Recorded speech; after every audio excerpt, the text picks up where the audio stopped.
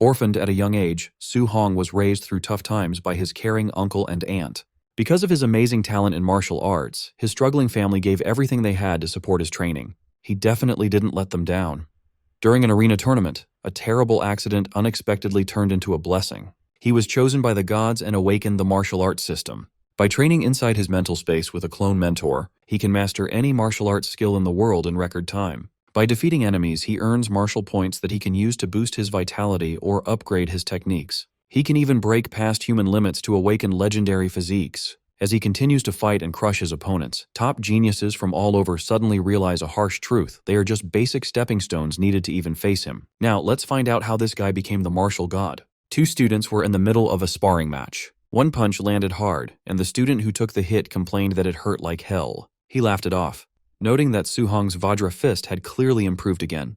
He wondered aloud if Su Hong had already stepped into the micro level. Su Hong stayed calm and replied that he had only broken through to the micro level 2 days ago. In this world, martial arts were divided into specific ranks: basic, proficient, micro level, mastered, and perfect. Reaching the micro level already put someone far ahead of most of their peers. The other student couldn't help but admire him, saying that when it came to the Vajra fist, no one else in their class could even compare. He then asked if Su Hong was done resting so they could continue practicing. But the pain from that single punch was still stinging, and he actually had no intention of taking another hit. Calling Su Hong a cultivation maniac, he waved him off and said he was heading home to eat. Before leaving the training hall, he politely said goodbye to Teacher Lee. Teacher Lee reminded him to straighten up his clothes before walking out. Then, the teacher turned to Su Hong and stopped him. He asked why Su Hong still hadn't paid the 30,000 registration fee for the martial arts department, reminding him that applications were closing next month. Su Hong hesitated for a moment before asking if he could be given a few more days. Teacher Lee sighed, saying he understood Su Hong's family situation.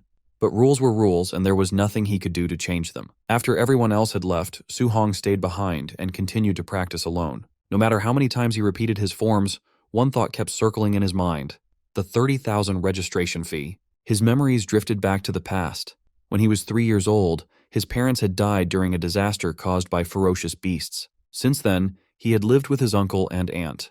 After they discovered his talent for martial arts, they had done everything in their power to support his training. In an era where ferocious beasts roamed freely, becoming a martial artist was the best way to earn good money. He had trained hard to give them a better life, yet right now, it felt like he was only making things harder for them. Later, he returned to a quiet corner of the city, arriving at the cramped, worn-down apartment he called home. Inside, his aunt asked softly whether the rent was almost due and how much money they were still short. His uncle said the rent could wait and that little Hong's registration fee needed to be paid first.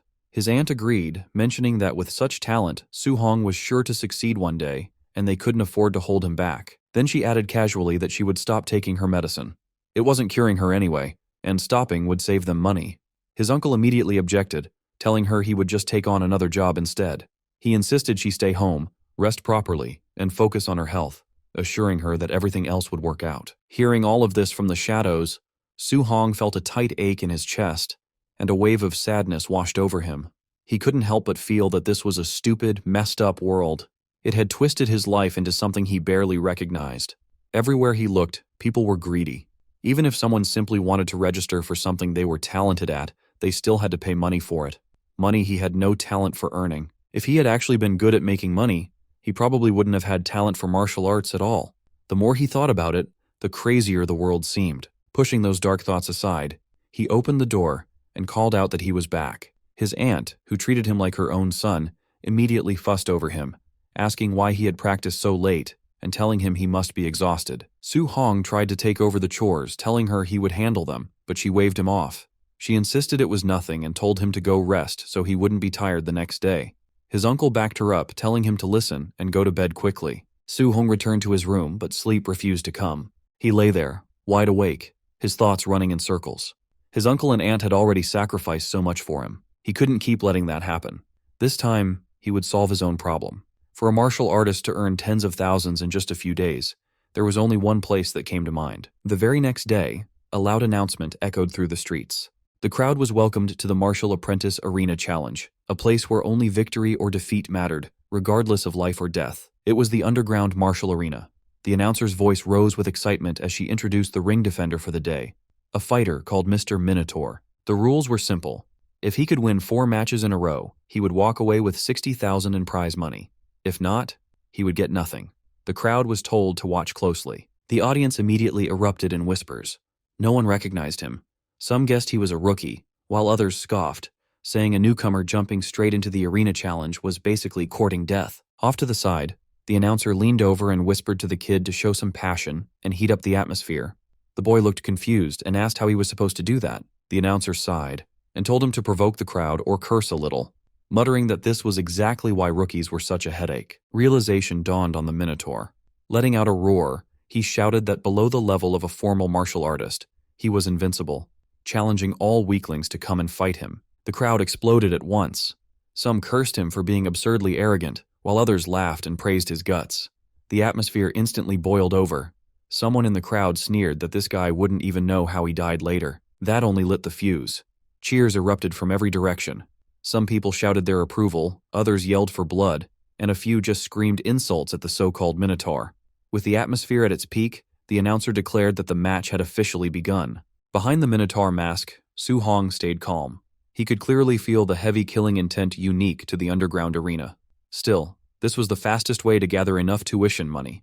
As long as he could win a few rounds with his Vajra fist, it would be worth it. His first opponent stepped forward, calling him an arrogant brat and saying he would play with him a little. Su Hong barely paid attention, his eyes calmly sizing the man up. The opponent's momentum was strong, but his footing was unstable. From the look of it, winning wouldn't be difficult. Seeing him space out, the opponent cursed and charged straight in with a punch. Su Hong sidestepped it cleanly, then casually swung his other hand. The strike landed squarely on the man's jaw, sending him flying straight back to where he had come from. The announcer instantly lost her composure. She was already starting to love this masked fighter, even joking to herself that she might want to ask him out later. Laughing into the microphone, she shouted that Minotaur had taken his first win. The crowd exploded with excited shouts and cheers. A second challenger stepped up, scoffing that the last guy had just been unlucky, but things would be different this time. Su Hong simply replied with a casual, "please," while calmly judging his opponent. Based on his build, the guy's strength looked decent, perfect for testing how powerful his Vajra fist really was. The man shouted and leaped in with a heavy punch. Su Hong met the attack head-on. With one Vajra fist strike, he shattered the incoming force. The opponent cried out in shock at the sheer power behind the blow. Su Hong could already tell the difference. This guy was strong, but still weaker than him. After taking a single counterattack, the opponent had relied too much on his upper body strength, leaving his waist wide open. Su Hong followed up with a brutal kick, and the man was sent flying off the stage just like the first one. The arena went wild. Some people cursed in disbelief, while others shouted that he was insanely strong. Next! The announcer excitedly declared that Minotaur had achieved 2 consecutive wins. The cheers grew even louder, becoming almost deafening. In a quieter corner, a few well-dressed spectators watched with sharp eyes. One of them muttered that the kid wasn't even a quasi-martial artist, yet his strength far surpassed the average. There was no doubt about it. This one was unusual. The announcer's voice rang out again, declaring Minotaur's 3rd consecutive win. In the viewing area, one of the men watching commented that the kid was better than the worst, but nowhere near the best. Someone like that, he noted, was perfect material for match fixing. From behind him, a masked young man spoke up, saying he would go handle it. The older man reminded him not to reveal the fact that he had already broken through to the martial artist level. After racking up so many wins, Su Hong felt increasingly confident. Ordinary martial apprentices were no longer much of a challenge to him. With his Vajra fist at the micro level, winning one more match would earn him the full 60,000 prize money. Just then, the crowd suddenly stirred. People started shouting that White Fox was actually stepping into the ring. The moment the masked fighter appeared, the arena erupted. Some exclaimed that White Fox was a quasi-martial artist. Others protested that a quasi-martial artist fighting a martial apprentice was basically cheating. Su Hong's heart sank slightly. A quasi-martial artist? This match was going to be troublesome. Still, backing down wasn't an option. He couldn't afford to lose now. White Fox stopped in front of him and studied him calmly before speaking. He told Su Hong not to be afraid, claiming he knew how to hold back his strength. The announcer's voice cut in again, declaring the final match of the arena challenge and shouting for the fight to begin. Both fighters exploded forward at full speed. Su Hong immediately sensed the gap in their levels. His cultivation was lower, so he had no choice but to go all out with his opening move. His punch blasted forward, sending visible shockwaves rippling through the air. The collision shook the ring as both sides displayed frightening power. The instant their fists met, Su Hong's heart skipped a beat. He noticed something was wrong. His opponent wasn't a quasi-martial artist at all. He was a true martial artist who had deliberately suppressed his vitality. A surge of tension washed over Su Hong. He had never expected a monster like this to appear out of nowhere. White Fox took a sharp breath and launched another attack, unleashing the Thunder Rush Fist. One strike followed another in rapid succession, each blow heavier than the last. Under the relentless assault, Su Hong was forced back, pain spreading through his body. So this was the strength of a real martial artist. The crowd was stunned. Someone recognized the technique, shouting that it was the 3-Echo Thunder Rush Fist. No one had expected to see such a move here, and the surprise alone was worth the ticket price. Others shook their heads, saying the Minotaur was finished. To them, the outcome was already obvious. Yet White Fox showed no intention of stopping, his attacks continuing one after another, pressing the advantage without mercy. After a while, White Fox clearly started getting bored. He told Minotaur that only defending was pointless, and urged him to fight back, saying he wanted to see what kind of strength he really had. For now, Minotaur could do nothing but block. Even through his defenses, the punches were tearing into him, pain spreading with every impact.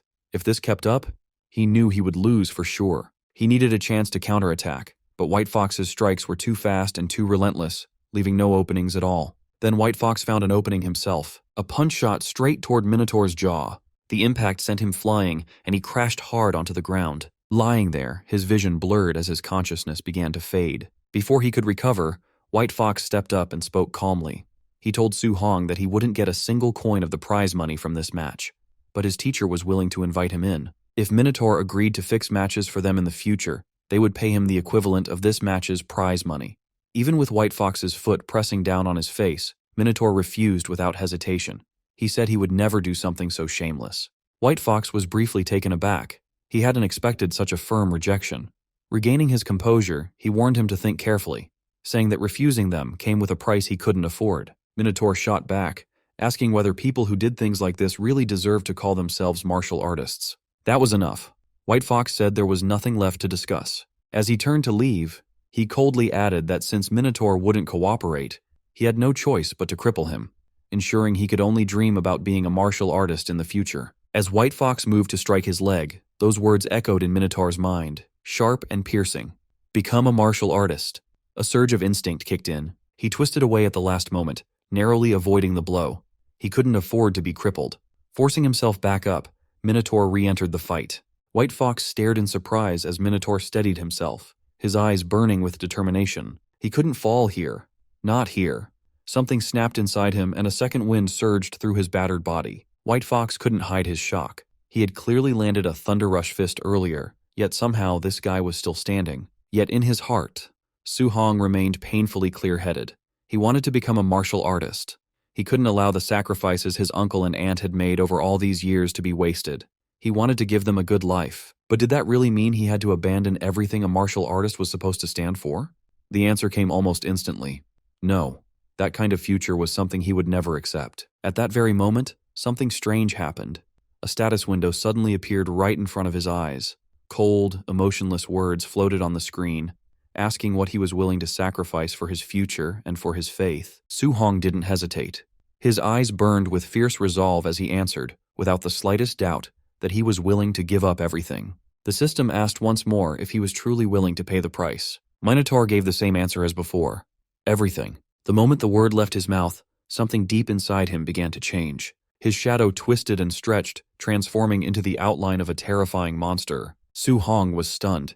He didn't know where he was, and the shadow looming behind him belonged to a massive, unknown creature. Before he could ask anything, the massive presence spoke, granting him this chance. A strange aura wrapped around Su Hong, and a status window appeared, listing all his details. Su Hong stared in disbelief. It displayed every single one of his attributes. Acting on impulse, he tapped the mission section.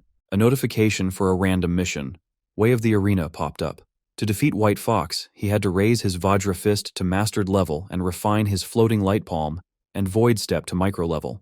It was a brutal task given his current low proficiency, but necessary to unlock the beginner's guide. Su Hong was confused by the sudden information, but before he could think, a fist flew straight toward his face. Su Hong ducked instinctively. When he looked up, he froze. Standing before him was a perfect clone.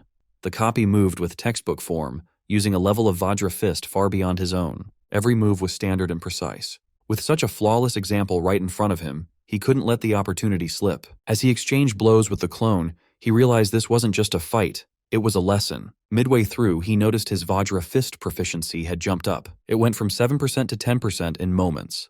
The improvement was shockingly fast. So this was the trick. This place allowed him to rapidly upgrade his martial arts skills. He kept fighting, learning and adjusting his form with every clash. His proficiency climbed higher until it finally hit 100%. His floating light palm reached full mastery, and he sent the clone flying. His void step followed, reaching full proficiency. Finally, the Vajra fist was perfected. Exhaustion caught up to him. Breathing heavily, Su-hong nodded to the empty air. Thanks a lot. The system congratulated him on completing the mission. Su-hong accepted the rewards and immediately chose to return to reality. Instantly, he was back in the arena wearing the Minotaur mask, standing opposite White Fox. White Fox sneered and unleashed another round of thunderous fist. The blows were fierce, but Minotaur calmly noted they were too slow. He slipped past every strike with ease. Before White Fox could react, Su-hong's fist slammed into his face. The mask shattered and White Fox crashed to the ground. The crowd froze, staring in disbelief. Minotaur calmly asked for his prize money for winning the fourth match. The stunned announcer fumbled for words before finally declaring Minotaur the winner of the 60,000 grand prize. In the audience, the teacher frowned. A mere apprentice mastering the Vajra fist was impossible. Suspicious, he ordered his men to follow Minotaur and investigate his identity. Leaving the arena, Su-hong sensed he was being followed. He burst into motion, his speed exploding as he vanished from their sight. The pursuers stopped in confusion, unable to track him. Hidden safely, Su-hong mocked their clumsy attempt. An hour later, he returned home. His aunt and uncle were stunned by the large pile of money. His uncle asked if he robbed a bank. Su-hong explained he worked as a sparring partner, and the dojo master decided to sponsor his studies. The uncle asked if it was the stingy dojo, but Su-hong simply asked them to trust him. Seeing his serious expression, they smiled. His uncle agreed that little Hong would never lie, and they celebrated his bright future. That night, Su-hong climbed onto the roof. Under the moonlight, he reflected on his situation. The exam fees, rent, and medical expenses were settled. He laughed in relief. He checked the system interface. He survived thanks to this mysterious power.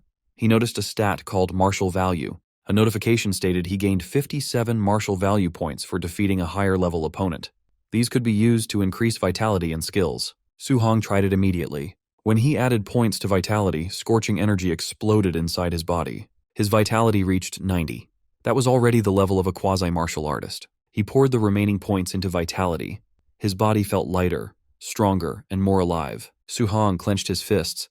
Even his wounds were healed, and he felt brimming with power. He felt an urge to test his new strength. He leaped across the rooftops toward the combat power tester at the school's drill ground. He arrived at Star City No. 1 High School shortly after. The place was quiet, with a lone Tier 1 combat power tester sitting there. Su-hong gathered his vitality but decided to hold back. Using only 70% of his strength, his fist struck the machine with a sharp impact. For a split second, the punch felt incredibly heavy. Suddenly the tester sparked and died.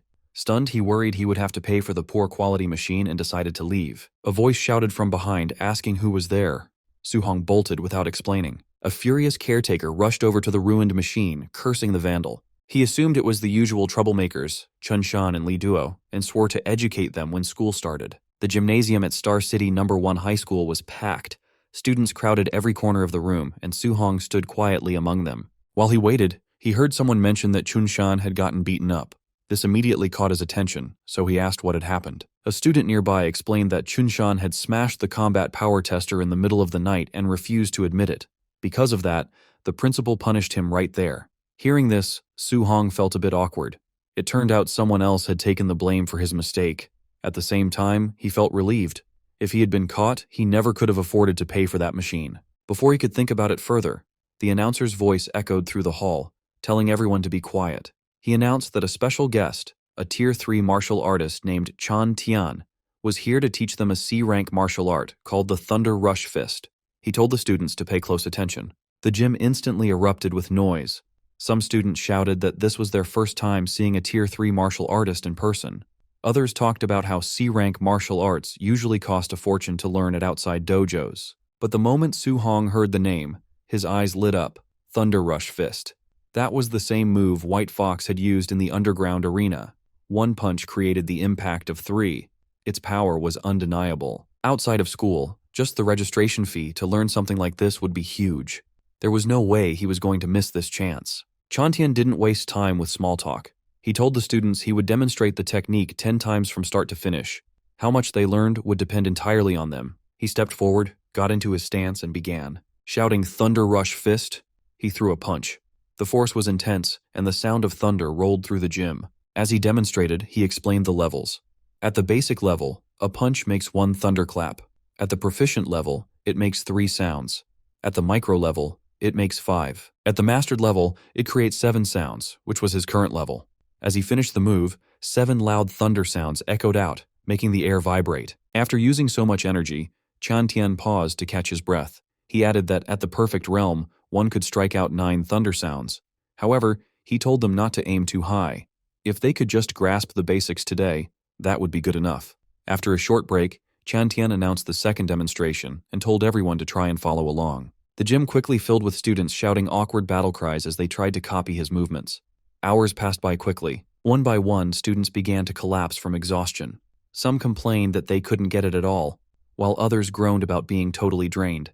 A few stubborn ones kept practicing, asking if anyone had found the trick, even though their bodies were giving out. One of Su Hong's friends wiped his sweat and sighed, saying that C-rank martial arts were just too hard to learn.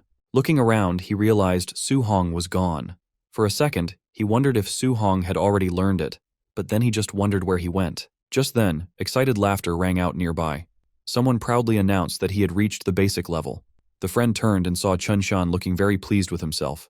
A wave of jealousy hit him. No wonder everyone called Chun Shan a genius. How was he so good at this? The principal quickly stepped forward, introduced Chun Shan as the school's top genius, and asked Chan Tian if he wanted to train him. Students crowded around, calling Chun Shan a true prodigy. Chan Tian, however, didn't look impressed. He casually said this barely counted as being a genius. In other cities, this level was just average. Later, the group moved outside while continuing their conversation. Chan Tian complained to the principal that these students weren't impressive at all, making the trip feel like a waste of time.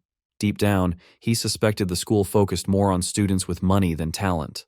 Still, to make himself feel better, he thought about how at least one student reached the basic level and he got paid well. He asked the principal if he really expected to find a top-tier genius here. The principal sighed, agreeing that the path of martial arts was cruel. Talent was too important. Hard work alone, without opportunity, just wasn't enough. Just as they were talking, a sudden noise echoed through the air. Both of them froze and immediately looked toward where the sound came from. 7 thunderous sounds. 7-sound thunder rush fist. Their expressions changed instantly. They couldn't believe it, asking how the school could have someone at that level. The principal was even more shocked. He said it was impossible. He had never heard of someone like that in his school. The principal then realized something else. He didn't even recognize that student. The kid hadn't paid any extra fees. Staring at his clothes, his heart skipped a beat. That uniform clearly belonged to a student. The shock hit him hard. If he had been strict about the rules, this student probably wouldn't have even been allowed in the lesson. Even Chan Tian was stunned. He muttered that he had only taught for half a day, yet someone had already reached the mastered level. The principal's mind went blank. He asked if he heard wrong. 9 sounds? Was that really 9 sounds? Chan Tian couldn't speak. He stood there silently, feeling so emotional he almost wanted to cry. The principal wasn't doing much better. He never imagined someone without money could have such terrifying talent. Seeing Chan Tian frozen in place, the principal asked what was wrong. Chan Tian finally exhaled and said he understood now. Everything suddenly made sense. Without another word, he got into his stance and threw a thunder rush fist of his own. The air exploded. 8 thunderous sounds rang out. The principal nearly jumped. 8 sounds? Chan Tian had broken through? Chan Tian stared at his own fist, excitement showing on his face. He said that seeing that student's punch gave him the inspiration he had been missing for years. Without it, he might never have broken through in his lifetime. But then reality hit him. This was not the time to celebrate. Chan Tian urgently told the principal to hurry and find that student. The principal snapped out of it and actually started running. Unfortunately, by the time they reached the spot, the student was already gone. As for Su Hong, he had already achieved his goal. While walking away, he thought about how practicing a C-rank martial art was much more exhausting than the D-rank Vajra fist. His Thunder Rush fist had already reached the perfect realm. Now, the next step was figuring out how to earn more martial value points to become a true martial artist as soon as possible. He couldn't risk life-and-death fights in the underground arena every time. If he could gain points through normal sparring, that would be much better. Not long after, he arrived at his workplace, the Raging Thunder Dojo. Inside, students were training as usual. When they saw him, Someone asked why he came in today. Su Hong casually replied that he wasn't busy and just came by to practice. Just then, a loud thud echoed across the hall. A student was sent crashing to the floor. Standing over him, another guy sneered. He said that if someone dared to claim his teacher taught poorly, they should first admit they were just bad at learning instead of making excuses. Su Hong glanced over and asked what was happening. His friend explained that since Su Hong hadn't been around lately, he wouldn't know. That student's teacher was a new instructor who was very strong, but he looked down on ordinary people and taught in a very lazy way. On top of that, his disciple, a guy named Li Yen, was also extremely strong. Right as they were talking, another student was knocked down. Li Yen looked at him and sneered, saying he shouldn't dare to challenge him with such a weak level. Before things could get worse, Su Hong stepped in and grabbed Li Yen's wrist, telling him that was enough. Li Yen immediately glared at him, asking who he was and telling him to let go. He said if Su Hong had the guts, they could settle it properly in the arena one-on-one. Su Hong didn't back down and calmly agreed. At that moment, a voice interrupted, asking what the noise was about and announcing that class was starting. Li Yen pulled his hand back and sneered, telling Su Hong he was lucky this time. Watching him leave, Su Hong thought that this guy was way too arrogant. Soon after, the instructor spoke up. He announced that today was the last day he would teach the Raging Sea Spear technique. As usual, he would only demonstrate it once. As he took his stance, it was clear the instructor didn't believe anyone could learn it from just one demonstration. Still, Su Hong watched with intense focus. For him, once was enough. His eyes followed every movement as the spear swept through the air. When the demonstration ended, the instructor turned to leave, saying that how much they learned was up to them. Complaints immediately broke out. Some students called the one-time demonstration a scam. Others complained that those in the back row couldn't even see clearly. Su Hong, however, had already understood the essence of it. The spear moved like a dragon crashing into the sea, its power rolling forward like endless waves. Picking up a spear himself, he began to move, perfectly copying what he had just seen. For a moment, everyone fell silent. Then, the noise erupted. People stared in disbelief, shouting that Su Hong had actually learned it. Others muttered that this was the first time they'd seen such a prodigy, while some bitterly wondered if they were just too stupid to understand it. Drawn by the noise, Li Yen returned and asked who had supposedly learned the technique. He scoffed at the idea. Then he saw Su Hong. Watching Su Hong's spear flow smoothly, Li Yen's eyes narrowed. It really did look like he had understood it. He felt a spark of interest. Testing someone like this would be fun. Stepping forward, Li Yen called out to him, saying he would give him a few pointers on his spear technique. Li Yen grabbed his spear, twirled it, and pointed the tip at Su Hong, signaling him to come on. He repeated that he would teach him a lesson. Su Hong simply agreed. One of the students hurriedly tried to stop him.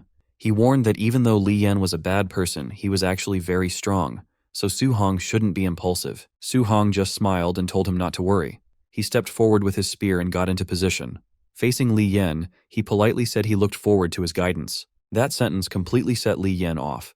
He snapped that Su Hong was being arrogant and declared that he would show him the Raging Sea Spear technique at the micro level. Su Hong remained calm. As he moved his spear, he quietly controlled his power, deliberately suppressing it. Proficient level. He didn't want to reveal everything. He only wanted the guy in front of him to see just how ridiculous he was acting. The moment Su Hong's spear moved, Li Yen froze. That flow, that momentum, it was unmistakable. Proficient level Raging Sea Spear technique. No matter how hard he tried to deny it, the reality right in front of him wouldn't change. Su Hong reached the proficient level with his Raging Sea Spear technique. His movements flowed just like crashing waves. When he unleashed the attack, his opponent just froze. He couldn't trust his own eyes. Su Hong was just a martial apprentice, not even a real martial artist yet. But somehow, he had mastered the Raging Sea Spear to the proficient level. That was something even veterans struggled to do. But it was happening right in front of him. A notification popped up for Su Hong. Defeated a higher level opponent, martial value plus 35. It worked. Even normal sparring gave him points. He didn't have to risk death every time. He could get stronger just by fighting smart. Meanwhile, the opponent was panicking inside. This is impossible. Totally impossible. I trained for years and he did this so fast? Was all my hard work for nothing? He felt completely crushed. Before things got worse, Su Hong pulled back his spear. That's enough, he said calmly. Just then, the instructor showed up. He saw what happened and immediately stepped in to scold his student. The guy tried to argue, but the instructor slapped him hard across the face. If you can't handle losing, he shouted, you aren't a real martial artist. The crowd loved it.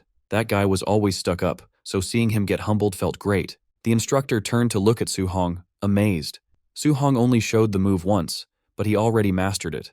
Even the geniuses in the capital couldn't do that. Your talent is scary, the instructor said. My student is arrogant, but meeting you is good for him. He bowed slightly. Little brother, I failed to teach him manners. Please forgive us. Su Hong was surprised. He didn't expect the man's attitude to change so fast. This guy changes faces faster than flipping a book page, he thought. Leaving the training grounds, he felt tired, but it was a good tired. He got a lot done today. He mastered the Thunder Rush Fist and the Raging Sea Spear. Plus, he earned a ton of martial value. Walking through his high school campus, he thought about his next steps. The entrance exam was coming up fast. Rich kids were already buying high-grade alloy weapons. To compete, he needed one too. He could still feel the spear in his hands. I'll stick with the spear, he decided. He needed to get a real alloy spear and fast, but he was broke. He barely had enough for his aunt's medical bills, let alone a weapon that cost $70,000. But he wouldn't give up. There had to be a way. Suddenly, an announcement played across the city. Ferocious beasts were attacking the wilderness. The city lord was hiring martial artists to hunt them for big rewards. Su Hong knew instantly this was his chance. When he got home later, his aunt was busy working, just like always. She told him not to push himself too hard since he already gave them money. His uncle insisted on working, saying he wouldn't rely on Su Hong as long as he could still move. They greeted him warmly when he walked in. He told them to rest and let him take care of things. He explained that he could make money now. His uncle laughed. He said that sounded nice, but he couldn't just sit around doing nothing. He wanted to keep earning money for their daily needs. His aunt smiled too. She said they needed to save up so Su Hong could focus on his training. Hearing that made Su Hong's chest ache. They had lived simply for so long. Unless he made enough money to secure their future, they would never stop working so hard. That night on the rooftop, he opened his status panel. The wilderness was dangerous, so he needed to be stronger. He dumped all his remaining martial value into his vitality stats. Power surged through him. His blood roared and his muscles tightened. The number climbed until it hit 95.2. He felt like a beast ready to strike. He was now just one tiny step away from being a real martial artist. 2 days later, late at night, he lay on the gym floor, totally drained. But his eyes were shining. He had perfected all his skills: Thunder Rush Fist, Raging Sea Spear, Vajra Fist, and Floating Light Palm. He exhaled deeply. 2 days of non-stop training had paid off. Now it was time to go. The next morning, he headed to the Star City Martial Artist base. When he got there, he stopped, amazed. He had seen it on TV, but being there was different. The place was packed with strong martial artists. He checked the bounty board. Non-ranked beasts were worth 300 coins. Tier 1 early stage were 1,000. Mid-stage were 3,000, and late stage were 5,000. Su Hong frowned at the rules. They only accepted the left ear as proof for the reward. It seemed pretty old-fashioned. Nearby, a man dropped a bloody sack on the counter. "Miss, count these up for me," he said. The bag was full of ears. Suddenly, there was a commotion at the door. "Move it!" someone shouted. "Young Master Yi is here." The crowd moved aside. Su Hong saw an arrogant-looking guy walking in. He looked familiar. Su Hong frowned. That vibe. It reminded him of someone. People whispered around him. If his uncle wasn't the boss, he'd be dead by now. I heard he got beat up recently. Serves him right. Really? No wonder he's been hiding. Su Hong listened, then looked up. Their eyes met for a second. They recognized each other. The air got tense. Su Hong realized something. The beasts weren't the only danger out here. People were dangerous too. He told himself to stay on guard. As he left, a stranger commented on how young he looked. "First time going out alone?" the man asked. Su Hong just nodded and kept walking. Behind him, the man shook his head. "Just another kid rushing to die," he muttered. Su Hong stepped into the wilderness and looked around. The forest was quiet and peaceful, but he stayed alert. He couldn't go back empty-handed. 2 hours later, he was deep in the woods. He took a sip of water, frowning. No beasts anywhere. Maybe the outer area had already been hunted clean. He decided to move faster and go even deeper. Suddenly, his face changed. A massive shape blocked his path. It was huge and scary, exactly like in the books. A ferocious beast. Su Hong knew what it was immediately. An azure moonwolf, a Tier 1 early-stage beast. It stared at him with red eyes, showing its teeth and growling. It was definitely hungry. The wolf crouched, ready to jump. Su Hong took a deep breath and got ready. It was time to fight. As the wolf lunged at him with bared claws, Su Hong reacted in a split second. He sidestepped the attack and drove a lightning-charged punch straight into its gut. The impact sent the beast flying, its massive body slamming into a tree with a heavy thud. The wolf slumped to the ground, paralyzed. Su Hong stood over it, sparks of electricity still crackling around his fists. Looking at his trembling hands, he felt the power surging through him. Fighting real ferocious beasts was way more thrilling than he had imagined. Taking down a Tier 1 early-stage beast in one hit got his blood pumping. If this was so easy, he wondered how he would handle a mid-stage beast. Just then, he sensed movement. A massive figure emerged from the shadows, a low growl vibrating through the forest. It was a raging black bear, a Tier 1 mid-stage beast. It charged immediately, thinking it had found an easy snack. But before it could strike, a blur of motion hit it head-on. A heavy, lightning-infused fist slammed into the bear, knocking it straight to the ground. Su Hong stood his ground, calm. He had dropped the beast with his own strength. Exhaling slowly, he realized how powerful he had become. Unless he ran into a Tier 2 beast, he was safe here. That was another 3,000 in bounty secured. Suddenly, a system notification popped up. His accumulated martial value was finally enough to break through and become a martial artist. Su Hong's heart raced. He was at the threshold, but before he could celebrate, a terrifying roar shook the forest. The pressure was intense, making his skin crawl. His expression darkened instantly. He turned toward the noise, narrowing his eyes. Whatever made that sound was much stronger than anything he'd faced yet. Curiosity and caution fought in his mind, but curiosity won. He moved quietly toward the roar. Reaching a high rock formation, he climbed up to get a better view. What he saw made him hold his breath. A colossal black-scaled serpent was coiled among the trees. It was a Tier 1 late-stage beast, a black jade python. Its size was massive, and its aura was terrifying. A group of people was fighting it nearby, but they were clearly losing. One by one, they were tossed aside, completely overpowered. Su Hong watched, heart pounding. This was a whole different level. Suddenly his instincts screamed danger. He leaped aside just in time.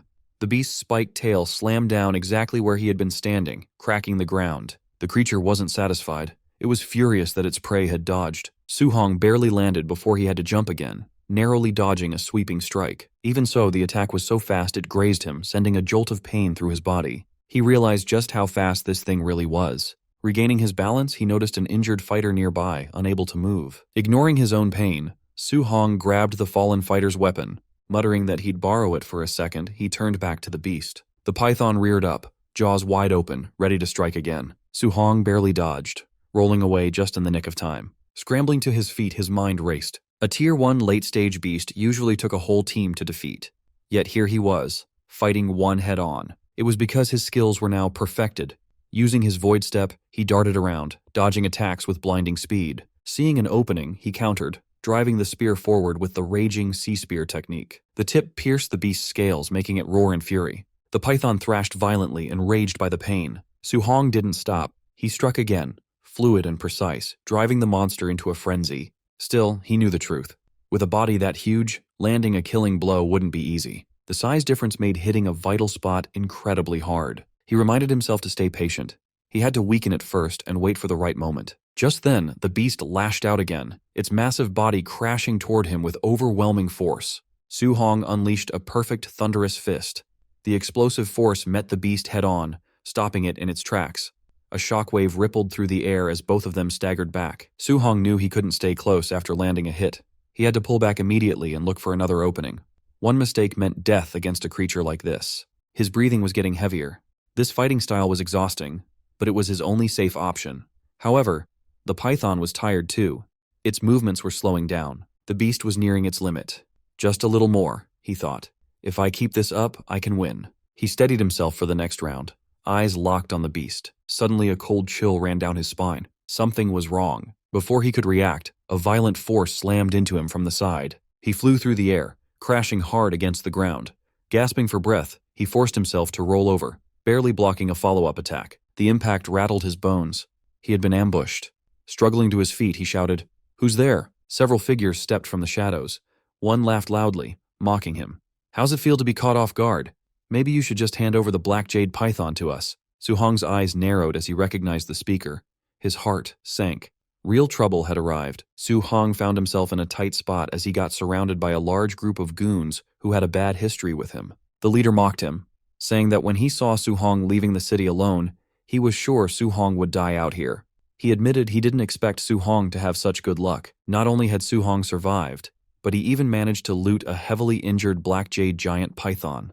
The leader looked at the nearby python, which was barely hanging on to life, and felt like this was a perfect opportunity for him to take everything. Su Hong realized that since the man said he picked up the python, they must have just arrived. He noted that all 5 of them were martial artists. With the numbers against him, he knew he couldn't fight them all head-on. Suddenly, one of the thugs charged at him, fist raised.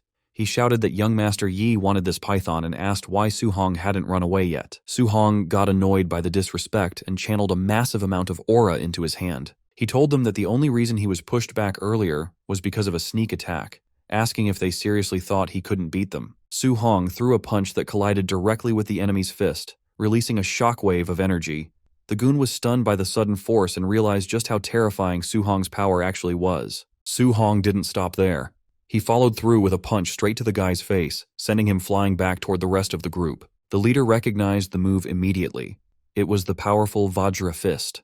He realized this really was the person known as Minotaur. The leader was genuinely impressed by the display of strength. However, Su Hong recognized the leader as well.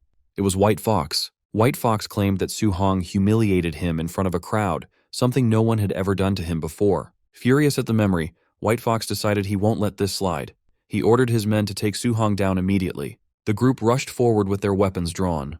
Su Hong quickly grabbed his spear and dashed into the wild to create distance. White Fox refused to let him escape and commanded everyone to chase him, leading the pack as they sprinted after Su Hong. They scoured the wilderness, checking every possible hiding spot. One goon complained that they couldn't find him, while another warned that the dense woods ahead were perfect for an ambush, telling everyone to stay alert. One of them remained cocky, though.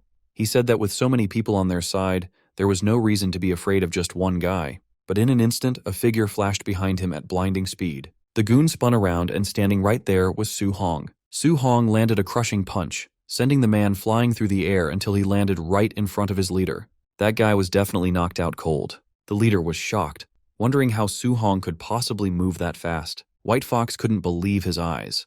After seeing that brutal attack, the rest of the group quickly formed a defensive circle, terrified of being next. One goon identified the move as the Nine Echoes Thunder Rush Fist, noting that even Tier 3 martial artists struggled to perfect it. White Fox got frustrated and yelled at them to shut up. Internally, he was panicking, thinking that mastering both the Vajra Fist and Thunder Rush Fist should be impossible.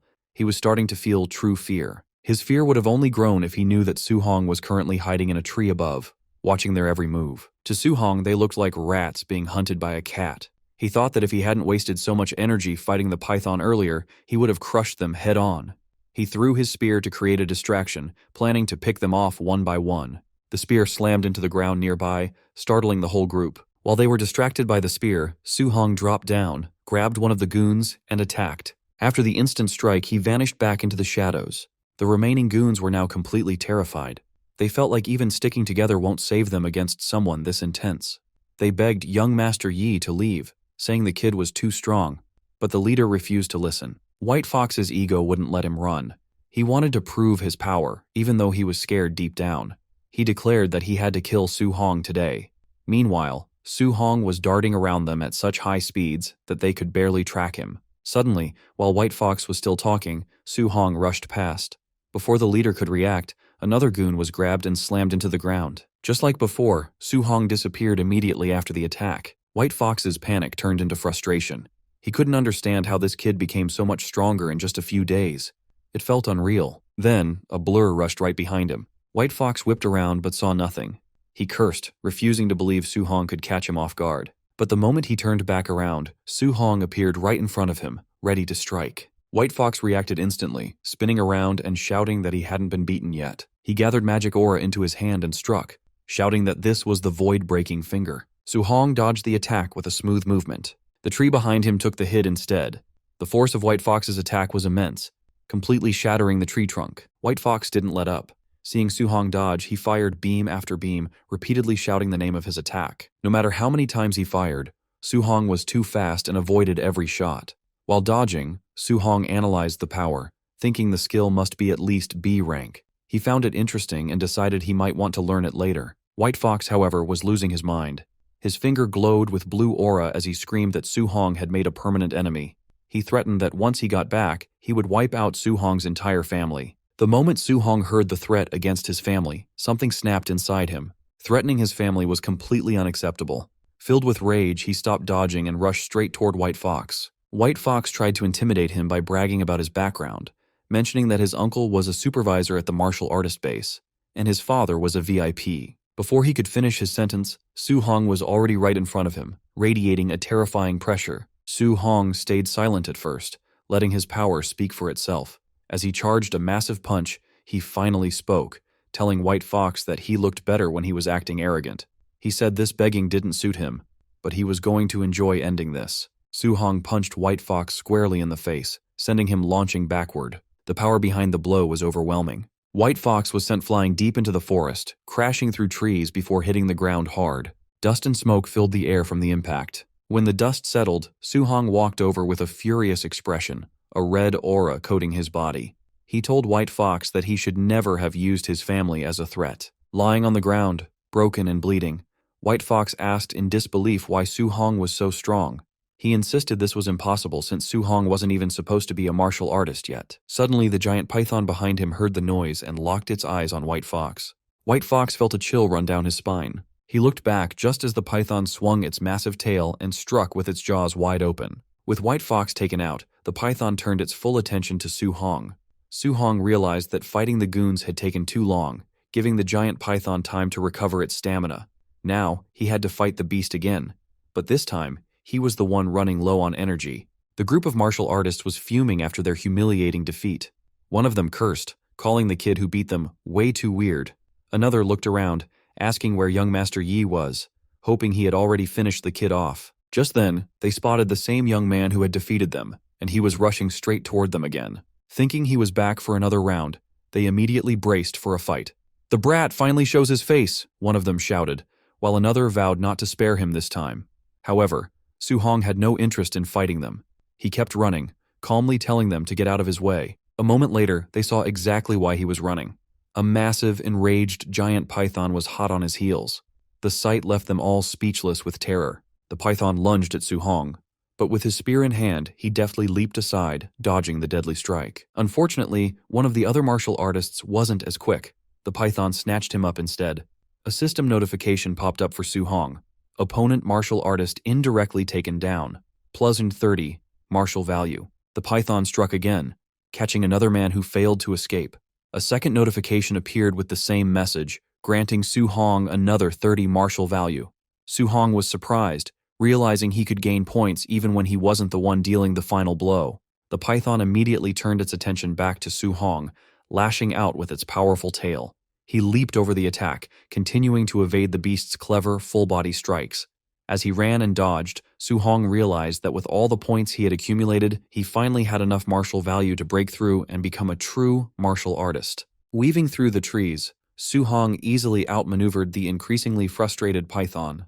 As he ran, he scanned the area, thinking he just needed to find a safe place to initiate his breakthrough. Just then, he spotted something up ahead, a small cave.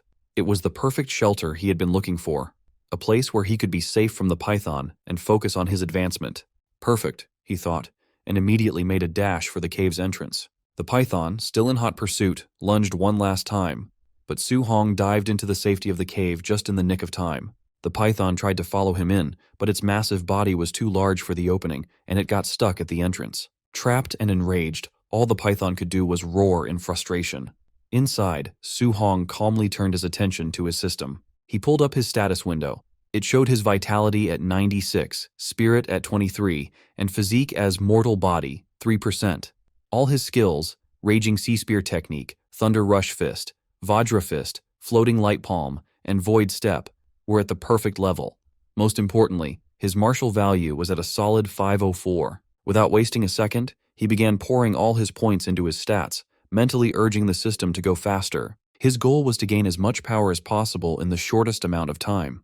He focused on his vitality, and as the points flowed in, he felt an intense heat spread through his body, as if magma were flowing through his veins. In a matter of moments, his vitality hit 100. Outside the cave, even the trapped python seemed to sense a terrifying change in the air. A new notification appeared. Breakthrough successful, Tier 1 martial artist.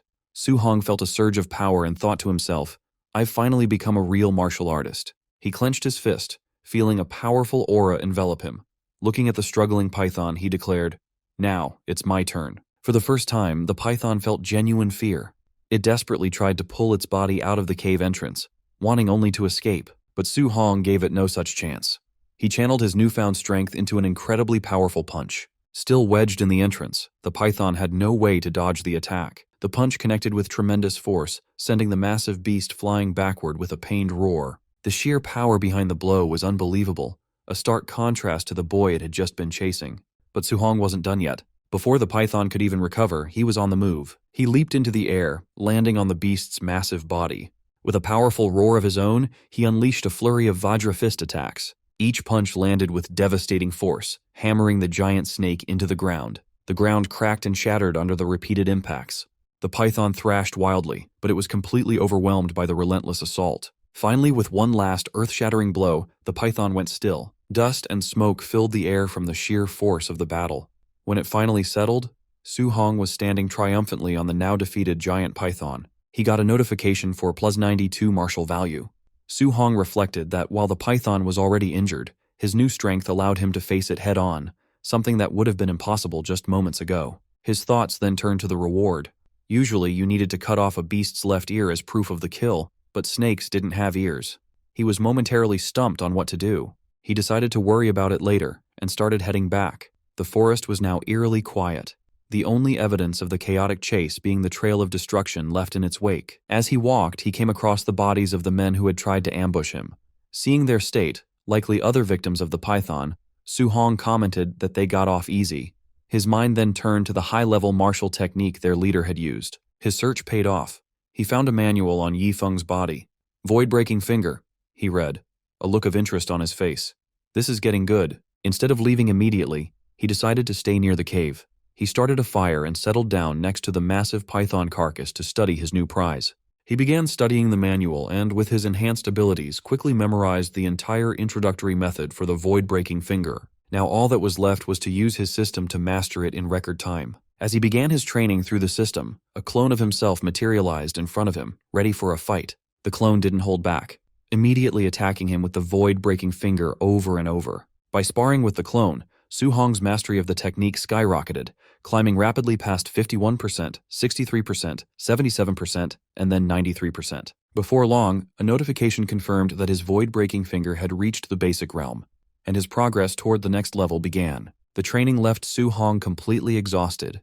He coughed, noting that as a B-rank skill, even reaching the basic realm put immense strain on his body. The system then prompted him to find a real monster to test his new power. 3 days later, Su-hong stood before a new challenge, a massive, roaring bear-like monster. He put his new skill to the test, using the void-breaking finger to fight the beast head-on, and eventually, he emerged victorious. After the tough battle, Su-hong felt he had finally mastered the skill.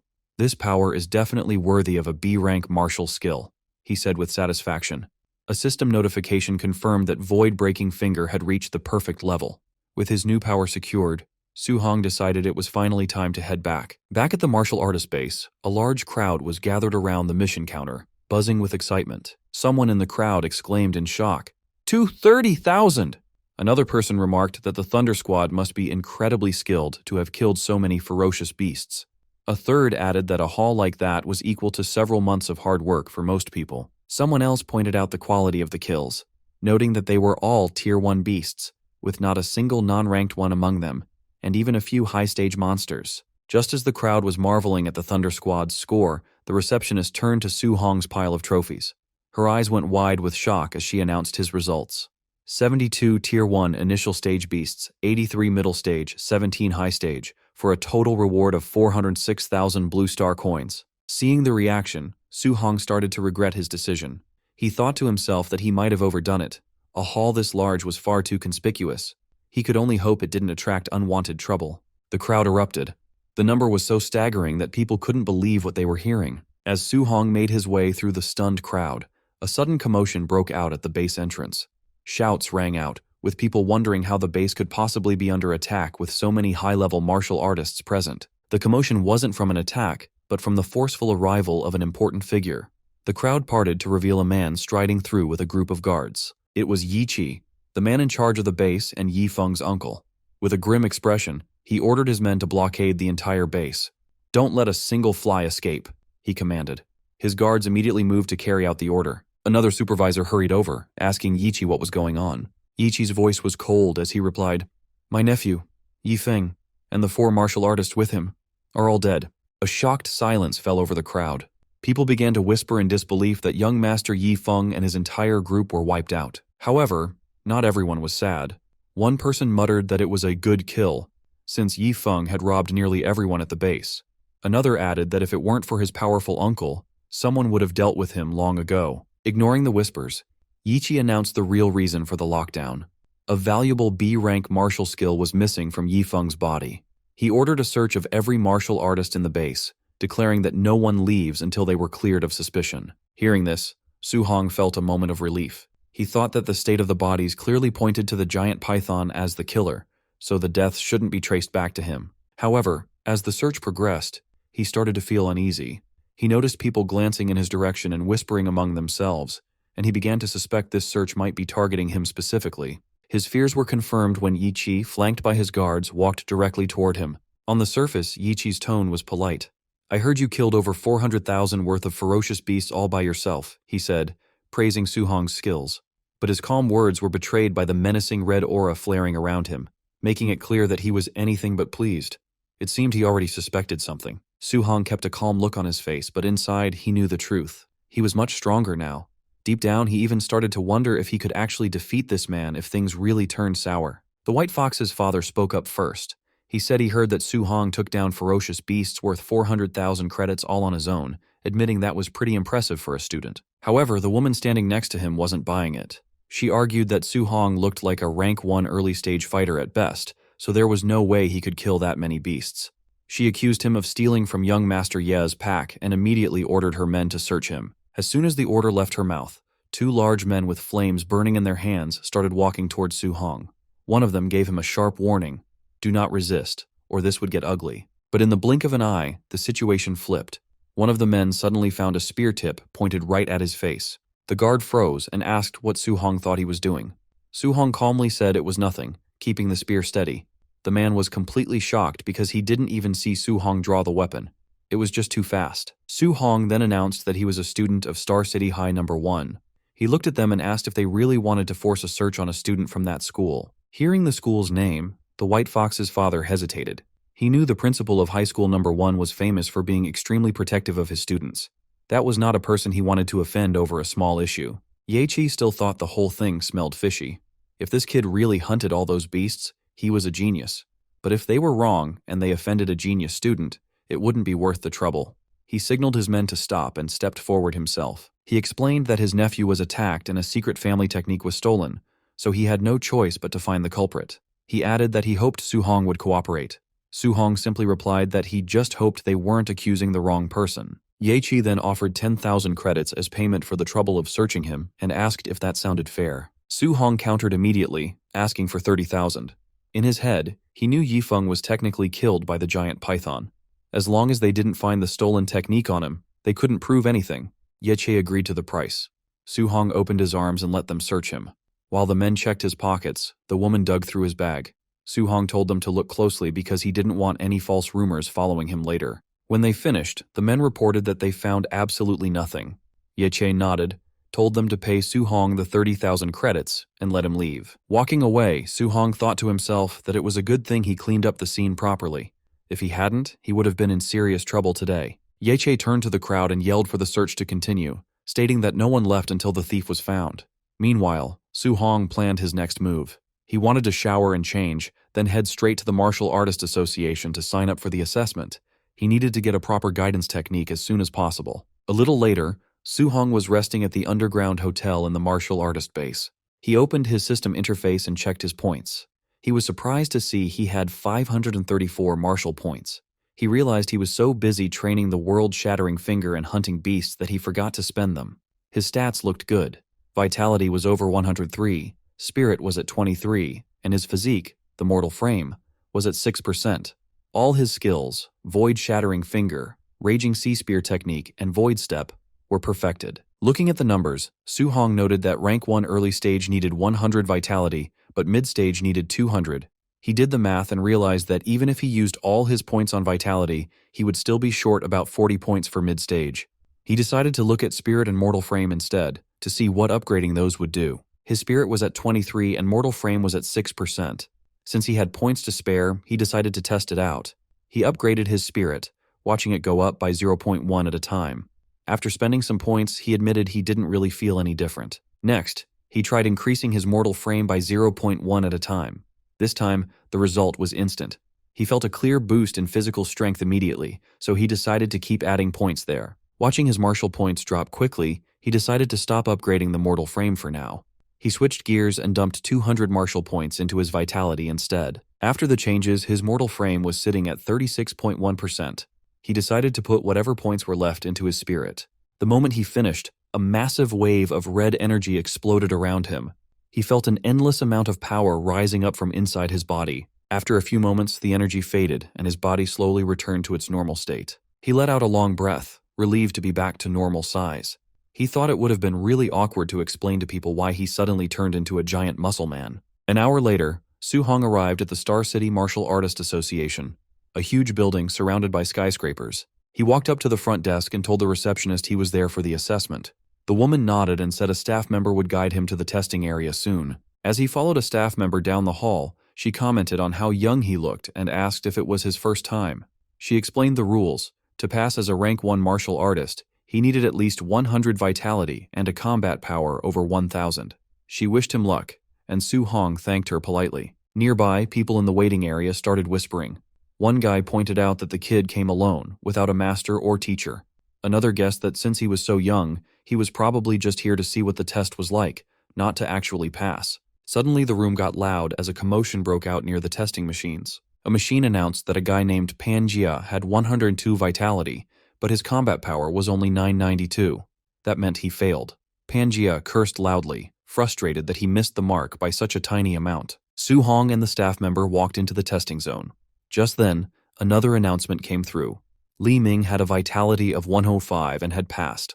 The system told him to move on to the combat power test. Li Ming stepped up to the punching machine, wound up, and threw a heavy punch. The screen flashed the number 1763. He passed easily. Someone in the crowd gasped, noting that 1763 was almost the power level of a rank 1 mid-stage fighter. Another person asked if this was the disciple of Jiang Ming from the Raging Thunder Dojo. A bystander confirmed it, saying it made sense that he was a genius since he used the famous thunderclap fist. Su-hong heard the name and scratched his head. He thought Jiang Ming's disciple was named Li Yan.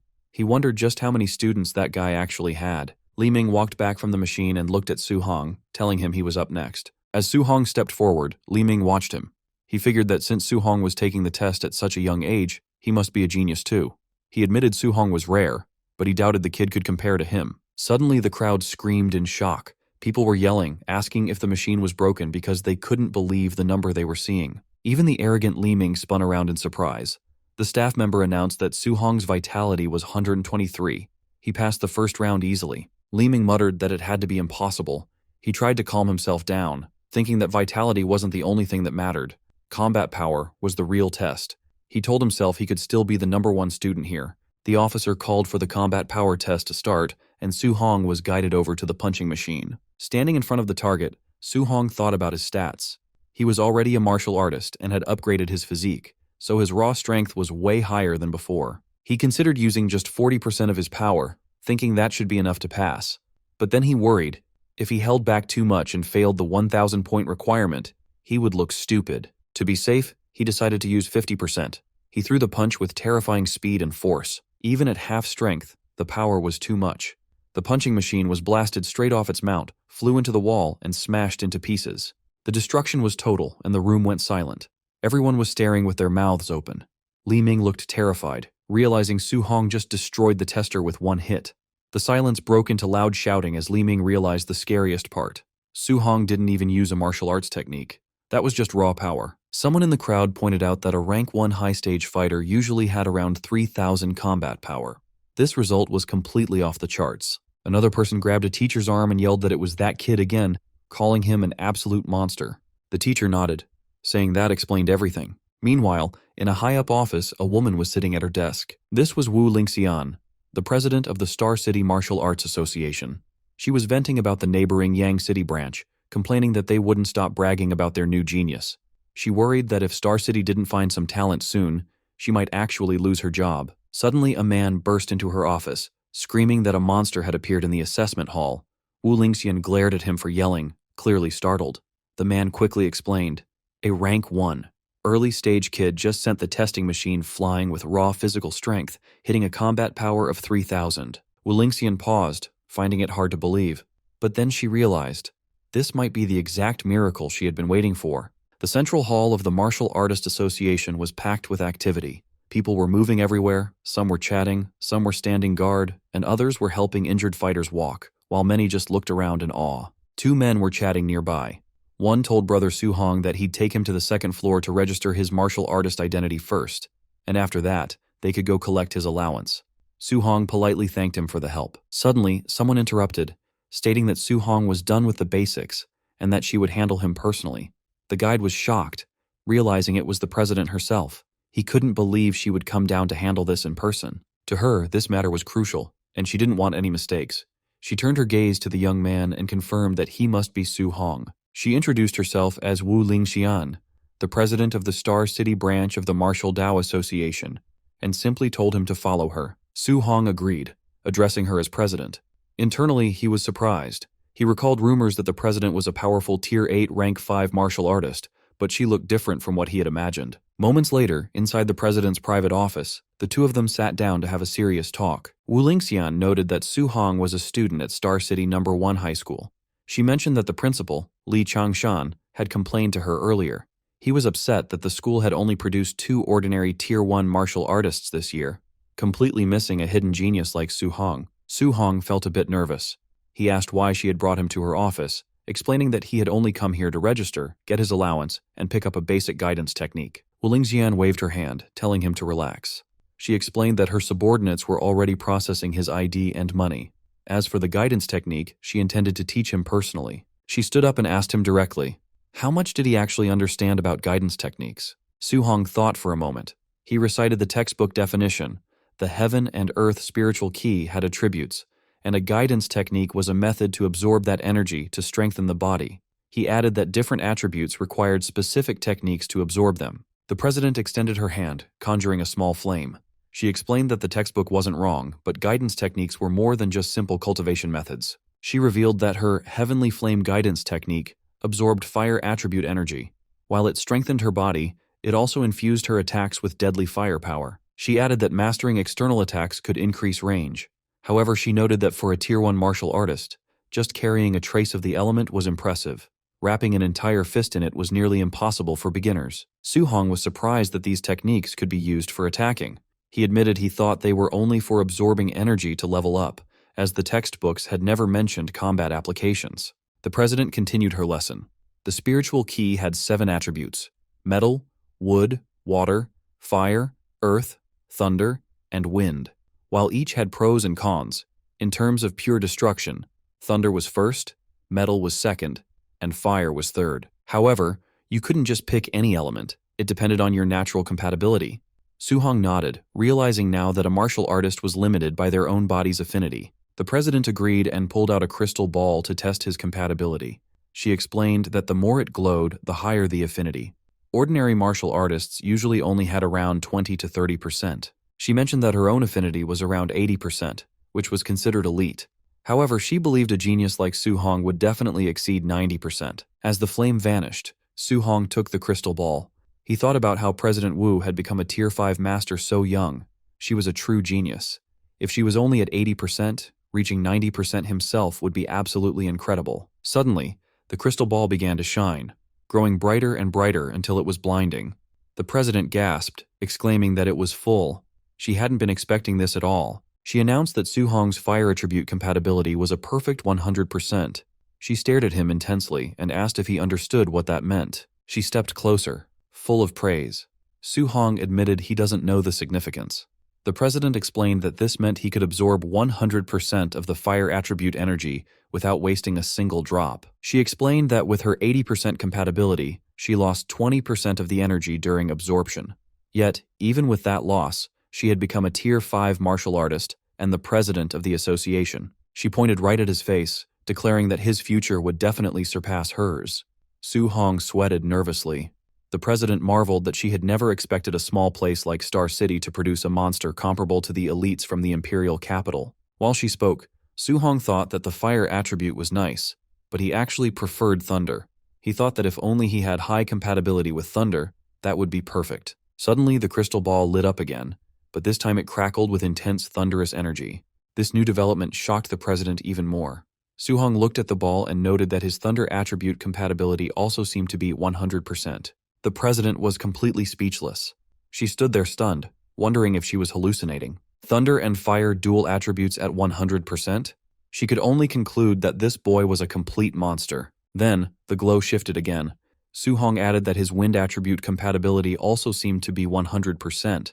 The president stared in disbelief, wondering how something this outrageous was even possible. A few minutes later, she slumped back onto the couch, totally defeated, while Su-hong quietly watched her spiral into shock and panic. She muttered that this wasn't right. Every single element was full, all at 100%. She convinced herself she must be dreaming. She reflected that she once considered herself a top-tier genius. After all, a 30-year-old Tier 5 martial artist was incredibly rare. But after meeting someone who defied all common sense, she realized she was just an ordinary person in comparison. She realized that only another monster could ever hope to understand or defeat a monster like him. She muttered to herself about existences that ordinary people simply could not comprehend. Su-hong broke the silence, noting that all 7 attributes were at 100%. He complained that if he only cultivated thunder and ignored the other 6, it felt like a huge waste. It was actually quite distressing for him. He then boldly asked the president if she could just give him the guidance techniques for all 7 attributes. The president fell silent. She eventually explained that human energy was limited. No matter how high his talent was, it was best to focus on 1 or 2. She warned him that someone in the past had tried to cultivate all 7 at once, and after decades, that person was still stuck as a Tier 1 martial artist. Su-hong insisted that he couldn't decide right then. He wanted to try cultivating all of them first and pick a focus later. The president reluctantly agreed but warned him seriously. He absolutely must not squander his God-given talent. Then she changed the subject, asking if his school's monthly exam was coming up soon. Su-hong nodded yes, asking why she wanted to know. The president explained that friction in the all-heavens battlefield was intensifying. The Great War between the 10,000 races and humanity could erupt at any moment. Because of this, nations were pouring resources into a special genius training camp. She wanted to recommend Su-hong for it, but there was a condition. He had to take first place in his school's monthly exam. If he succeeded, she would secure his spot. Su-hong thought about the War of the 10,000 Races. He remembered the conflict that had happened over a decade ago. He recalled losing all his relatives except his uncle and aunt when he was young. He told the president he understood and would work hard. In his heart, he vowed to never let that tragedy happen again. He had to become strong enough to protect his family. That night, back at home, Su-hong excitedly announced to his uncle and aunt that he had become an official martial artist. He proudly displayed his new credentials. His uncle and aunt started crying tears of joy. They exclaimed that little Hong had really succeeded. His aunt added that he had truly made something of himself and she was so proud of his capability. Su-hong revealed that a Tier 1 martial artist got a monthly allowance of $10,000, so his uncle didn't need to work so hard anymore.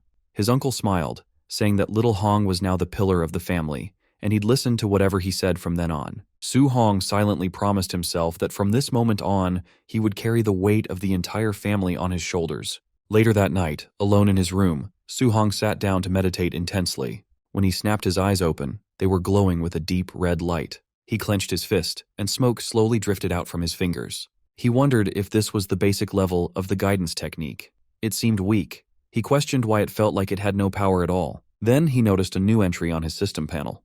The guidance technique had appeared, confirming he had successfully learned it. Checking the status details, he saw it was currently at level 1. He started wondering, could guidance techniques be leveled up like skills? President Wu had never mentioned this. If these techniques had levels, she surely would have told him. A sudden realization hit him. What if he was the only one who could level them up?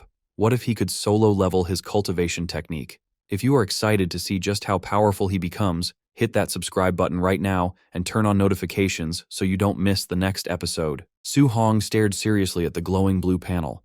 He wondered how to upgrade guidance techniques and if they improved the same way as martial value. As he touched the window, a red warning flashed. Insufficient martial value. Su-hong sighed. He decided to cultivate the other guidance techniques first and figure out how to earn more martial value later. He sat cross-legged on the rooftop, surrounded by books. Flames of spiritual energy burst around him, lighting up the area. Hours later, Su-hong's inner view showed 7 glowing points of spiritual qi.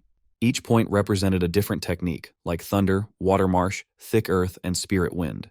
The 7 different attributes pushed against each other. Su Hong gritted his teeth, sweating.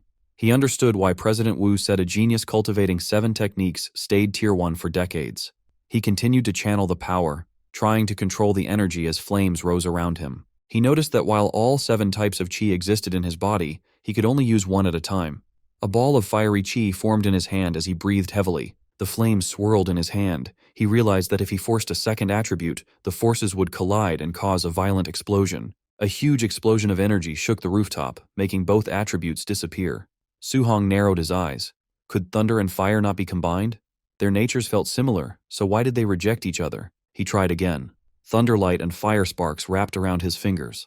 When the forces touched, another explosion burst out, scattering the energy. Sweating, Su Hong clenched his teeth and refused to give up.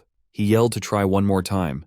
Flashes burst from the rooftop all night as he tried to fuse the attributes. At dawn, the building still glowed faintly from the sparks of Su Hong's nonstop training. Breathing heavily with sweat running down his face, he told himself he just needed a little more. Lightning and flame flickered in his hand. He stared at it, insisting he only needed a tiny bit more. Gritting his teeth, he shouted for the power to fuse. Lightning and fire wrapped around his arms as he forced the energies together. A bright flame exploded in his palm. After trying all night, he finally succeeded. He looked at the flame with relief. Straightening his clothes, he decided it was time to go out and test the power. At Star City's Citizen Martial Arts Square, a large plaza with a clock tower, training robots stood ready. Su Hong stood before a spider-shaped combat tester. He noted that he had switched to a Tier 3 tester, hoping this one wouldn't break. Remembering that 50% power reached 3,000 previously, he decided to try 30% power first. He struck with his glowing fist. The result went above 2,300. He was surprised. At 30% strength, it should have been around 1,800, but it had increased by 500. He looked at the lightning in his hand. The power of thunder alone was already very strong. Then he clenched his hand to aim. He wondered how strong the fused thunder and fire would be, then released the combined force. His punch smashed into the tester with overwhelming speed and power. The screen flashed 3041. Su Hong stared in surprise. It was far higher than expected. He muttered in shock, wondering how it passed 3,000. Rubbing his hands beside the damaged tester, he realized that 30% of his fused power already surpassed a Tier 1 high-stage martial artist. He glanced at his status and sighed. His vitality was only 123, making the result even more terrifying. If the power was this strong with 2 attributes, what kind of strength would he have fusing all 7? The thought filled him with excitement. Watching the flames and lightning in his hand, he smiled. He decided to try fusing 3 attributes next time. Later, he lay flat on the rooftop, exhausted, shirtless and sweating. He breathed heavily as small lights floated around. Fusing 2 attributes was hard, but fusing 3 felt much harder. He had rearranged all 7 patterns repeatedly, but made no progress. Still, he imagined the power if he succeeded. He checked the system, wondering if leveling up his techniques would help. The screen listed his level 1 techniques like thunder, flame, and water. He remembered the monthly exam was tomorrow, and he needed to earn martial value. The next day, students gathered at Star City No. 1 High School. The principal walked onto the stage. The principal announced this exam was different. Due to frontline pressure, a special training camp would now be held yearly to select geniuses. He explained the camp had resources like powerful arts, rare pills, and grandmaster instructors. The top 3 students in the exam would join the Star City training camp. The students became excited, shouting about the genius training camp. Others were shocked that a Tier 7 grandmaster might teach, since their principal was only Tier 3. Su Hong stared ahead tiredly. President Wu had said if he got first place, she would give him a spot. But didn't the top 3 all receive spots anyway? A friend told Su Hong that Chen Shan and Li Tu were now Tier 1 martial artists, and others had learned Thunder Rush Fist. Su Hong looked confused. He had only missed 10 days, yet they had already broken through. He explained that the principal asked instructor Chen Tian to give private lessons. Now Chen Shan and Li Tu's vitality exceeded 100, and their Thunder Rush Fist could echo 3 times. Suddenly, Chen Shan and Li Tu walked forward. One said he wanted everyone to know who the real genius was. The other replied that he hoped he would stay confident after being beaten down. As the principal left the stage, instructor Chen Tian asked if he found the genius who used the 9 Echoes Thunder Rush Fist. Principal Li said he searched everywhere but didn't think the person was from his school. While talking, they heard noise behind them and turned. A man in a black suit approached with 2 others. It was Jiang Ming, Su Hong's spear teacher, with Li Ming and Li Yan. Jiang Ming joked, asking Principal Li why he looked so sad. The principal asked why Jiang Ming was there. Jiang Ming smiled, saying the students looked weak. He brought 2 disciples and suggested letting the first-place student spar with them after the exam. Principal Li's expression tightened. Jiang Ming had come to embarrass him. If he refused, it would admit his school had no talent. Jiang Ming said the students looked weak, so he would understand a refusal. Instructor Chen Tian snapped back, asking if Jiang Ming was looking for trouble. Nearby, Jiang Ming's student Li Yan pointed at the crowd. He told his teacher there was bad news. Su Hong was here. Jiang Ming was confused and asked which Su. Turning toward the students, he recognized Su Hong standing at the back. Jiang Ming shouted in surprise, realizing it was that same little monster. Su Hong looked at them calmly with a faint smile. Jiang Ming stared in shock, sweating. He realized the kid they talked about was actually from No. 1 high school. He looked at his disciples, troubled. If Li Yan and Li Ming fought Su Hong, they would lose. He needed to avoid the match to save face. He quickly smiled, telling Principal Li not to be angry. He said he was joking and there would be no competition, calling his own disciples trash compared to the students. Li Yan and Li Ming immediately conceded. Principal Li and Instructor Chen were furious, thinking these men were mocking them sarcastically. Soon at the arena, a loud announcement called for match number 666, Su Hong, to begin. From the stands, Su Hong's friend watched anxiously. He noted Su Hong's opponent was a quasi-martial artist, which was unlucky. He shouted to Su Hong not to push himself or get injured so early. The opponent, Chen Ping, stepped forward. He asked if Su Hong planned to walk down or be beaten down. He clenched his fist to charge confidently. But before he could react, Su Hong moved. He disappeared and instantly appeared in front of Chen Ping. With one clean strike, he sent Chen Ping flying. The impact flipped Chen Ping upside down, and he crashed hard onto the ground. Everyone stared in shock. One student asked when Su Hong became so fierce, while others were stunned silent. Su Hong stood calmly in the smoke. Everyone realized he had defeated a quasi-martial artist in a single move. Su Hong stood calmly over his defeated opponent. The crowd shouted in disbelief, wondering how he became so strong, with some suspecting he was already a Tier 1 martial artist. They announced the final match would happen next. In the stands, Instructor Chen stared at Su Hong, confused about where this student came from and why he missed private tutoring. Principal Li blamed himself for failing to notice him earlier. Principal Li felt he had wasted a talent by not training Su Hong sooner.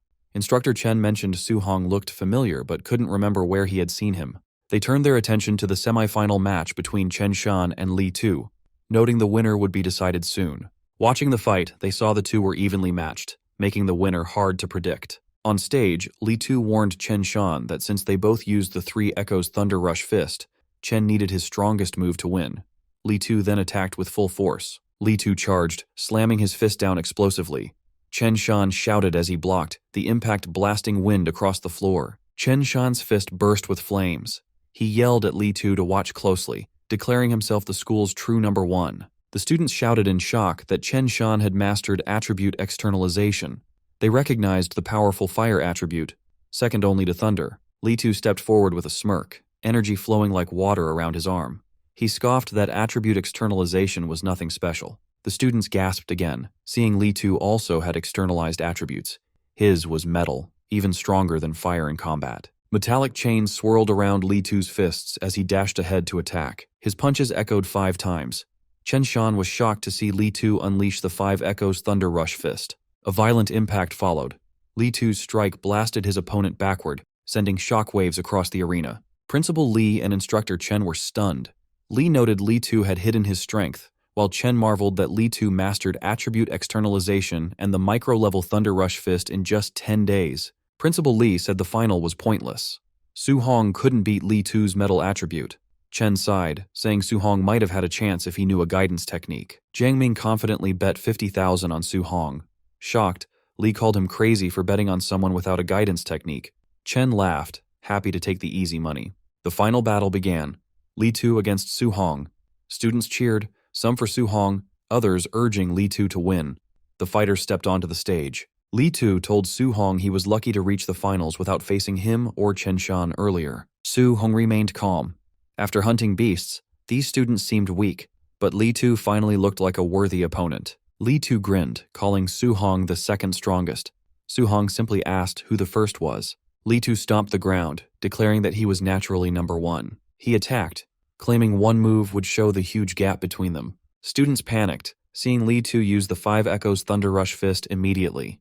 They feared it was already over for Su Hong, But Su Hong's eyes glowed with golden light as power built up inside him. Flames burst from his fist as he charged, wanting to test the limits of his physical body. The crowd screamed that Su Hong was crazy for meeting the attack head-on instead of dodging. Their fists smashed together explosively, shaking the ground. They clashed repeatedly, sending energy bursts through the air. Su Hong met the thunderous attack directly. Li Tu was shocked that Su Hong stopped his 5 Echoes fist instantly with just 5 punches. They fought on, fists colliding in a storm of blows amidst whipping energy chains. Li Tu gritted his teeth. Every punch from Su Hong felt overwhelmingly heavy, like fighting a monster. In the stands, a teacher exclaimed that Su Hong was evenly matching Li Tu without using any martial skills. His friend shouted that his strength was terrifying. The officials were stunned. Chen guessed Su Hong had a special physique. Principal Li laughed, proud the school produced such a genius. However, Chen noted that despite Su Hong's strength, Li Tu's condensed attribute still gave him the edge. The clash sent both sliding back. Su Hong steadied his flaming fist, while Li Tu was forced back several meters. Angry, Li Tu shouted that he would win. Blue lightning surged around his arms as he powered up. He lunged, fists wrapped in energy chains, demanding Su Hong accept defeat. Su Hong realized Li Tu was no longer holding back and was attacking at full power. Since Li Tu went all out, Su Hong decided to show some respect. Flames burst from his fist as he sprinted to meet the attack. Lightning burst across the arena. Li Tu yelled in shock, realizing Su Hong could also use attribute externalization. Principal Li and Instructor Chen trembled as golden lightning filled the arena, leaving them speechless. They were stunned Su Hong had mastered the Thunder Guidance technique.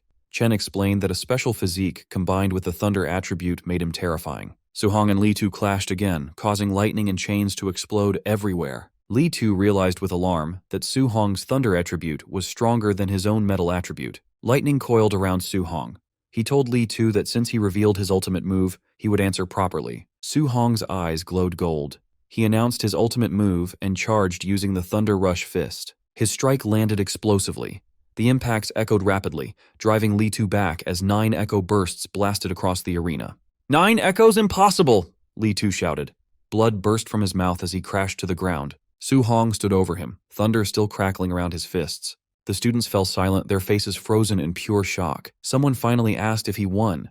Excitement erupted as they realized Su Hong reached the perfect realm. 9 echoes, surpassing even the teachers. Instructor Chen stuttered in disbelief. Principal Li trembled, declaring Su Hong not just a genius, but the dragon of Star City High. Chen wiped his sweat, imagining how devastated other geniuses in the training camp would be facing a monster like Su Hong. As Su Hong walked away, Chen admired him. He said a golden carp transforms into a dragon when it meets the wind. Star City was too small for him. Principal Li agreed. He predicted Su Hong would rise like a dragon, shining brightest in the imperial capital and the battlefield of 10,000 races. Su Hong arrived back at his cramped apartment building just as the sun was going down. Inside, the mood was warm as Su Hong's uncle served a simple dinner. Su Hong said he was home, and his uncle immediately asked how the exam went that day. Smiling, Su Hong told them he had taken first place in the monthly exam.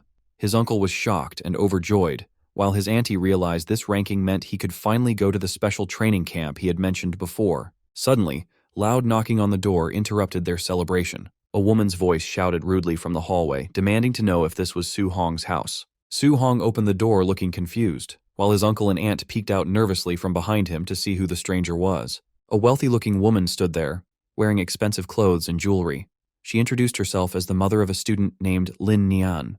She explained that since only the top 3 students could enter the training camp and her son was ranked 4th, she had come to convince Su Hong to give up his spot. She arrogantly held out a stack of cash, offering Su Hong 30,000 to drop out so her son could take his place. Su Hong and his family just stared at her in silence, looking more confused than tempted by the sudden bribe. Seeing that the money didn't work immediately, the woman got furious.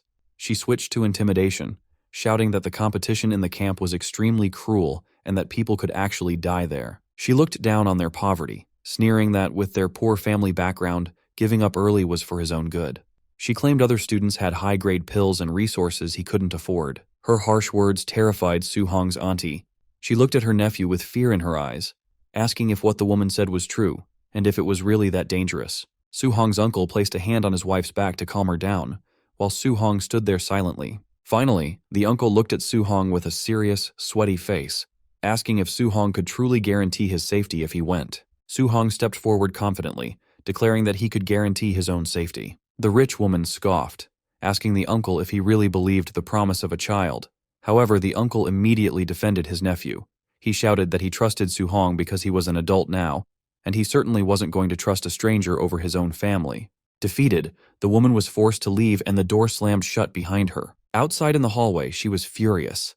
She looked back at the apartment and cursed them, shouting that they were just waiting to be eliminated from the training camp. Inside, things calmed down. Su-hong's uncle asked if Su-hong had hidden the danger of the camp from them on purpose. Su-hong tried to reassure them that it was fine. His uncle smiled broadly and gave him a thumbs up. He admitted that he was a simple man, but he understood that if Su-hong had the determination to face such difficulties, the family had to support him fully. Suddenly, his aunt slapped his uncle on the back to break the tension, surprising both Su-hong and his uncle. She told him they didn't care about his ranking. They only wanted him to stay safe. Su-hong smiled warmly and nodded, relieved to have their blessing.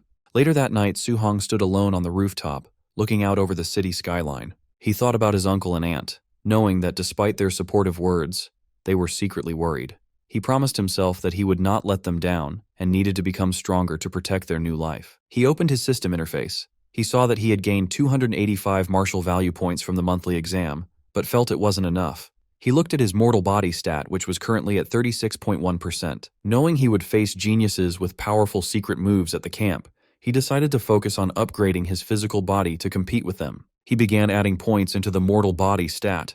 Red energy flashed around him as the percentage slowly climbed up, point by point. After the upgrade, steam rose from his body. His mortal body had reached 64.6%. He realized he was still a long way from 100% and wondered what kind of special body type he would unlock once he finished it. Suddenly, he noticed a surprise on his status screen. He was confused to see that both his Thunder Guidance Technique and Heavenly Flame Guidance Technique had leveled up to level 2 without him realizing it. Su-hong realized that he had only practiced the guidance techniques for a few days without doing anything special. He wondered if there were no extra conditions required, and if simply practicing normally allowed them to level up. Deciding to test this theory immediately, he said he would try to level up one more time.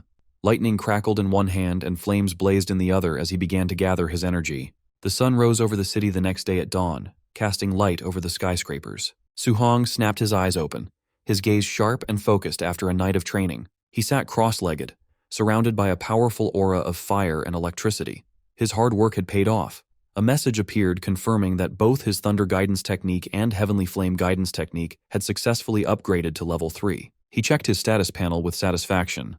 He saw that not only had the techniques leveled up, but his vitality had also increased by 3 points, reaching 126. He considered this an unexpected bonus. His mortal body progress sat at 64.6%, and he had used up all his martial value. Later that morning, Su-hong stood outside his apartment building, ready to leave for the training camp with his weapon over his shoulder.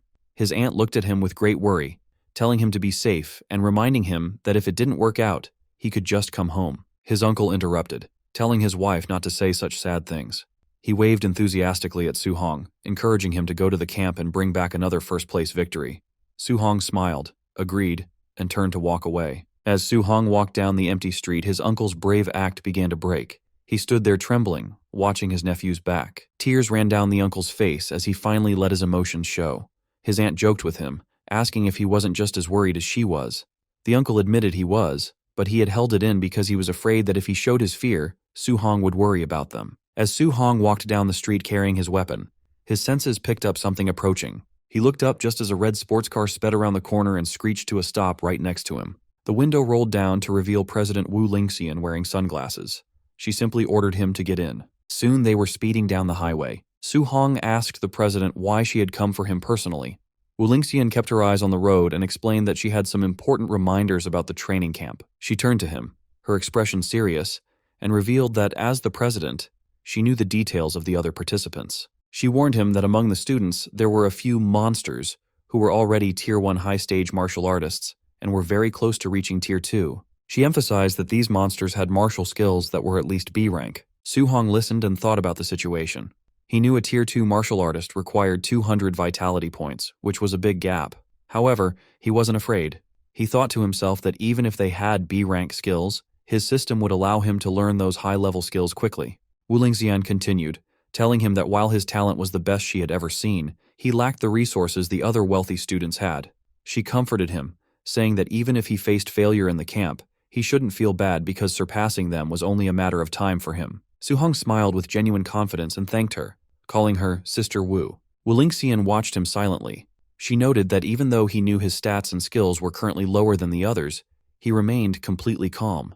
She thought to herself that she didn't need to worry about his mindset causing any problems. The black van carrying the students wound its way through the scenic roads of the Tianlin Mountains. Inside, the students panicked.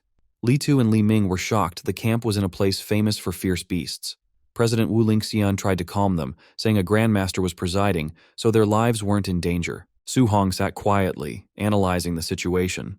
He knew this range spanned multiple cities and held dense spiritual energy, but also beast kings comparable to Tier 7 grandmasters. It was a place governed by the law of the jungle, where beasts fought cruelly. The danger was high. Even a standard Tier 2 martial artist would not dare to tread here easily. As the car sped through the forest, the local wildlife began to take notice. From the shadows, the glowing red eyes of bears and monsters glared at the intruders. Sensing killing intent from the woods, Li Tu and Li Ming sweated nervously, fearing a beast might suddenly attack their vehicle. However, Su-hong felt excited. He realized the camp competition would be as cruel as the beast's slaughter, and he actually liked that intense feeling. Eventually, they arrived at the campsite and joined the gathering crowd. Standing there, one student wondered aloud how strong the other participants would be. They saw a group of intimidating young martial artists with serious expressions, all radiating power. Facing the pressure from these rivals, Li Tu and Li Ming stood in awkward silence. Su-hong rallied his companions, flashing a confident smile to signal it was time to move. With his weapon over his shoulder, he marched forward with Li Tu and Li Ming. However, a hand abruptly blocked their path. An official in a suit said they had to wait for everyone before the camp entrance assessment began, surprising the students who didn't expect a test so soon. Su-hong noticed the remaining participants arriving. He watched with annoyance as luxury cars drove through mud, thinking how wealthy families made everyone wait. Bodyguards opened the doors of the expensive vehicles, and the atmosphere shifted immediately. 3 prominent figures stepped out, drawing admiration.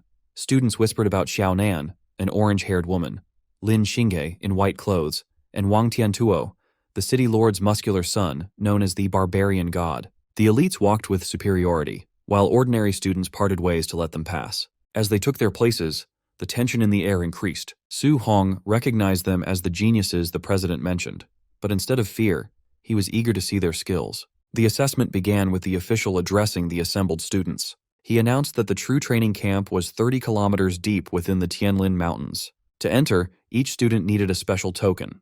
These tokens were surgically placed inside local beasts, meaning they had to hunt to earn their place. This caused anxiety. Li Ming and Li Tu whispered nervously, realizing a 30-kilometer journey was dangerous. Deep in the mountains, a single mistake with high-level beasts could be fatal. Su-hong remained unfazed.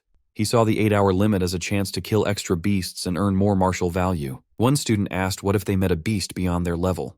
The official coldly replied they would be eliminated, though a rescue team would save them from death. The crowd protested that the rules were unfair and relied on luck, risking the strong being eliminated by a chance encounter. The official snapped. He said the world isn't fair, comparing their complaints to protesting on the real all-heavens battlefield. He shouted that battlefield rules were simple: avoid risks, bully the weak, and use numbers. If they feared strong beasts, they needed more caution. A young man in a suit agreed with the official. He sneered at the complainers, calling them trash and telling them to quit if they were afraid. This provoked a rugged student who challenged him. The man in the suit called him a coward and threatened to cripple him. The official interrupted, stating violence was banned at base camp but allowed in the mountains. Snatching tokens or attacking others was acceptable. The 2 students glared at each other, marking one another as future targets. Su-hong realized the camp encouraged fighting. He guessed half the people would be eliminated early. A new opportunity crossed his mind. If fighting was encouraged, this assessment was a goldmine. Fighting these geniuses could be a great way to obtain martial value. The official cut discussion short and pressed a button to start the test. Instantly, the students erupted into a frenzy, charging into the forest, determined to pass. In the woods, the man in the suit pursued the rugged student, taunting him and promising to send him home. They squared off, channeling energy into their fists for a decisive blow. Their attacks clashed, sending a shockwave through the trees. A furious exchange followed, with energy beams lighting up the forest as they fought. From a high branch, Su-hong observed the battle critically. He wanted to gauge the geniuses, but was unimpressed. Their power was weak, so defeating them wouldn't yield much martial value. Deciding to leave, he turned to hunt high-level beasts instead. Below, the fighters were in a stalemate.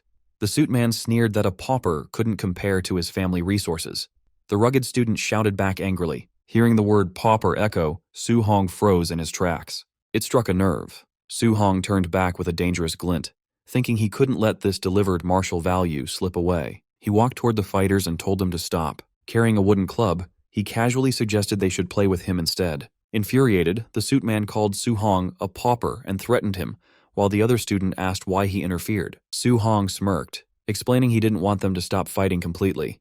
He proposed they join forces against him. Insulted, the rugged student abandoned his opponent and rushed at Su Hong. Su Hong countered with a brutal knee strike to the stomach, sending the student flying. The student gasped in pain, landing in a heap. The suit man stared in disbelief. He couldn't comprehend how a student of similar strength was defeated so easily. Before he could process it, Su Hong appeared in front of him with blinding speed and said, "Your turn." Paralyzed with fear, the man watched Su Hong swing the club. The strike connected, sending the man to the ground and ending the fight. The man in the suit flew through the air and crashed hard into a tree. He screamed as his eyes rolled back, completely overwhelmed by the force. On the ground, Su Hong stood calmly with the wooden stick on his shoulder. Looking at the two defeated men, he said, "This is what they get for underestimating ordinary cultivators." In the monitoring room, instructors watched the fight on a large screen. One wondered where the newcomer came from, complaining that he just walked in and one-shotted both men during their duel. Another asked if the two were now eliminated. The supervisor shook his head, explaining that since they hadn't called for rescue, the assessment would continue. A staff member bowed and acknowledged the order.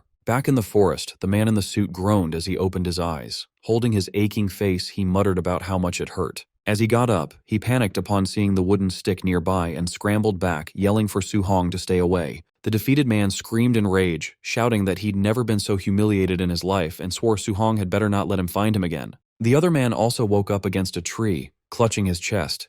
He muttered in frustration, blaming himself for underestimating Su Hong and insisting he wouldn't have lost if he'd been serious.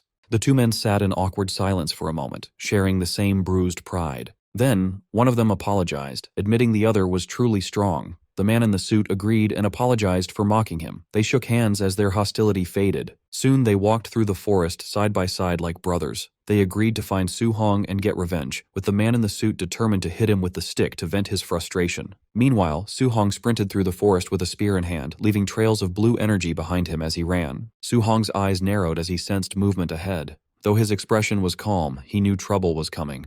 Moments later, a herd of giant tusk boars burst from the trees, their red eyes glowing as they charged. Su Hong complained that it was another group of low-tier boars, wondering how many he had already encountered in the beast-filled mountain range. The boars snorted and kicked up dust as they approached, their massive tusks cutting through the air. The herd roared in unison and rushed straight at him, their steps thundering across the ground. As they approached, Su Hong's eyes sharpened with a golden flash, his focus intensifying. Instantly, golden lightning erupted around him. He swung his spear in a wide arc, and glowing lines of lightning cut through the charging boars, lighting up the area. With golden light wrapping his arm, Su Hong's spear slammed into the boars, sending them crashing to the ground amidst dust and shockwaves. After the fight, Su Hong stood among the fallen beasts as system screens displayed his martial Dao points. He noted that since he became stronger, the points he earned from weaker beasts had greatly decreased. Sighing, he said he needed to hurry and find a token, then began cutting open a boar's stomach with his spear. Searching the bodies, he muttered that the previous dozen low-tier beasts he killed had no tokens. Hoping this batch was different, he searched each boar one by one. Every corpse was empty.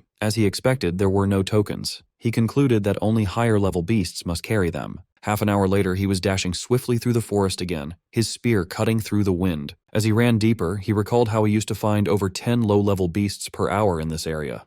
Now he couldn't find a single one. Suddenly, a roar shattered the silence. A massive black tiger with glowing red eyes leaped from the trees, pouncing at him with incredible speed. Su Hong's eyes glowed blue, and he smiled, recognizing the creature. He had finally found a Tier 1, upper stage Dark Knight black tiger. Blue energy gathered at his fingertips, swirling and brightening before it burst outward. He thrust his glowing finger down, and a piercing blue beam shot into the tiger, splitting the ground beneath it. The Dark Knight black tiger roared in pain, spraying blood from its wide-open jaws. The tiger crashed to the ground, cracking the earth. It twitched and struggled as dust scattered around it. Without slowing, Su Hong gripped his spear and lunged forward at an incredible speed. Spinning through the air, his glowing spear struck the tiger's head.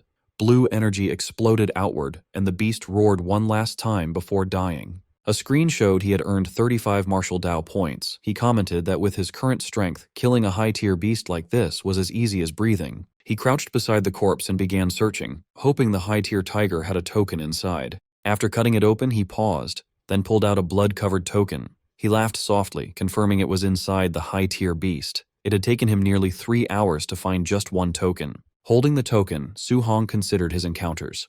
Low-tier boars were everywhere, but high-tier tigers only appeared every half hour. He realized the deeper he went, the stronger but rarer the beasts became. He glanced at the tiger's corpse. High-tier beasts gave more points, but finding only one every 30 minutes was inefficient. Hunting the more numerous low-level beasts would earn him points faster. Gripping the token, he smiled. He decided to focus on quantity over quality for earning points. He continued on, determined to use the remaining 5 hours to gather enough points to max out his mortal body progress. As he walked on, he came across a blood-soaked clearing filled with the torn-apart corpses of deer. The ground was also littered with the corpses of boars he had killed. As Su Hong killed another boar with his bare hands, a massive bear with glowing red eyes lunged at him, swinging its claws down. He dodged the sudden attack with incredible speed, spinning to the side. Flames wrapped around his fist as he charged, noting that after killing dozens of low-tier beasts, he had finally found a mid-tier one. His fiery punch shot forward like a cannon, blasting the bear into the air and through the forest. The bear slammed into a rock wall, roaring in pain and coughing up blood as it struggled to get up. Reflected in the bear's trembling eye, Su Hong was already leaping in for another strike. He slammed his fist down, driving a beam of fiery energy into the bear's head as the impact sent shockwaves through the ground. The force dragged the bear across the ground until it crashed into a large tree, snapping the trunk. As the dust settled, Su Hong stood covered in blood and dirt. He calmly noted that with his mortal body over 60%, he could kill mid-tier beasts with physical strength alone. A system panel appeared, showing his stats and 254 martial Dao points. He needed just over 100 more to max out his mortal body progress, which was currently at 64.6%. The panel also displayed his level 3 guiding arts and his martial skills, all in a perfect state. Tightening his grip on his weapon, Su Hong knew he had to use the remaining 3 hours to gather the rest of the points he needed. Before he could move, a deafening roar echoed through the trees. Su Hong froze, sweat on his face as the noise echoed. What was that sound? He wondered. Suddenly, a massive shadow fell over him. A gigantic golden bird with glowing wings descended, swirling leaves and wind. As its golden feathers shined like fire, he realized it might be the legendary Golden Rock Beast King. The beast screeched and dived, its body wrapped in blazing energy. The force of its descent tore through the forest, sending out violent shockwaves. Su Hong braced himself, gripping his spear as the wind roared around him. The Beast King's power was terrifying. A single flap of its wings had created this devastating shockwave. A violent crash echoed as a massive tree split apart, its trunk snapping under immense force. Su Hong leaped onto a broken stone as a shockwave rushed past. Wind roared around him while he steadied himself, looking to the sky and wondering what beast could cause this. Pressed against a cliff, sweat on his face, he admitted he'd grown complacent. Faced with such overwhelming power, he realized he was just an ant to top-tier experts. Then his eyes widened. He saw something else approaching high in the air. The Golden Rock Beast King hovered on spread wings. A second figure approached, also shining with golden light. It was Rank 7 Grandmaster Qin Tianli, wrapped in a fierce, flaming aura. He announced himself as Qin Tianli, saying he was borrowing the territory and asked why the Beast King returned. The Golden Rock Beast King swooped down, claws extended. It shouted it never agreed to lend its territory. Qin Tianli shot forward like a golden firestorm. He yelled he would beat the Beast King until it agreed, and the two forces collided in midair. The rock's wings flashed gold as it twisted. Qin Tianli's punch exploded against its feathers, and the beast beat its wings again with a sharp cry. Light spiraled around it, forcing Qin Tianli back with a shockwave. He steadied himself, irritated by the noise. Yelling the rock was too noisy, he rushed in again. A rapid series of impacts followed. Explosions of golden force repeatedly struck the beast, lighting up the sky as they clashed violently in mid-air. Qin Tianli's punch smashed into the Beast King's head, sending feathers and blood scattering. The impact forced the massive beast backward. Floating calmly in his golden aura, Qin Tianli spoke with an icy voice. He declared he was borrowing this land and ordered the beast to leave, warning it not to make him repeat himself. The beast screeched angrily as it flew away, yelling for Qin Tianli to wait. Qin Tianli waved dismissively, telling it to get lost. As the beast disappeared, Qin Tianli took a slow breath, golden light swirling around him. His voice echoed across the area. He announced he was Rank 7 Grandmaster Qin Tianli and told the trainees not to panic as the assessment would continue. Far below, Su Hong looked up in shock, watching golden rings of power spread through the sky. He wondered if this was the true strength of a Rank 7 martial artist, clenching his jaw. With determination in his eyes, he vowed that he would reach that realm one day. High above, Qin Tianli descended toward the base. Below, the crater-like area was filled with buildings for the assessment. Hovering above the officials, Qin Tianli complained the beast should have just agreed. He only wanted to borrow the territory for a trial, but it forced him to fight. The staff stood at attention. Among them, Rank 5 martial artists Lin Zi and Bai Mu spoke in admiration. They noted Grandmaster Qin was more fearsome than rumored, having beaten the famously tough Golden Rock Beast King. Qin Tianli brushed off the praise and ordered them to the monitoring room. He wanted to see which trainees withstood the Golden Rock's pressure earlier, and the staff followed. Inside the surveillance room, the monitors showed trainees collapsed from the shockwave. Lin Zi explained that most were unable to move under the Golden Rock's aura. Qin Tianli stared in surprise. On one screen, a trainee knelt beside dead black tigers, remaining calm under the beast's pressure. "Who is that boy?" Qin Tianli asked. Bai Mu checked the documents. Wang Tiantuo, a Tier 1 high tier with Blood Chai 340 and 95% fire affinity. He has the barbarian god physique and is the Star City Castellan's son. Qin Tianli raised an eyebrow, noting the Castellan treated having children like lottery tickets and had finally produced a good one after 100 tries. Another trainee appeared, using incredible speed to escape the pressure zone. "Impressive movement skills," Qin Tianli commented. Bai Mu identified him as Lin Xing He, a Tier 1 high tier from the Lin family with Blood Qi 325 and 96% wind affinity. The footage showed a girl using a glowing barrier to shield herself. Qin Tianli noted she was a spiritual telekinetic, skillfully using her power to resist the pressure. Bai Mu identified her as Xiao Yan, a Tier 1 mid-stage telekinetic from the Xiao family with Blood Qi 290 and 95% wood affinity. Qin Tianli nodded, noting these three easily handled the pressure and outmatched their peers. He asked for other talents. Bai Mu listed more names from the Lin and Wang families, hesitating as she realized all the top performers were from Star City's famous families. Qin Tianli frowned. Bai Mu explained the dozen on the list all had Tier 2 combat power and withstood the aura. He questioned why every standout was from a major family, asking about the students from the schools, especially number 1 high. Bai Mu explained the school students were only Tier 1 early stage, with the 3 from number 1 high having just broken through. Qin Tianli waved his hand dismissively, saying he wouldn't bother looking and that number 1 high was unworthy of its reputation. Then Lin Zi shouted in shock, pointing at one person on the screen. All three looked up. The screen showed Su Hong cutting down a beast.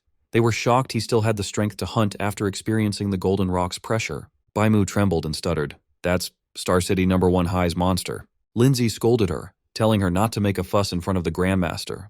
Qin Tianli was silent, but after Lin Zi glanced at the report, he also began shaking and repeated with wide eyes, "Monster." Qin Tianli glanced at them, reminding the 2 rank 5s they should have seen plenty of geniuses. He asked why they were making such a fuss, awkwardly adding that their temperaments weren't steady yet. But when Qin Tianli read the report, his own eyes widened in shock. He screamed internally, wondering if the boy was even human. The report showed Su Hong's profile, 18, from number 1 high, Tier 1 early stage, Blood Chai 123. He had perfected a C-rank art, and his physical strike produced 3004 combat power, rivaling a Tier 1 high level. He also likely had a special physique, a 100% affinity for all 7 elements, and was cultivating all 7 simultaneously. Qin Tianli trembled, muttering in disbelief that such a freak came from a place like Star City. He wasn't a once-in-a-century talent, he realized, but a once-in-a-millennium rarity. His shock turned to joy. Clenching the paper, his eyes glowing red with excitement, he shouted, "I've struck gold!" Then he paused, confused. He demanded to know why someone so talented was only Tier 1 early stage with Blood Qi 123. Bai Mu quickly explained that Su Hong was cultivating all 7 guiding techniques at once. Grandmaster Qin erupted in frustration. "No wonder he's so low," he said. Cultivating 7 techniques at once was a doomed path, even for an immortal. He questioned how Su Hong could advance at all, growling that the local martial arts association president should have stopped him. Just then, a staff member reported that trainees were arriving at the camp. Qin nodded and said they would go take a look. Outside, the first 3 trainees greeted him. Wang Tiantuo saluted, addressing himself as a junior. Qin praised the 3 of them as very good. 6 hours into the assessment, more students staggered toward the camp. Some complained they nearly died, but another reminded them they had faced the Golden Rock Beast King. After 7.5 hours, more trainees gathered. As Qin watched, some early arrivals said there was no one left and suggested ending the assessment. Another scoffed that anyone still out there must be weak. But Grandmaster Qin wondered where Su Hong was. He worried his newly discovered freak was lost, a hint of panic on his face at the thought his precious treasure might be eliminated. A few minutes later, Qin finally spotted a figure leaving the forest. He sighed in relief, thinking the brat had finally shown up. He stepped out of the woods, dragging his spear, his clothes covered in dirt and blood. He muttered that he'd made it in time, having been so focused on earning martial value he almost forgot the deadline. As he entered the camp, trainees stared in shock. One whispered Su Hong was ruthless, another noted he wasn't injured and wondered how many beasts he had killed to get so dirty. The two men Su Hong had embarrassed earlier glared at him. One shouted he'd been waiting for him, but the other stopped him. "Don't rush," he said. "We'll have plenty of chances inside the camp." Nearby, the three elite trainees watched Su Hong. One called him an expert for passing at the deadline, another found it interesting. Wang Tiantuo, eyes closed, simply nodded. As the sun set, Instructor Lin Zi stepped forward and announced the 8-hour limit was over. Anyone not present was eliminated. He then began to introduce the camp's facilities and rules. Instructor Lin introduced the major facilities, which included a gravity room, a movement skill training room, and a ferocious beast combat room. He pointed to a large building, the Martial Arts Pavilion. There, trainees could use contribution points to buy martial arts, pills, and weapons, some as high as a rank. Hearing this, a blood-covered but calm Su Hong sat among the trainees. He thought that coming here was the right decision. But Instructor Lin then explained the rules. All facilities required contribution points to use. The only way to earn points was by passing training subjects. Outstanding performance would earn extra rewards. As the sun set, he dismissed them. He told those with energy to start training, and the injured to follow him to the dorms to rest, vowing no one would die under his supervision. Su Hong entered his dorm and was surprised to find it was a single room. He realized he could now cultivate and level up without being seen. Later, he sat cross-legged on his bed and opened his status screen. It showed his stats. Blood Chai 126, Spirit 26.5, and Mortal Body 64.6%. His Thunder and Heavenly Flame guiding techniques were level 3, and his 3 martial arts were at perfection. He had 354 martial value. Taking a calm breath, he decided to use all of it to upgrade his mortal body. A surge of power erupted around him in red flames. Countless glowing notifications appeared, each showing his mortal body increasing by 1 as the red energy strengthened him. Finally, a message appeared. His mortal body reached 100% and was now evolving. His eyes snapped open, glowing with crimson light as his breath surged like a storm. Su Hong's physical evolution began, causing intense red energy and glowing nodes to map across his newly strengthened body. He meditated on the floor of his dorm room while a fierce vortex of spiritual energy swirled around him.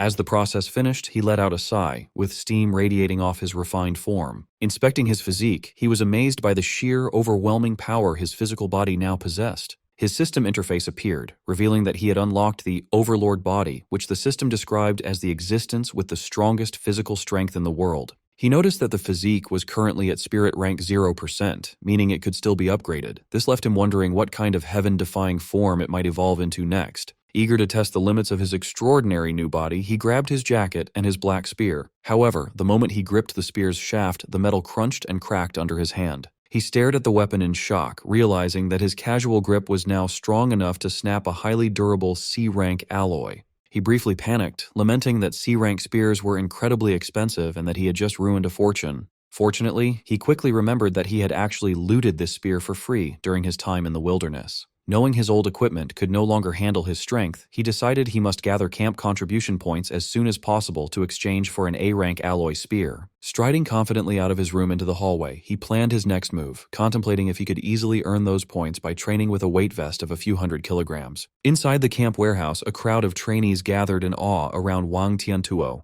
Despite carrying a massive 3,000-kilogram weight, Wang Tiantuo effortlessly leaped into the air. Watching from the sidelines, Lin Xinghe and Xiaonan were amazed by his monster-like strength, noting that an ordinary Tier 1 martial artist could only handle a fraction of that load. Observing the warehouse feed from the monitoring room, Grandmaster Qin Tianli praised Wang Tiantuo's barbarian god body. The conversation then shifted to Su Hong. Bai Mu asked how they should address Su Hong's flawed path of cultivating 7 guidance techniques simultaneously. Knowing that directly confronting a proud genius would likely backfire, Qin Tianli decided to make Su Hong realize his mistake the hard way. Qin Tianli asked instructor Linze about the progress of a secretly planned night raid meant to ambush the trainees. Linze smiled wickedly, anticipating the despair of the students who mistakenly believed they could finally relax after the entrance exam.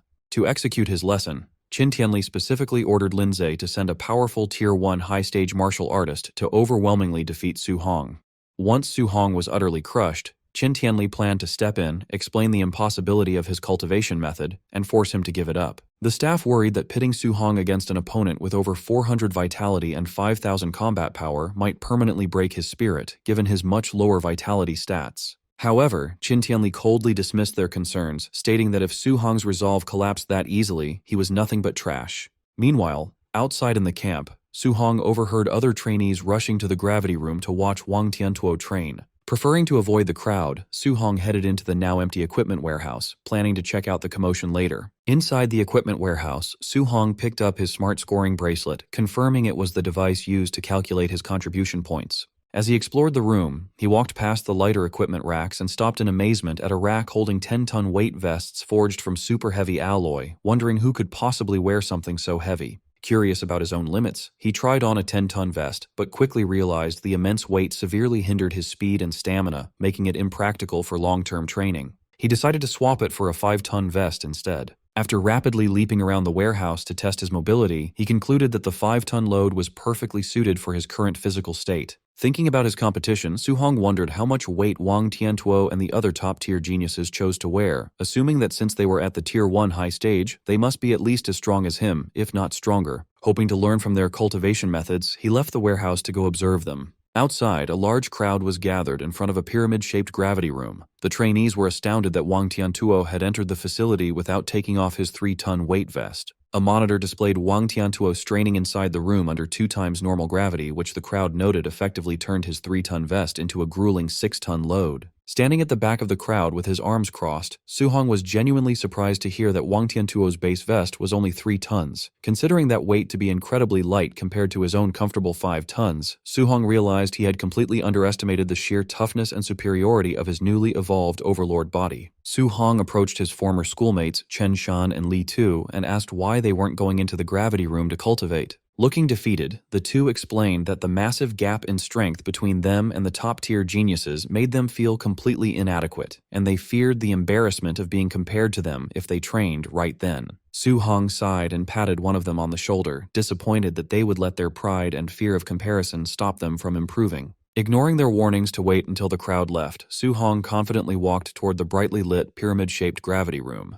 The gathered onlookers immediately began to mock him. Assuming he was trying to arrogantly surpass Wang Tiantuo's record, they called him brainless and shameless, especially since he didn't appear to be wearing a weight suit. Unbothered by their taunts, Su Hong stepped through the entrance, reflecting that such expensive, heavily funded facilities were usually restricted to elite aristocratic families, making this a rare opportunity he refused to let slip by. Inside the high-tech room, Su Hong evaluated his limits. He calculated that because he was secretly wearing the 5-ton weight vest under his tracksuit, setting the room to double gravity would subject his body to 10 tons of force, a crushing load he could only endure for about 10 minutes. Deciding to pace himself so he could train for a longer period, he adjusted the control dial to 1.5 times normal gravity instead. Instantly, the increased pressure hit him and he grunted as his body strained to brace against the heavy, invisible force. Completely unaware of his hidden 5-ton vest, the crowd outside watched his struggles on the monitor and laughed. They mocked him for barely being able to handle a mere 1.5x gravity without any extra weights, cementing their belief that he was just weak, since he had been the last to finish the entrance assessment.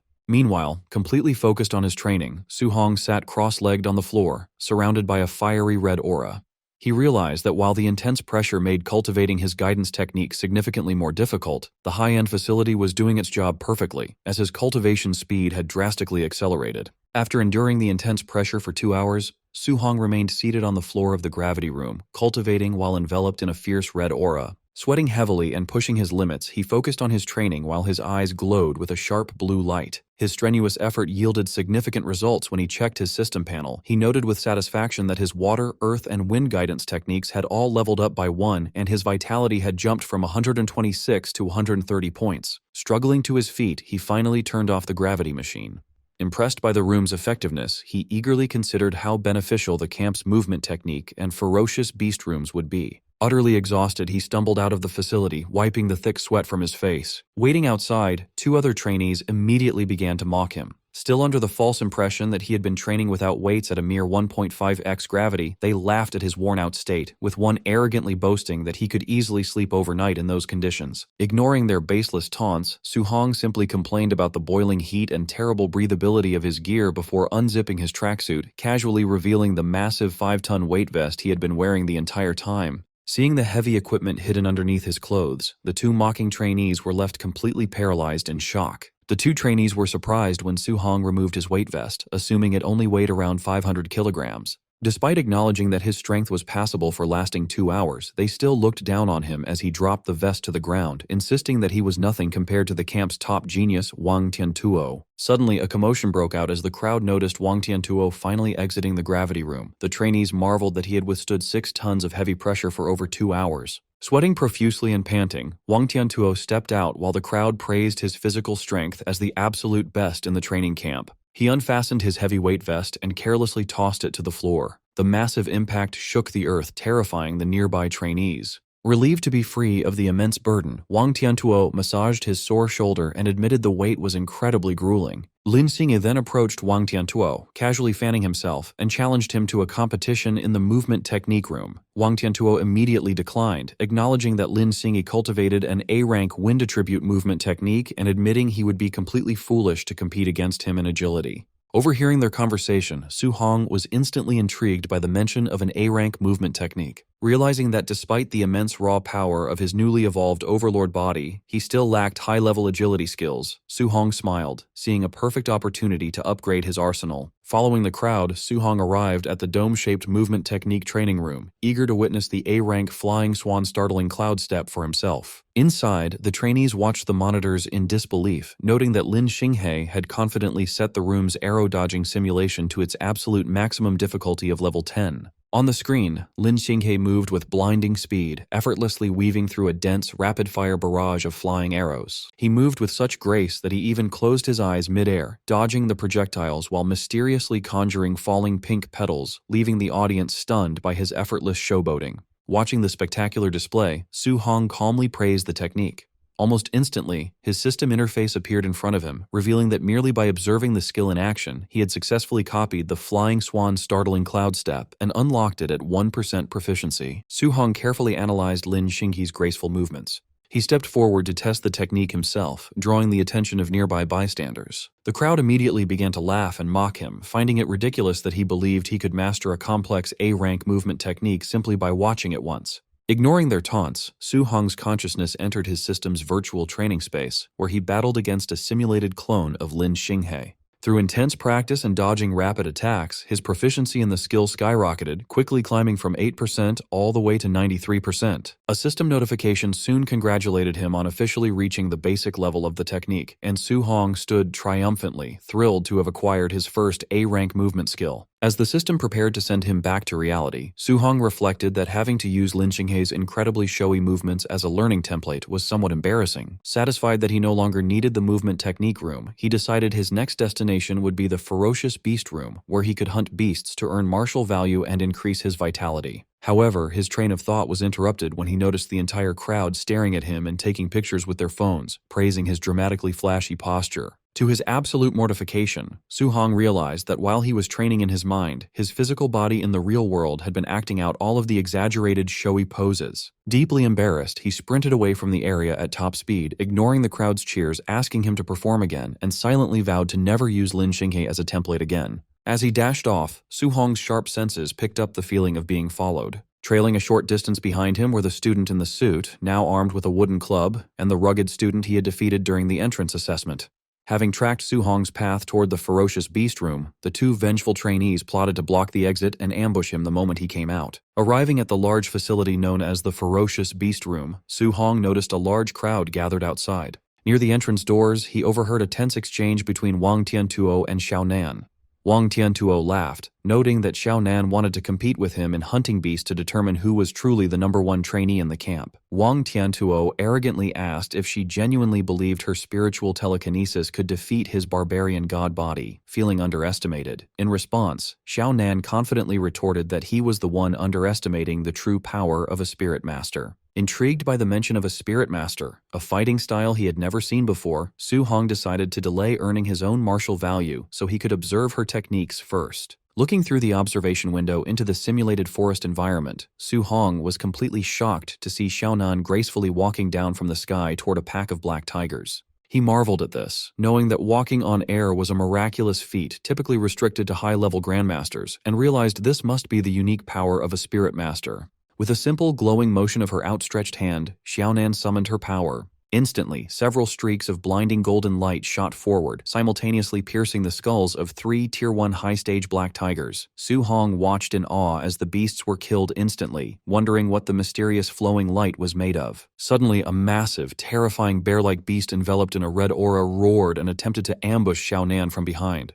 However, the beast was instantly stopped in its tracks, its eyes widening in shock. Xiaonan used her spiritual telekinesis to forcibly lift and paralyze the giant creature in midair, leaving Su Hong amazed by her ability to effortlessly bind such a massive enemy. With a swift wave of her arm, Xiaonan directed the golden light to cleanly pierce straight through the suspended beast's head, executing it on the spot. Observing the battle closely, Su Hong finally realized that the deadly streaks of light were actually daggers being manipulated remotely by her mind. Trembling with a mix of excitement and realization, Su Hong concluded that a spirit master's ability to walk on air, bind enemies, and telekinetically control weapons from a distance made them ridiculously overpowered, allowing them to easily crush ordinary martial artists. The crowd of trainees, along with Su Hong, watched the observation monitor in disbelief as someone questioned the sudden appearance of a colossal weapon on the screen. The feed showed Xiaonan standing before a massive snake beast, effortlessly summoning a giant, glowing golden sword out of thin air. With a swift, commanding downward swing of her arm, the enormous golden blade dropped, slicing the giant snake cleanly in half. Observing this impossible feat, Su Hong was completely bewildered. He noted that she wasn't carrying any weapon earlier, and reasoned that a physical sword of that magnitude would weigh several tons, making it far too heavy to wield so easily. Stepping into the conversation, Lin Xingyi casually approached the group while fanning himself. He calmly clarified that the giant sword wasn't a physical weapon at all, but rather a highly advanced A-rank martial skill exclusive to spirit masters. Hearing this, the crowd was astounded that yet another A-rank skill had been revealed.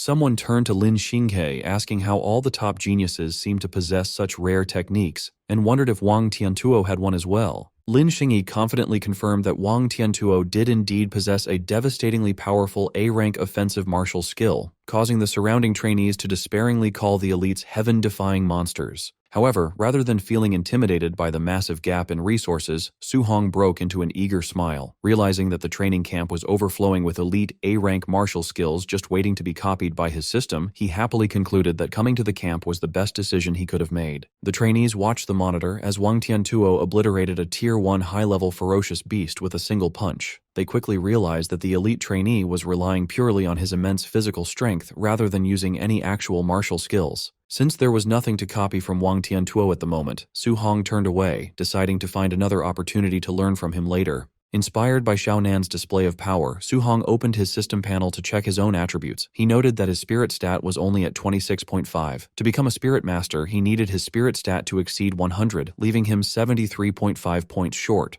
Calculating that he needed exactly 735 martial value points to bridge this gap, he gathered blue energy in his hand and eagerly resolved to go on a massive monster-killing spree to farm the necessary points. Meanwhile, the student in the suit and the rugged student were still secretly tailing him. They watched as Su Hong entered one of the testing arenas inside the ferocious beast room. Noticing that the rest of the camp was completely distracted by Wang Tiantuo and Xiaonan's training, the two vengeful trainees concluded that no one would interfere. They decided this was the perfect opportunity to corner Su Hong inside and ruthlessly beat him up. As they prepared to ambush him, the rugged student suddenly cried out in alarm, prompting the suited student to nervously shush him so they weren't discovered. The rugged student pointed up at the large observation monitor mounted above the facility's entrance. The two stalkers were absolutely horrified by what they saw on the screen. Su Hong was casually standing in the arena, surrounded by a towering red-eyed bear monster, giant armored scorpions, and massive stone-skinned beasts. They realized in utter disbelief that Su Hong had simultaneously challenged more than 10 Tier 1 high-stage ferocious beasts at once, leaving them wondering if he had completely lost his mind. Watching the spectacle, the rugged student urged finding an instructor to save Su Hong. The suited student replied it was too late, saying he would be torn to shreds in seconds. Seeing the odds, they realized their chance for revenge was gone.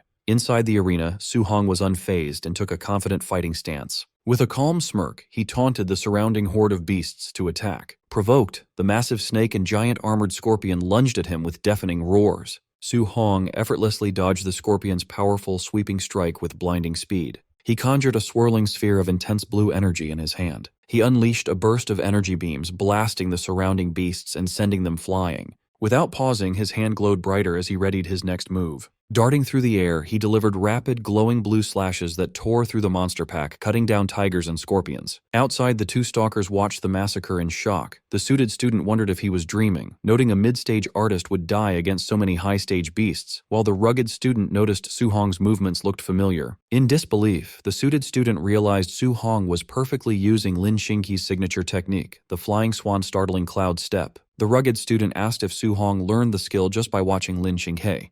The suited student dismissed this, saying a regular student couldn't access a high-grade technique, and wondered if Su Hong was from a powerful family. The suited student stressed mastering an A-rank technique by watching was nearly impossible, marveling at his talent. Intimidated, the rugged student suggested they abandon their revenge, admitting they wouldn't stand a chance together. Though trembling as he gripped his club, the suited student refused to back down. He declared that whether Su Hong was a genius or from a great family, he could not let the grudge go. The rugged student nervously pointed to the monitor, urging his companion to look again before deciding to fight Su Hong. The suited student stared at the display, his expression shifting to horror as a cold sweat broke out on his face. Speechless at the massacre on screen, the suited student dropped his wooden club to the floor. Inside, Su Hong rested on a slain monster's corpse. The two stalkers were astounded, realizing he slaughtered all 11 high-stage beasts in just a few minutes. Sweating slightly, Su Hong checked his interface. He was disappointed that killing the high-stage beasts only yielded 81 martial value points. He realized farming points was getting harder as his power grew. Suddenly, Su Hong caught movement in the shadows. Several more red-eyed beasts emerged from the dark enclosures, glaring at him. Standing on his fresh kill as new monsters roared, Su Hong stretched and decided not to rest, eager to continue farming. A massive, saber-tooth-like beast leapt from above, aiming its sharp claws at his head. Su Hong spun around, his fist glowing with intense golden energy as he prepared a counter. He intercepted the beast with a Vajra fist, smashing its face with an explosive burst of golden light. His heavy landing sent a powerful shockwave outward, blowing back the surrounding beasts. Intimidated by his display of strength, the remaining monsters flinched and cautiously backed away. Unwilling to let points escape, Su Hong's eyes flared blue as he charged the retreating monsters for their martial value. He leapt into the air and grabbed the armored tail of a giant scorpion. With monstrous strength, Su Hong swung the giant scorpion like a club, smashing it into the other fleeing beasts. Outside, the two stalkers stood in terrified silence, watching the one-sided beatdown unfold. His desire for revenge broken, the suited student sweated and decided to forgive Su Hong.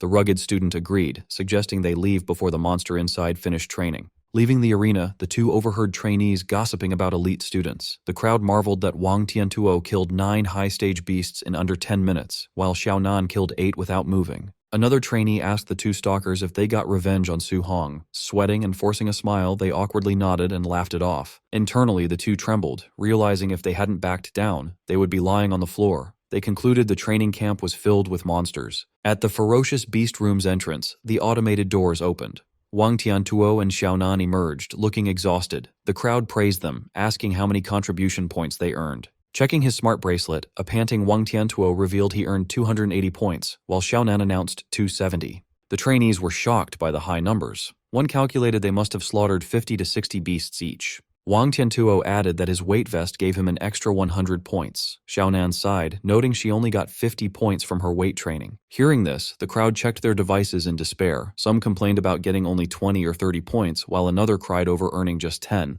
Lin Xinghe asked the pair who won their competition. Xiaonan begrudgingly pointed at Wang Tiantuo.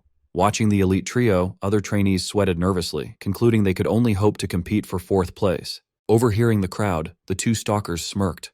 They mocked the crowd's ignorance, knowing a more terrifying monster who surpassed the top 3 was still inside. An hour later, inside the testing arena, the walls were heavily cracked and covered with fresh blood. The floor was a slaughterhouse, piled high with the mutilated corpses of countless beasts. In the center of the carnage sat a lone figure. Su Hong rested on a slain monster, panting and covered in sweat, dirt, and blood from the long battle. Even with his overlord body's stamina, fighting for over an hour had left him exhausted. Checking his interface, he was frustrated to still be short of the 735 martial value points needed for his next upgrade. However, his smart bracelet showed his camp rewards. He earned 700 contribution points, 400 from hunting and 300 from his vest, and perked up, wondering what he could buy at the martial arts pavilion. Under the starlit sky, Su Hong arrived at the martial arts pavilion, a grand traditional building glowing with warm light. Inside, Su Hong stood at the counter, flipping through an inventory ledger. Across from him, a female receptionist in a pink suit sat with a bored expression. Scanning the catalog, Su Hong noted that basic Tier 1 pills cost between 10 and 50 points. However, A-rank techniques were incredibly expensive, costing 2,000 to 3,000 points. Realizing A-rank skills were out of his budget, Su Hong focused on medicinal items. The pill prices were more acceptable, and the catalog had spirit-gathering pills, which he needed for his spirit stat. The receptionist asked if he had decided what to exchange his points for. She secretly judged his Tier 1 cultivation level, assuming he was too poor to afford anything worthwhile. Ignoring her, Su Hong asked if the spirit-gathering pills permanently increased spiritual power. The receptionist confirmed this, explaining they only worked the first time and higher-grade pills gave better results. With this confirmation, Su Hong scanned the list. He found the highest quality option, a Tier 4 Spirit Gathering pill, cost 500 contribution points. Su Hong confidently asked for a Tier 4 Spirit Gathering pill, startling the receptionist. Still assuming he was a poor student, she reminded him the pill cost 500 points, not 50. Unbothered, Su Hong just confirmed his order and raised his wrist. He tapped his smart bracelet on the payment terminal. It flashed his 700-point balance, leaving the receptionist wide-eyed in shock. Her attitude shifted to enthusiasm. Blushing and smiling, she presented him with the pill in an ornate box. Su Hong thanked her and asked if they carried dual thunder and fire attribute alloy spears. The receptionist confirmed they did, adding it only cost 200 points. She flirtatiously thanked her handsome customer for his business. Later that night, the moon shone over the quiet camp dormitories. Inside his room, Su Hong's new weapon, a C-rank Thunderfire spear, leaned against the wall. On his bed, Su Hong reviewed his glowing interface. He saw his vitality and elemental techniques had leveled up, and he had 490 martial value points. He was satisfied, as his progress today exceeded a normal week's. Opening the box, he revealed the glowing spirit gathering pill. He calculated his stats, noting his base spiritual power was 26.5. Even converting all 490 martial value points, he'd still be 25.5 points short of the 100 needed to become a spirit master. Holding the pill to the light, he hoped the Tier 4 medicine would provide the remaining 25.5 spiritual power points he needed. With a determined smile and a fierce glint in his eyes, Su Hong swallowed the pill, resolved to become a spirit master. The glowing green pearl-like medicine activated. Vibrant green energy flowed through Su Hong's body, lighting his energy pathways. He felt immediate comfort as the pill soothed his exhausted nerves. Sitting cross-legged on his bed, his mind cleared and his senses expanded to perceive his entire room. Su Hong opened his eyes, which glowed bright blue. He checked his system interface and saw the pill had raised his spirit stat by 24 points to 50.5. He calculated that his 490 martial value points and new spirit stat only brought him to 99.5%. He was 5 points short and regretted not killing one more beast. Accepting he had to wait until tomorrow, Su Hong lay down to rest. In the brightly lit camp warehouse, staff members assembled. Instructors in dark uniforms gathered to discuss the new trainees while reviewing their profiles. One man asked Bu Jingfeng why someone from the prestigious Martial Dao University had been summoned to serve new recruits with them. Bu Jingfeng scoffed, calling the recruits fake geniuses and claiming they weren't qualified to be his high school sparring partners. The bald instructor laughed and showed Wang Tiantuo's profile, which had a vitality of 340, a level Bu Jingfeng never had, surprising him. A gray-haired instructor showed Lin Xinghe's profile, noting his vitality exceeded 300, while a mustached instructor added that his student was a spirit master. Bu Jingfeng was confused by his target Su Hong's low stats. He questioned why he got a Tier 1 trainee with only 123 vitality, while others got strong ones. The other instructors were in disbelief, as Bu Jingfeng was their strongest. They wondered why he had been assigned a weak target and questioned if Grandmaster Qin Tianli had made a mistake. Grandmaster Qin Tianli entered with Lin Ze and Bai Mu, confirming he had made no mistake. Bu Jingfeng complained to the Grandmaster, feeling insulted. Qin Tianli clarified that Su Hong's combat power rivaled a Tier 1 high-stage martial artist. This stunned the instructors, who wondered what monster could have such power with only 123 vitality. Qin Tianli said some info was classified and Bu Jingfeng would understand after fighting. Reluctantly, Bu Jingfeng sighed that with his vitality near 500, it felt like bullying. Annoyed, Qin Tianli slapped Bu Jingfeng's head, telling him to stop talking and do the mission. He ordered him to go all out and beat Su Hong until he questioned his life. Rubbing his head, Bu Jingfeng asked if the Grandmaster had a grudge, warning he wouldn't be responsible if he accidentally crippled Su Hong. With a dark grin, Qin Tianli encouraged him to beat Su Hong ruthlessly, promising rewards even if he was crippled. Seeing this, Bu Jingfeng pitied Su Hong. Qin Tianli ordered the operation to begin, and the instructors dashed out to execute the ambush. Late at night, the scene was the quiet, snow-dusted exterior of the training camp. Chaos erupted in the dorms as masked instructors breached doors, launching a violent ambush on the trainees. Panicked shouts echoed from the dorms as trainees screamed in confusion, some begging for time to get dressed. Alerted by the commotion, Su Hong sat up, deducing the camp was under a sneak attack. He stared at his locked door as two massive slash marks tore through the wood from outside. The door shattered as Bu Jingfeng burst in, wielding a sword coated in purple energy with a confident smirk. Bu Jingfeng unleashed a cross-shaped strike that shattered the floor, but Su Hong reacted instantly, leaping backward to evade it. As debris flew, Su Hong recalled rumors of assassins and wondered if his attacker was from that hostile faction.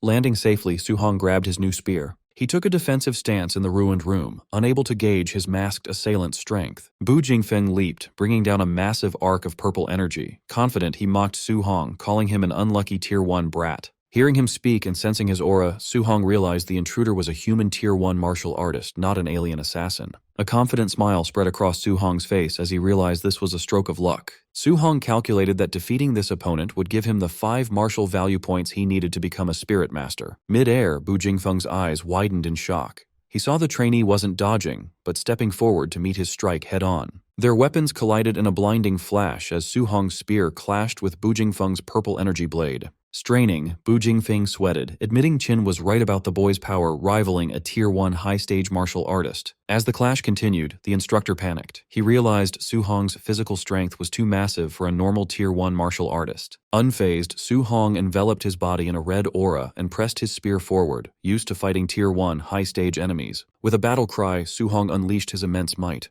He swept his spear upward, shattering Bu Jingfeng's defense and sending the stunned instructor flying. Bu Jingfeng skidded backward, trembling as he struggled to hold his sword. Terrified, he wondered if the trainee was a monster. Regaining his footing, Bu Jingfeng channeled purple fire into his blade, declaring that fights weren't won by strength alone as he readied his elemental skills. Su Hong watched the glowing blade with interest, his first time seeing a fire attribute art. Golden lightning then crackled around his spear. The purple flames on Bu Jingfeng's sword intensified as he gathered power. Leaping high, Bu Jingfeng conjured a glowing purple cross around his blade. He taunted Su Hong, challenging him to withstand a B-rank martial art. With a shout, Bu Jingfeng brought his weapon down, unleashing the flame slash technique. Su Hong braced himself, channeling golden lightning through his spear. He realized the strike's might exceeded his own B-rank void-breaking finger technique. Instead of dodging, Su Hong thrust his spear up, using his lightning energy to block the purple energy blade. The clash of elemental energies caused a massive explosion, shattering the floor and sending concrete flying. As the dust settled, Su Hong landed lightly on his feet. The smoke cleared, revealing an unharmed Su Hong holding his spear, looking down at a stunned Bu Jingfeng in the ruined dorm. Sweating, Bu Jingfeng realized Su Hong had blocked a B-rank skill just with raw thunder energy, not a formal technique. Acknowledging his talent, he understood why Qin had ordered him to go all out. To save face, Bu Jingfeng noted Su Hong lacked thunder spear techniques, claiming that without them, he would be easily defeated. Unfazed, Su Hong smirked, lightning crackling on his spear, and admitted he lacked thunder techniques. However, Su Hong then summoned red flames that wrapped around his spearhead, merging perfectly with the golden electricity. Enveloped in a dual aura of fire and lightning, Su Hong stood confidently as Bu Jingfeng stammered in disbelief at the sight. Sweating and wide-eyed, the instructor stared in shock, terrified to see the trainee had perfectly executed an advanced attribute fusion. Su Hong faced Bu Jingfeng, his spear blazing with merged fire and lightning energy. Bu Jingfeng sweated in shock as he witnessed the dual attribute fusion, a feat he previously had thought was just a legend. Fire surged from Su Hong's eyes as he lunged at the instructor. Bu Jingfeng forcefully swung his weapon, unleashing a wave of purple energy. The purple blade clashed violently against Su Hong's lightning-infused spear. Su Hong overpowered the strike, thrusting his spear to unleash a massive eruption of combined elemental energy that completely engulfed his opponent. The sheer force of the attack shattered Bu Jingfeng's defense, causing him to cough up blood, astounded by the destructive power. The overwhelming blast violently launched Bu Jingfeng backward, sending him crashing through the building's exterior wall in a burst of debris. As the dust settled, Su Hong stood victorious and unharmed amidst the rubble. The system notified him he had earned 7 martial value points. Su Hong smiled as he realized he finally had enough points to become a spirit master. He reviewed his system interface, confirming his updated stats and new total of 497 martial value points. Outside in the courtyard, loud crashes and sounds of battle echoed from the dorm building. Grandmaster Qin Tianli and Bai Mu arrived, observing the commotion. Unaware of Su Hong's victory, Qin Tianli assumed enough time had passed for Bu Jingfeng to crush the young trainee. He confidently told Bai Mu he had prepared speeches to correct Su Hong's cultivation path and force him to abandon his flawed method of practicing multiple techniques. His lecture was cut short by a massive explosion as Bu Jingfeng was violently blasted through the upper wall of the dorm. He plummeted from the sky and slammed heavily into the ground at the feet of the Grandmaster and Bai Mu. Bu Jingfeng was completely unconscious, his eyes rolled back with blood dripping from his mouth. Bai Mu gasped in shock, recognizing the elite instructor. Beside her, Qin Tianli stared down at the body in stunned silence, his confidence entirely shattered. Trembling, Bai Mu pieced together the terrifying implication. If Bu Jingfeng was the one defeated, it meant the low-level Su Hong actually beat him. Before they could fully process this upset, 3 more massive blasts shattered the remaining upper windows of the dorm. 3 more figures were launched into the night sky, trailing distinct paths of elemental energy. The 3 figures plummeted downward, crashing violently into the courtyard right next to Bu Jingfeng. They were revealed to be the other 3 masked instructors sent to ambush the top trainees. All of them were battered and unconscious. Up in the ruined building, the top 3 elite trainees emerged victorious. Wang Tiantuo stood with his arms crossed. Xiaonan floated comfortably inside a telekinetic bubble, and Lin Xinghe sat on a ledge, fanning himself. Wang Tiantuo called down to Grandmaster Qin, suggesting he send stronger opponents next time because these instructors were too weak.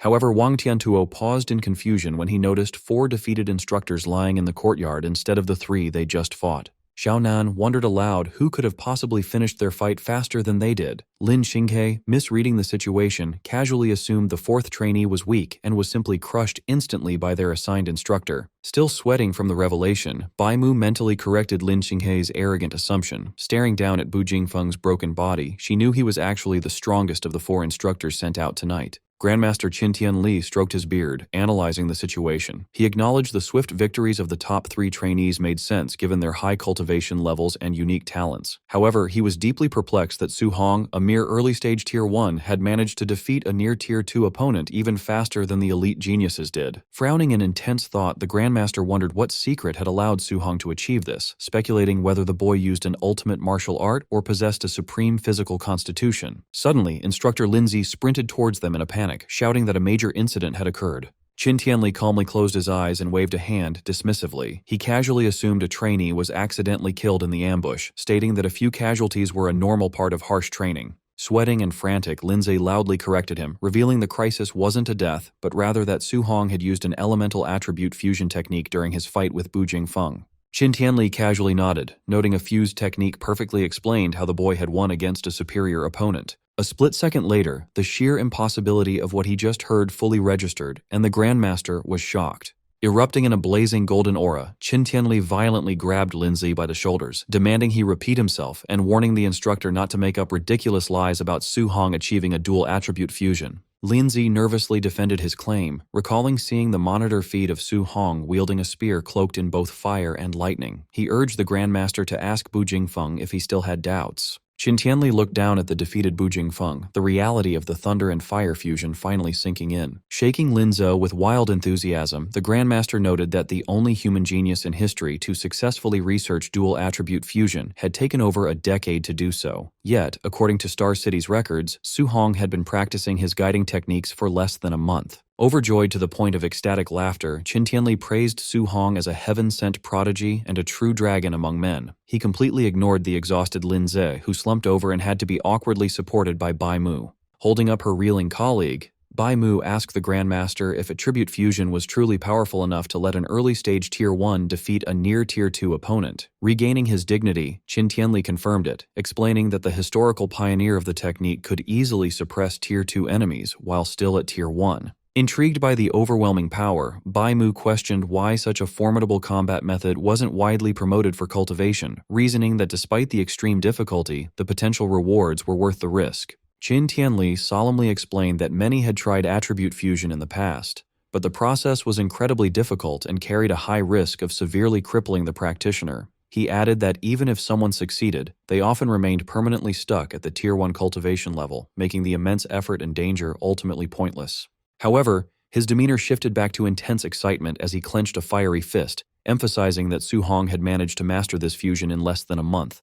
He marveled at the boy's monstrous comprehension skills, and wondered aloud just how devastating his power would become if he successfully fused all 7 of his elemental attributes. Spreading his arms wide, the Grandmaster envisioned a future where the young prodigy fully matured, imagining Su Hong wielding a blinding, multicolored fusion of all 7 elements to obliterate a colossal alien emperor with a single, earth-shattering strike. Lin Zu and Bai Mu sweat dropped at the Grandmaster's wild imagination, awkwardly pointing out that he was severely overhyping the boy. They reminded him that while fusing 2 elements was an incredible feat, successfully combining all 7 was purely a fantasy. Coughing to hide his embarrassment, Qin Tianli regained his composure and told them to forget his outburst. His tone turned serious as he realized the massive responsibility now resting on his shoulders. He worried that if he left Su Hong alone to juggle all 7 attributes without intervention, the boy might eventually hit a wall trying to fuse a 3rd element and ruin his potential. If that happened, Qin Tianli believed he would become a sinner to humanity for failing to guide such a rare talent. Suddenly, Lin Zi shouted out another startling realization, reminding the Grandmaster that Su Hong must also possess a special physique, as his raw physical strength alone was enough to completely overpower Bu Jingfeng before he had even used the elemental fusion.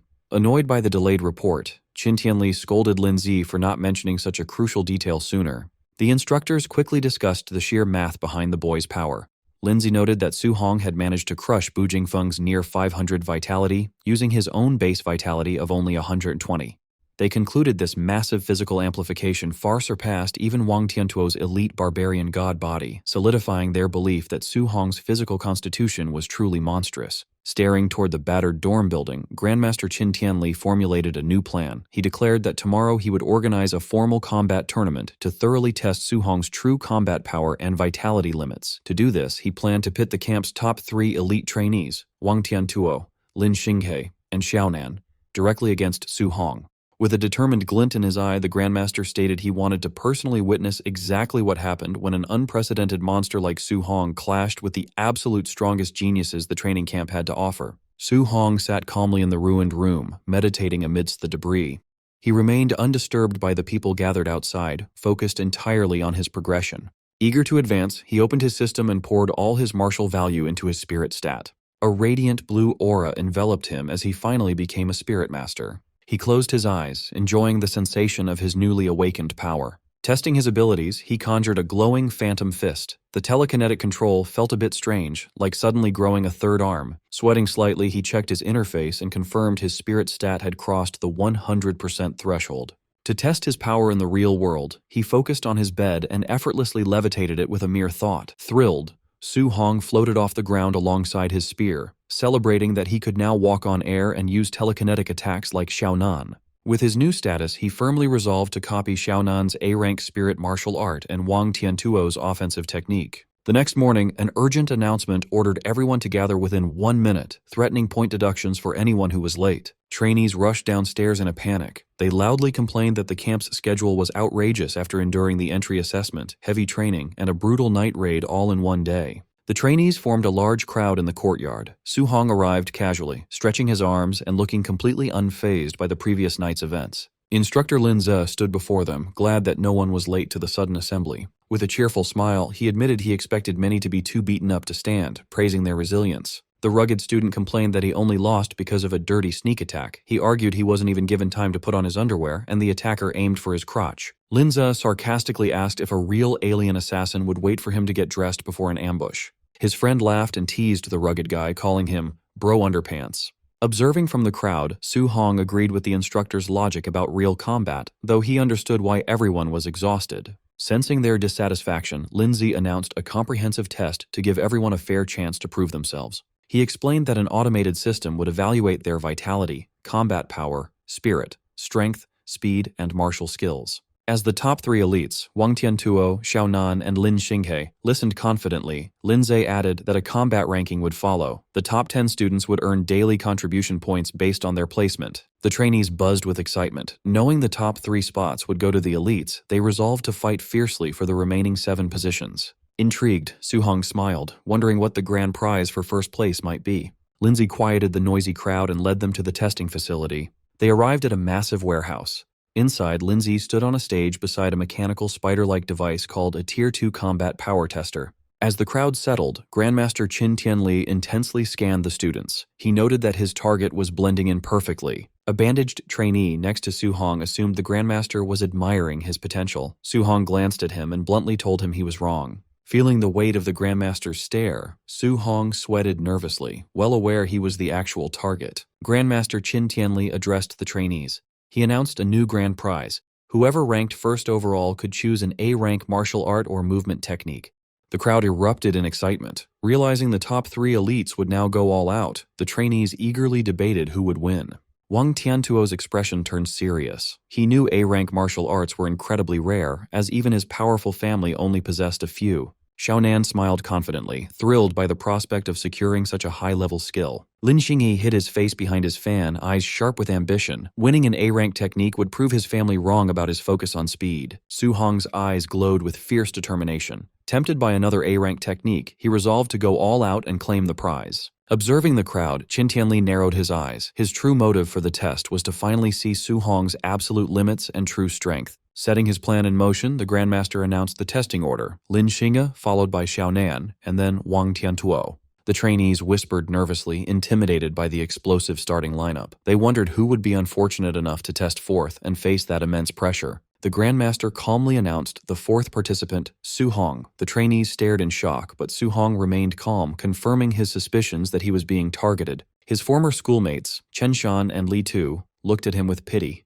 Remembering Su Hong finished last in the entry assessment, they wondered if he had somehow offended the Grandmaster. Others gossiped, concluding the Grandmaster purposely placed the weakest student after the top 3 to create a humiliating contrast and motivate poor performers. Ignoring the whispers, Qin Tianli instructed them to test raw physical combat power first, then martial skills. Lin Xinghe stepped up, casually noting raw strength wasn't his strong suit. Lin Xinghe lunged forward and delivered a heavy punch to the machine. The screen flashed brightly, displaying a score of 40-13. The crowd was dumbfounded, marveling that a punch over 4,000 was incredibly high for someone claiming it as a weakness. Another trainee pointed out that compared to his terrifying A-rank speed, strength was technically his lesser attribute. Watching calmly, Su Hong realized Lin Xinghe's physical foundation had to be strong to support an A-rank movement technique.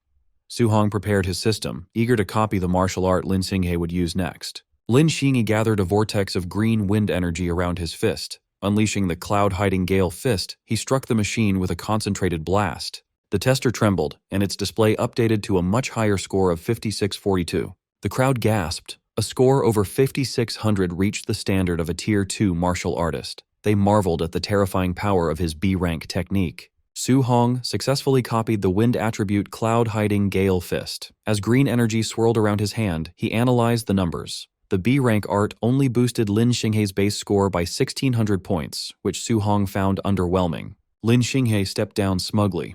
Xiaonan scoffed at his display, calling his results average. Unbothered, Lin Xinghe challenged her to do better. Xiaonan registered a base combat power of 3253. Trainees agreed it was normal for a spirit master's physical body to be weaker, knowing her true strength lay in telekinesis. For the martial skill phase, Xiaonan's eyes glowed. Using her telekinesis, she manifested a massive golden hammer and brought it crashing down onto the machine. Su Hong's system instantly copied the ability, acquiring the spirit attribute weapon condensation art. Thrilled by the effortless acquisition, he praised the training camp as a treasure trove. An eager smile spread across his face as he wondered how many more skills he could secretly learn before the test ended. Xiaonan swung her arm down, bringing the huge spiritual weapon crashing onto the tester. The screen flashed, showing a high score of 59-42. The trainees were amazed, noting her score beat Lin Xinghe's and nearly doubled her base power. They marveled at the explosive strength of spirit masters. In the crowd, Su Hong reflected on how useful spiritual power was in combat for things like walking on air and controlling objects. He tried to practice the weapon condensation art in his mind, gathering golden energy above him. He snapped his fingers and the shape quickly faded. Feeling the strain, Su Hong realized that creating solid objects from weapons to beasts used a huge amount of spiritual power. Sweating, he concluded his current spiritual power was just too low to learn the technique right then. Su Hong decided to learn it later. He looked back at the stage as Wang Tiantuo prepared for his turn, eager to see the elite trainee's skill. Wang Tiantuo stepped forward confidently while the crowd cheered him on, praising the strength of his barbarian god body and calling him a combat god. Su Hong watched closely, curious how Wang Tiantuo's famous body compared to his own overlord body. Warning the crowd to watch closely, Wang Tiantuo threw a pure physical punch at the machine, creating a massive shockwave on impact. The trainees were in shock. Wang Tiantuo's raw physical strike scored only 300 points lower than Lin Xinghe's martial art attack, proving his legendary strength. Grandmaster Qintenli nodded in approval, highly impressed by the elite trainee's physical base. Wang Tiantuo bowed to the Grandmaster before announcing he would then show his martial art for the second phase. Watching from the crowd, Su Hong smiled, excited to finally see Wang Tiantuo's rumored A-rank attack. Wang Tiantuo channeled his power, making a pale blue flame ignite and wrap tightly around his right arm. He dropped into a combat stance, pulling back his glowing fist as fiery energy surged around him. Recognizing the rare ability, Grandmaster Qin identified the technique as the strong A-rank Bone Netherfire Fist. Su Hong's system interface chimed, notifying him he successfully copied the fire technique. Surprised and happy, he remembered from the martial arts pavilion that this exact skill cost 2,800 contribution points, making his easy copy a huge steal. With intense focus, Wang Tiantuo launched his attack. He slammed his blazing fist into the testing machine with a powerful burst of elemental force. The screen lit up with a massive score of 7534. The trainees were shocked, realizing the A-rank technique pushed his attack power close to a middle-stage Tier 2 martial artist. This was a crazy boost since his base vitality was only around 350. Grandmaster Qin praised him, noting Wang Tiantuo's father often bragged about raising a future grandmaster, which Qin now believed.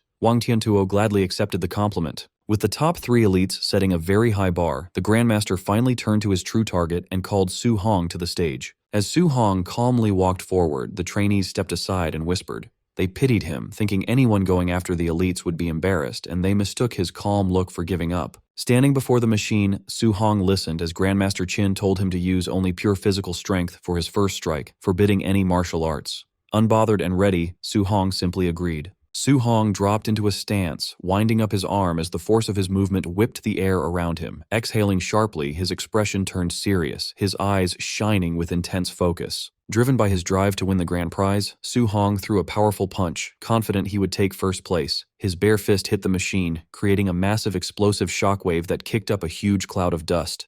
The heavy machine shook violently as the screen updated, revealing a mind-blowing pure physical score of 6551. Seeing the results, Grandmaster Qin and instructor Lindsay broke out in a cold sweat. The Grandmaster was completely shocked, admitting to himself he still underestimated the young man's crazy base strength. The entire crowd of trainees fell into a stunned silence, their eyes wide and jaws dropped in shock. Chaos quickly erupted as the trainees screamed in disbelief, wondering if the machine was broken. They were confused how the student who placed dead last in the entry assessment was now putting out numbers that shattered their belief that Wang Tiantuo was the camp's king. The top 3 elites were also shaken. Lin Xinghe dropped his arrogant act, thinking such huge physical power was impossible for a Tier 1 martial artist. He wrongly concluded that Su Hong must have secretly reached Tier 2. Breaking the tension, Su Hong turned to the instructors and calmly asked if he should proceed with the martial arts test. Still recovering from the shock, Grandmaster Qin gave him the okay. Su Hong stepped back into the testing area, taking a firm stance for his next attack. His system rapidly processed the newly acquired skill. The mastery percentage ticked up fast as a pale blue fiery aura identical to Wang Tiantuo's attack ignited around his body. As the proficiency shot past 80%, Su Hong realized mastering the A-rank Bone Netherfire Fist was much faster than his previous A-rank movement technique. He felt the explosive skill perfectly suited his fighting style. Watching Su Hong gather power, instructor Lindsay wondered out loud how high the final score would go.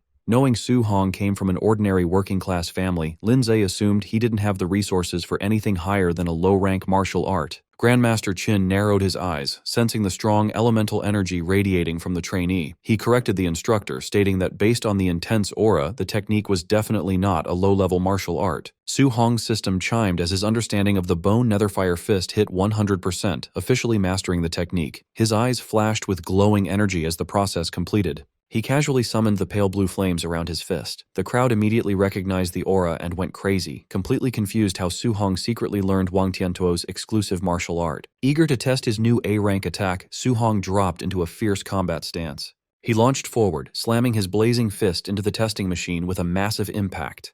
The explosion was massive, creating a shockwave so powerful it blew the trainees backward. Struggling against the wind, they screamed in terror, noticing the force of the strike was much greater than Wang Tiantuo's. As the dust cleared, the screen showed an unbelievable score of 9,013. The crowd lost their minds, knowing that breaking 9,000 points was the standard for a high-stage Tier 2 martial artist. Instructor Linza sweated, unable to understand how a Tier 1 student with only 123 base vitality could produce such numbers. He suspected the machine might be broken. Beside him, Grandmaster Qin admitted Su Hong was a true monster. Desperate for an answer, Xiaonan concluded Su Hong must be hiding his true stats and that his vitality definitely exceeded 500. Hearing this, a stressed Wang Tiantuo comforted himself, thinking losing to a secretly high-level expert wasn't shameful since his own vitality hadn't reached 400 yet. To settle the debate, Su Hong took a vitality test. However, the crowd got more confused when the machine read his vitality at a mere 137. They yelled that the tester must be broken. Su Hong sat calmly inside the glowing pod as the screen confirmed the 137 score. Outside, even the highly experienced Grandmaster Qin muttered that the situation was completely crazy.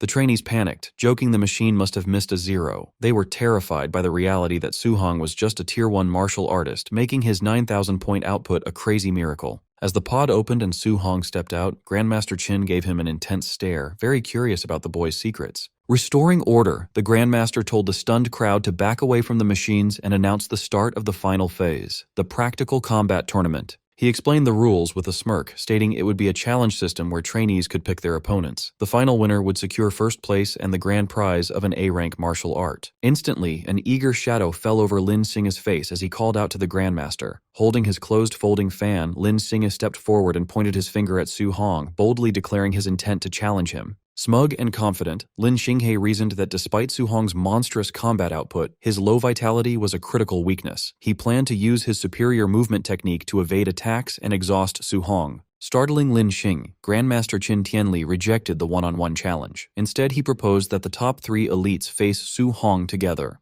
The trio was deeply offended. Wang Tiantuo scowled at being underestimated. Xiaonan scoffed at Su Hong's worthiness of a combined assault, and Lin Xinghe worried their combined might would cripple the lower-tier trainee. Ignoring their complaints, the Grandmaster asked for Su Hong's opinion. Su Hong calmly agreed to fight all 3 simultaneously. The elites glared at Su Hong, irritated by his apparent arrogance. Wang Tiantuo believed he could easily defeat Su Hong all by himself. Grandmaster Qin Tianli announced the start of the match, and the 3 elites squared up against Su Hong in the testing facility. As the fight commenced, Wang Tiantuo and Xiaonan charged forward while Lin Xinghe leaped backward to create distance. Lin Xinghe intended to hang back and wait for Su Hong to be fully engaged before using his high-speed movement skill for a devastating sneak attack. His plan shattered when Xiaonan and Wang Tiantuo screamed in panic, warning him to dodge. Caught off guard, Lin Xinghe turned in shock. Moving with blinding speed, Su Hong slid effortlessly past his line of sight, appearing directly behind him. Su Hong unleashed a glowing blue punch, calmly bidding him farewell. Just before landing, the crushing blow was brought to an abrupt halt inches from Lin Xinghe's face. Given a split-second reprieve, a terrified Lin Xinghe frantically leaped backward to escape. Landing safely, Lin Xinghe thanked Xiaonan for her telekinetic intervention, warning his teammates about Su Hong's dangerously unnatural speed. Restrained by a faint telekinetic aura, Su Hong looked at his hand with mild intrigue. He remarked it was his first time experiencing spiritual telekinesis in combat, unaccustomed to his movements being controlled. Realizing he needed to eliminate Xiaonan first, Su Hong unleashed an explosive burst of speed, shattering the floor as he rushed toward her. Xiaonan's eyes widened in shock, realizing he was perfectly executing the elite flying swan's startling cloud step. Lin Xinghe and Wang Tiantuo charged to intercept. Baffled by how a fire attribute user could perform his wind-based technique, Lin Xinghe concluded Su Hong possessed dual attributes and yelled for Wang Tiantuo to stop him. Wang Tiantuo stepped into Su Hong's path, his arm igniting with a fiery aura. He instructed Xiaonan to focus on her spiritual control while he physically blocked the advance. Wang Tiantuo unleashed his A-rank bone netherfire fist. Instead of dodging, Su Hong mirrored the attack perfectly, his own fist violently erupting with the exact same pale blue flames. Before the strikes connected, Xiaonan amplified her telekinetic hold, freezing Su Hong in his tracks. Straining against the intense pressure, his feet cracked the concrete. He noted the spiritual control was more troublesome than anticipated. Taking advantage of Su Hong's immobilized state, Lin Xinghe leaped and brought down a fierce kick aimed at his head. Observing from the sidelines, Grandmaster Qin Tianli mused it might have been premature to let Su Hong fight all 3. He acknowledged that escaping a spirit master's crowd control required either overwhelming physical strength or counteracting spiritual power. Despite the intense combined attacks and telekinetic hold, a confident smile spread across Su Hong's face. The Grandmaster noted with shock that he didn't seem panicked at all. Just as the attacks were about to land, Su Hong unleashed a massive surge of brute strength, shattering the telekinetic bind. The violent backlash caused Xiaonan to cough up blood, losing her spiritual control. Now free, he effortlessly intercepted their attacks, creating a shockwave. The spectating trainees erupted in disbelief. Terrified that Su Hong shattered Xiaonan's telekinesis and blocked the elites using only sheer physical strength, they likened him to a ferocious beast. With a ruthless motion, Su Hong twisted the limbs he held, completely throwing Lin Xinghe and Wang Tiantuo off balance. Caught off guard by the overwhelming force, Lin Xinghe panicked and Wang Tiantuo cursed, realizing they were entirely at Su Hong's mercy. Utilizing his monstrous strength, Su Hong lifted both elites and spun them rapidly through the air like ragdolls. Eyes glowing fiercely, Su Hong halted his spin and mercilessly slammed both elites face first into the concrete floor. The massive impact shattered the ground. Wang Tiantuo's face was driven into the rubble while Lin Xinghe coughed up blood from the immense shock. The trainees watched in horror as heavy thuds echoed through the facility. Displaying terrifying savagery, Su Hong repeatedly lifted and smashed the two elites into the ruined floor in a relentless blur of motion. When Su Hong finally released his grip, the once proud elites lay completely motionless, having fainted from the savage beatdown. Standing tall amidst the settling dust, he had completely dominated the match. Still radiating a fierce battle aura, Su Hong locked an intense gaze onto his last remaining opponent.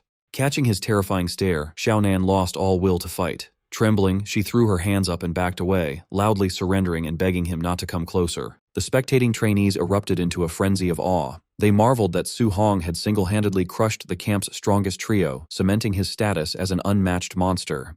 Silencing the commotion, Grandmaster Qin Tianli stepped forward. He asked if anyone else dared to challenge Su Hong, declaring that otherwise, the young man would claim first place. The trainees practically tripped over themselves to forfeit. Fearing the same brutal fate, they universally agreed Su Hong was the undisputed number one, admitting only a fool would challenge him now. With no objections, the Grandmaster declared Su Hong the winner. He then instructed instructor Lin Zhe to organize the remaining matches to determine the secondary rankings. Acknowledging his overwhelming victory, Grandmaster Qin Tianli instructed Su Hong to follow him to claim his grand prize and select a new A-rank martial art.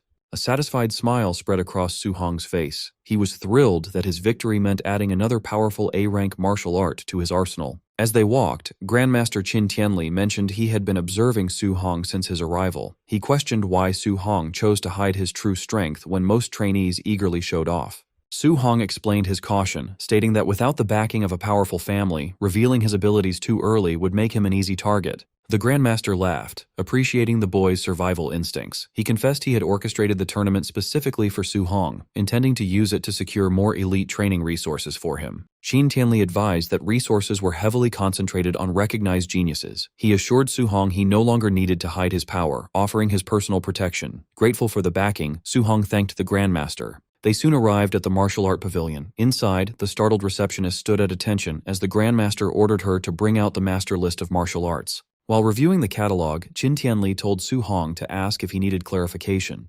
Taking advantage of the expert guidance, Su Hong asked what type of martial art would best suit his progression.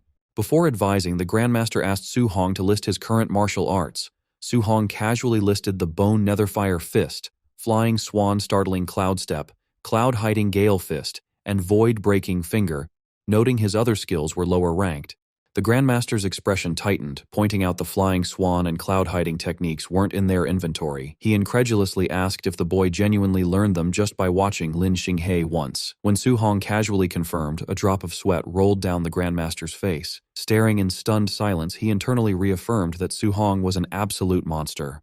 The receptionist watched in shock, wondering who Su Hong was to have Grandmaster Qin Tianli personally help him choose a martial art. Looking through the catalog, Qin suggested a control-type martial art since Su Hong already had attack and movement skills. He recommended the A-rank Flame Cage, which used fire qi to trap enemies. Qin explained that control arts required qi to leave the body, a hard task even for Tier 2 artists. However, he believed Su Hong's talent could overcome his Tier 1 limits.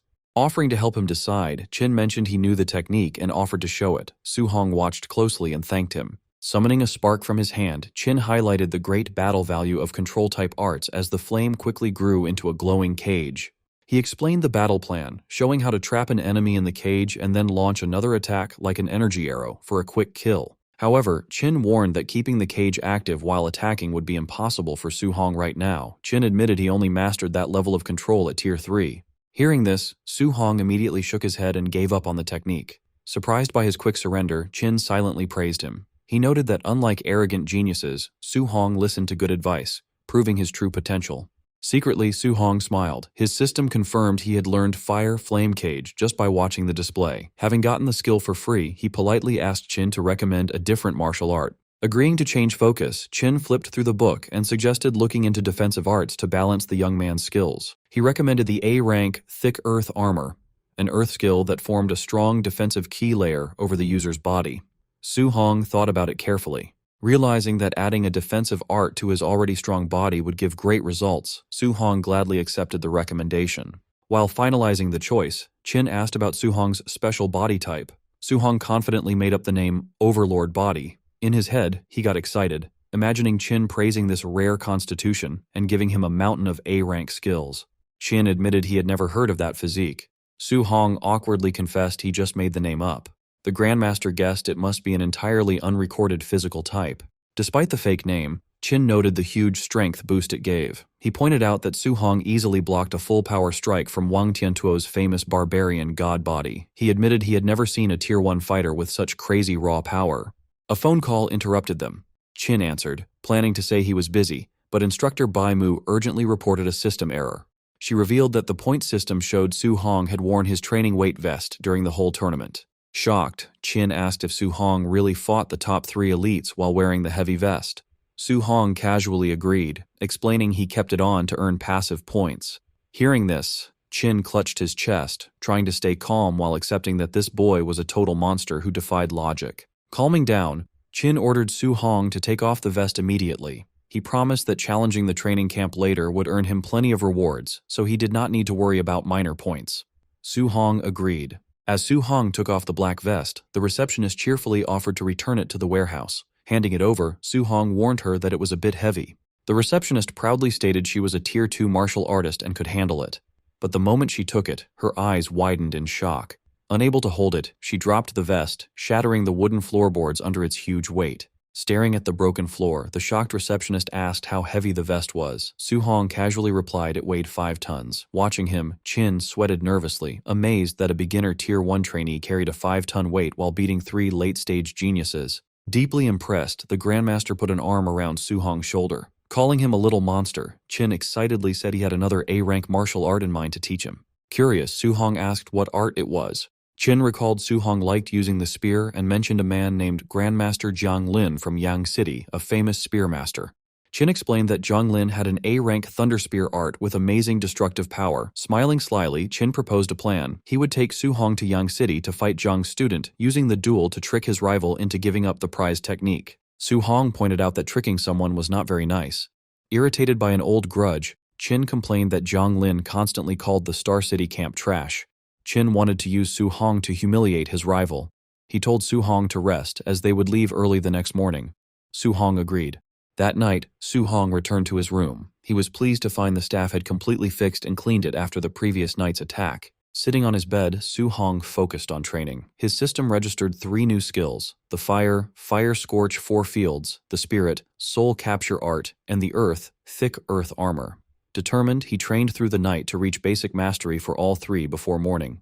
Meanwhile, Grandmaster Qin was on the phone with his rival. He confidently told Jiang Lin to prepare his Thunder Spear art, declaring he was bringing his student tomorrow to challenge the Yang City camp. Over in Yang City, Grandmaster Jiang Lin smugly brushed off the challenge. He bragged that his camp recently found a rare wood spirit body genius who was already a Tier 2 fighter. Jiang continued boasting, claiming his student learned the A-rank wood prison in just 2 days, reaching a level where his QI could leave his body. He proudly watched his student train. The student, a green-haired young man, strained as a green aura covered his body. Channeling his power, he unleashed the technique, summoning a massive tangle of thick wooden vines to form the wood prison. However, the skill quickly grew unstable. He desperately tried to stop the wild vines, but the prison shattered violently into glowing green pieces instead of fading cleanly.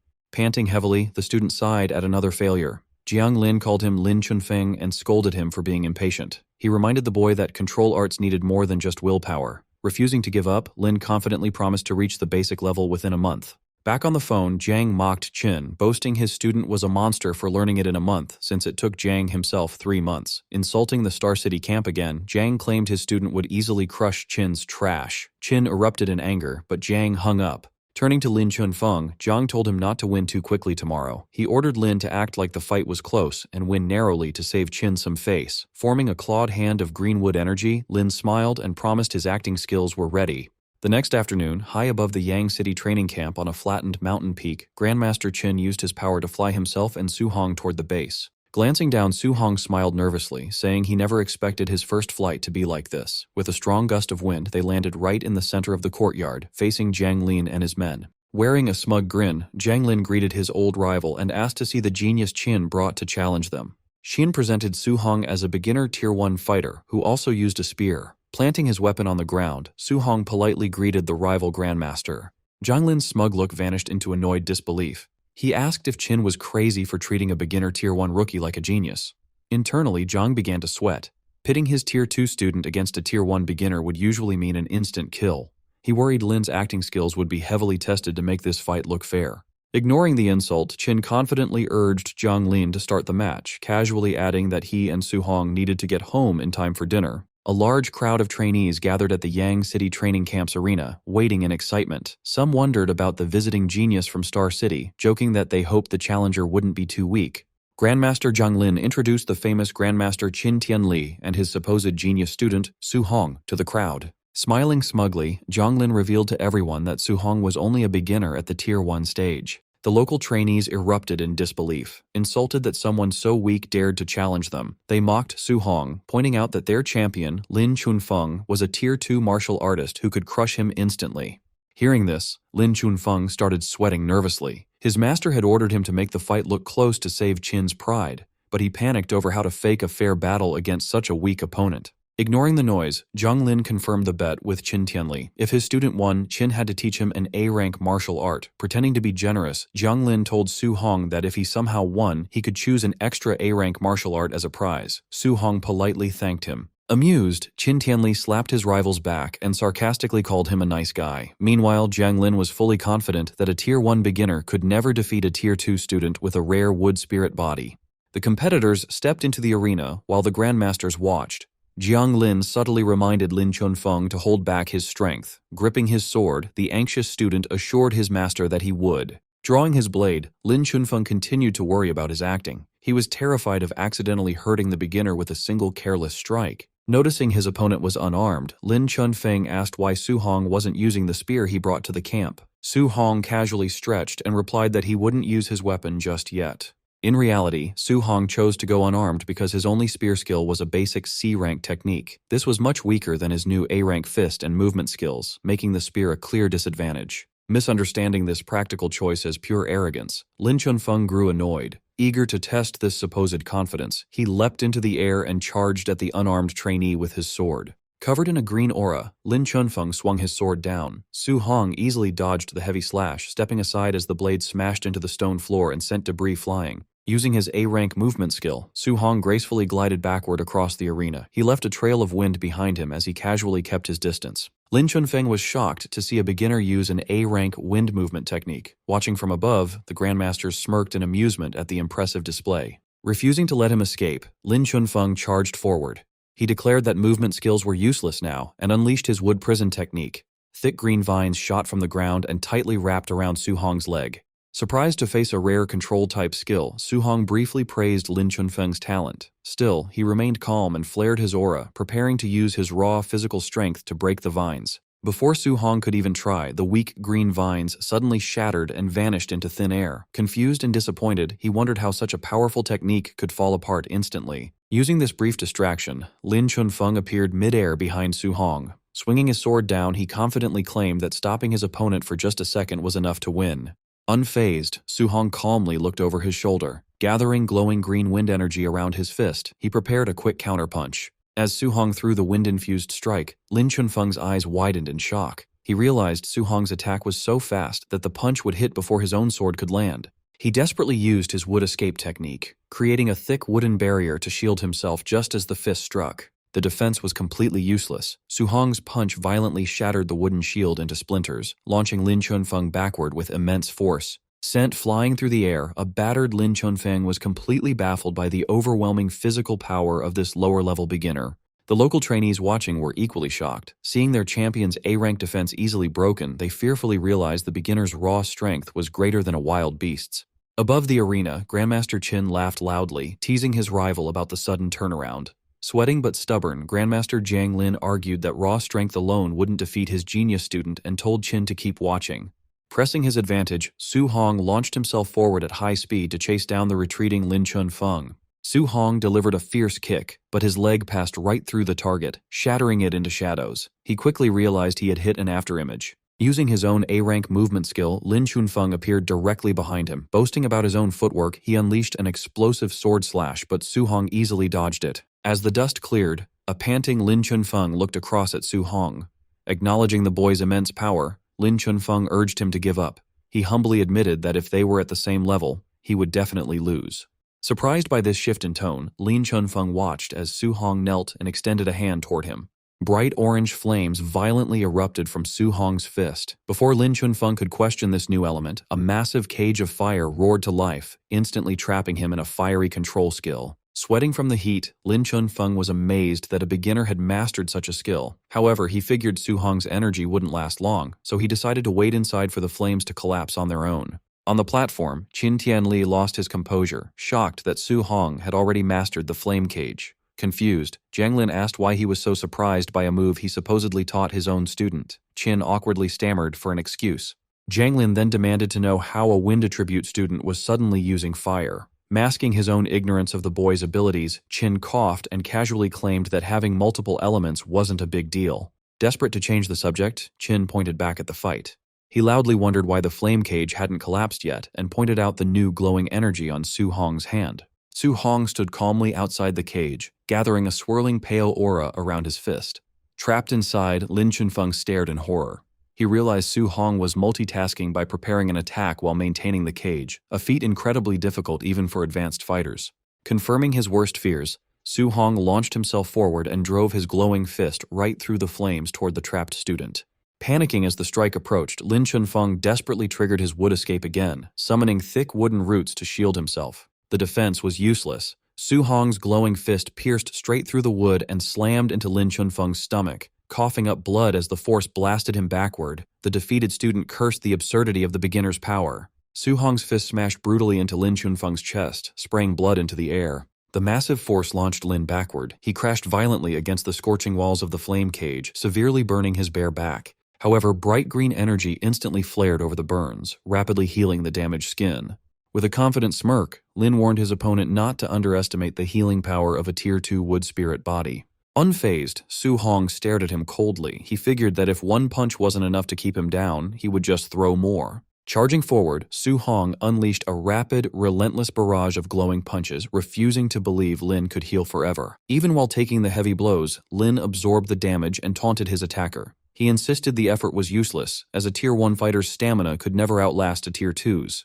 Gathering a dense sphere of green energy in his free hand, Lin challenged him, eager to see if the flame cage would break first or if Su Hong's energy would run out. Realizing his fire energy was running dangerously low, Su Hong suddenly stopped attacking. Knowing the cage might collapse on its own and turn the fight against him, he canceled the fiery prison himself. Seeing the flames vanish, Lin laughed in triumph, assuming Su Hong had given up. He declared it was now his turn to attack and that Su Hong's defeat was guaranteed. His arrogant smile quickly vanished, replaced by sheer terror. Su Hong gathered a crackling mass of golden lightning and fire in his hand, casually mentioning he hadn't planned to use this move because it drained too much energy. Staring at the terrifying energy in Su Hong's hand, Lin broke into a cold sweat. He was stunned that a mere Tier 1 fighter could produce such monstrous power. Panicking, Lin knew he absolutely couldn't let Su Hong get close. He slammed his glowing green hands onto the stone floor, channeling every ounce of his remaining energy. Roaring the name of his defensive technique, he summoned a massive wall of thick wooden pillars that erupted from the floor to shield himself from the attack. Su Hong's eyes flared with intense golden light. Stepping up to the towering wooden wall, he pulled back his fist, which violently crackled with raw lightning energy. With devastating force, Su Hong drove his blazing, lightning-infused fist forward, warping the very air around the impact.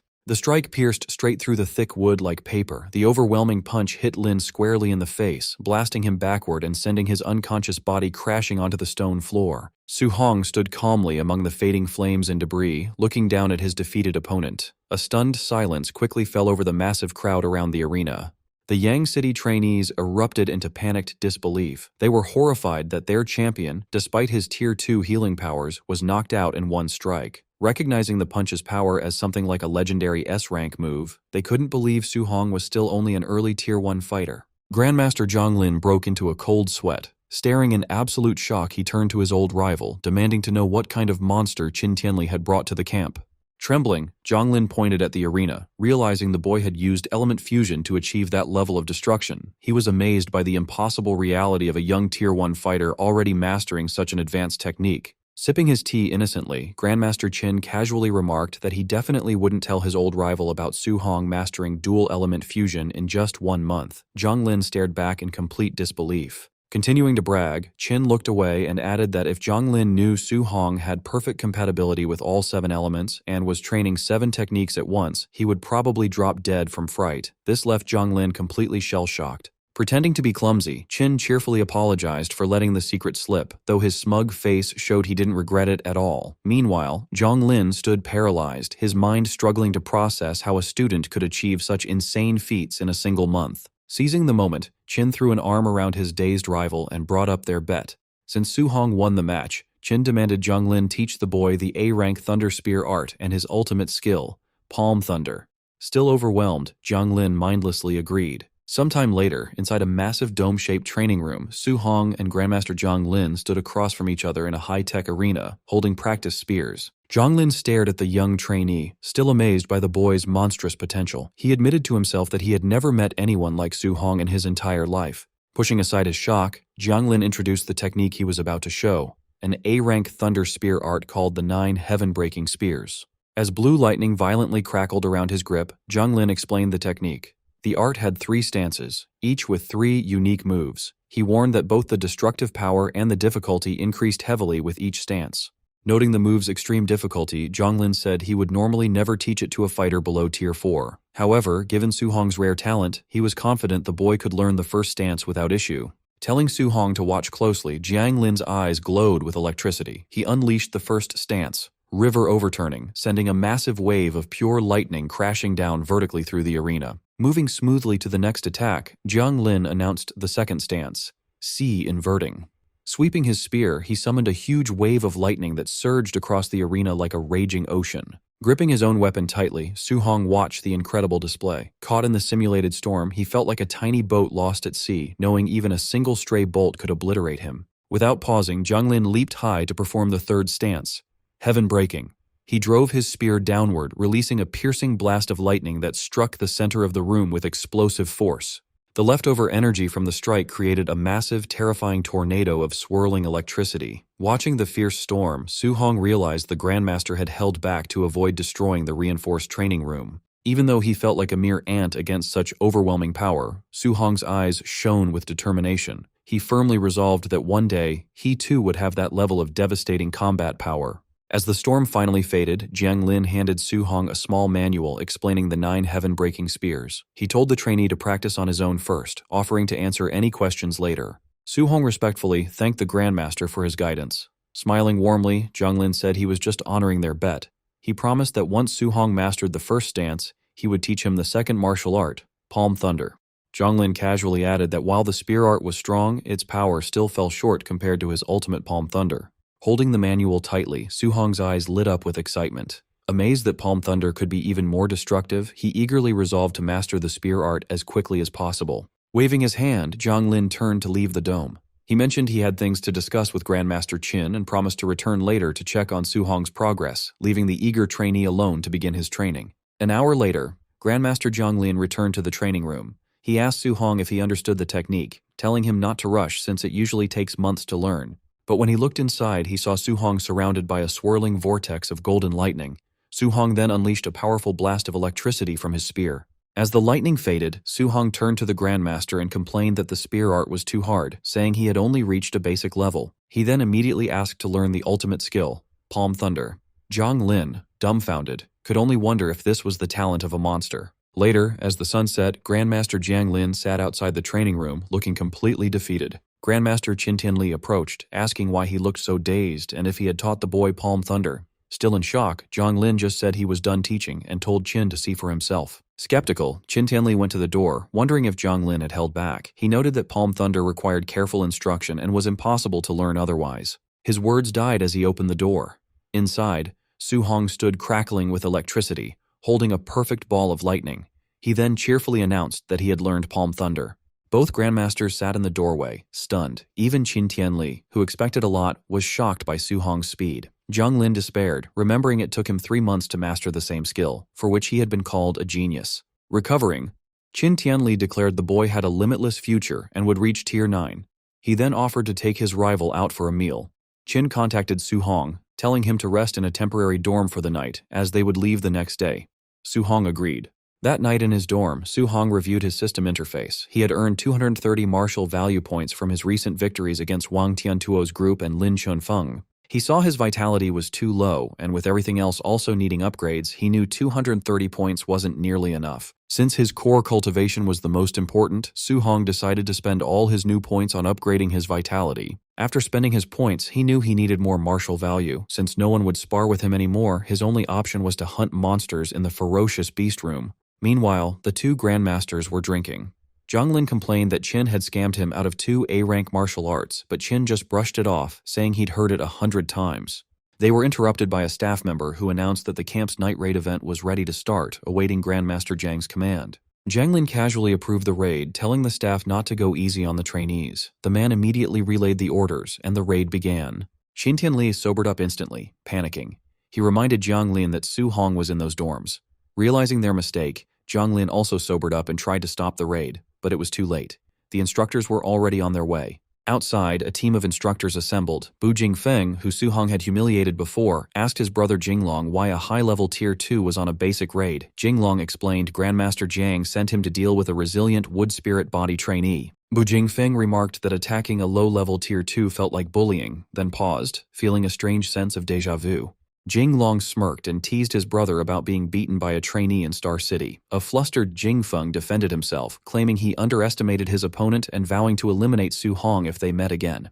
Jinglong mockingly questioned if beating a Tier 1 was worth bragging about, and warned him not to underestimate the wood spirit body trainee. Jingfeng scoffed, confident he wouldn't fail again. Jinglong then ordered his squad to put on their masks. With a final shout, they charged toward the dorms to begin the ambush. The dorm's peace was shattered by breaking doors and screams as the masked instructors launched their surprise attack. The chaos alerted Su Hong, who peeked out of his room and realized a night raid was happening. An instructor punched a student who yelled at him for having no martial virtue. The instructor saw Su Hong and lunged, surprised they had missed a student. Before he could react, Su Hong's uppercut sent the instructor smashing into the ceiling. With the instructor stuck in the ceiling, an annoyed Su Hong ignited a flame in his hand, complaining that as a guest he shouldn't be attacked. Looking at the instructor's mask and uniform, Su Hong had an idea.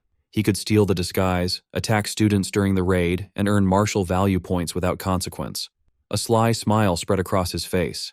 Down the hall, a naked student begged a masked instructor to let him put on his boxers. The raider just laughed and told him to accept being knocked out. Suddenly, a disguised Su Hong burst in, announcing he was there to help. The real instructor turned, confused, and asked why a newcomer was interfering with his area.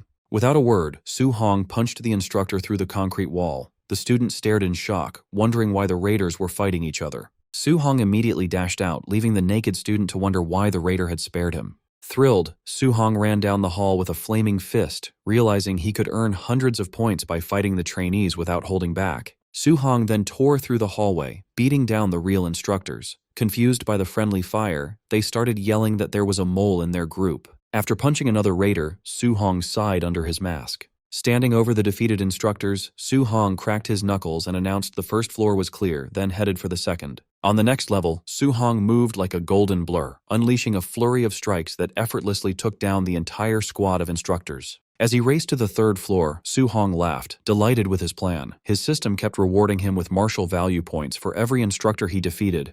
On the third floor, a group of instructors was watching a battle between Lin Chunfeng and the high-level instructor, Bu Jinglong. They were impressed by Lin's resilience and noted his recovery ability could be dangerous for Jinglong.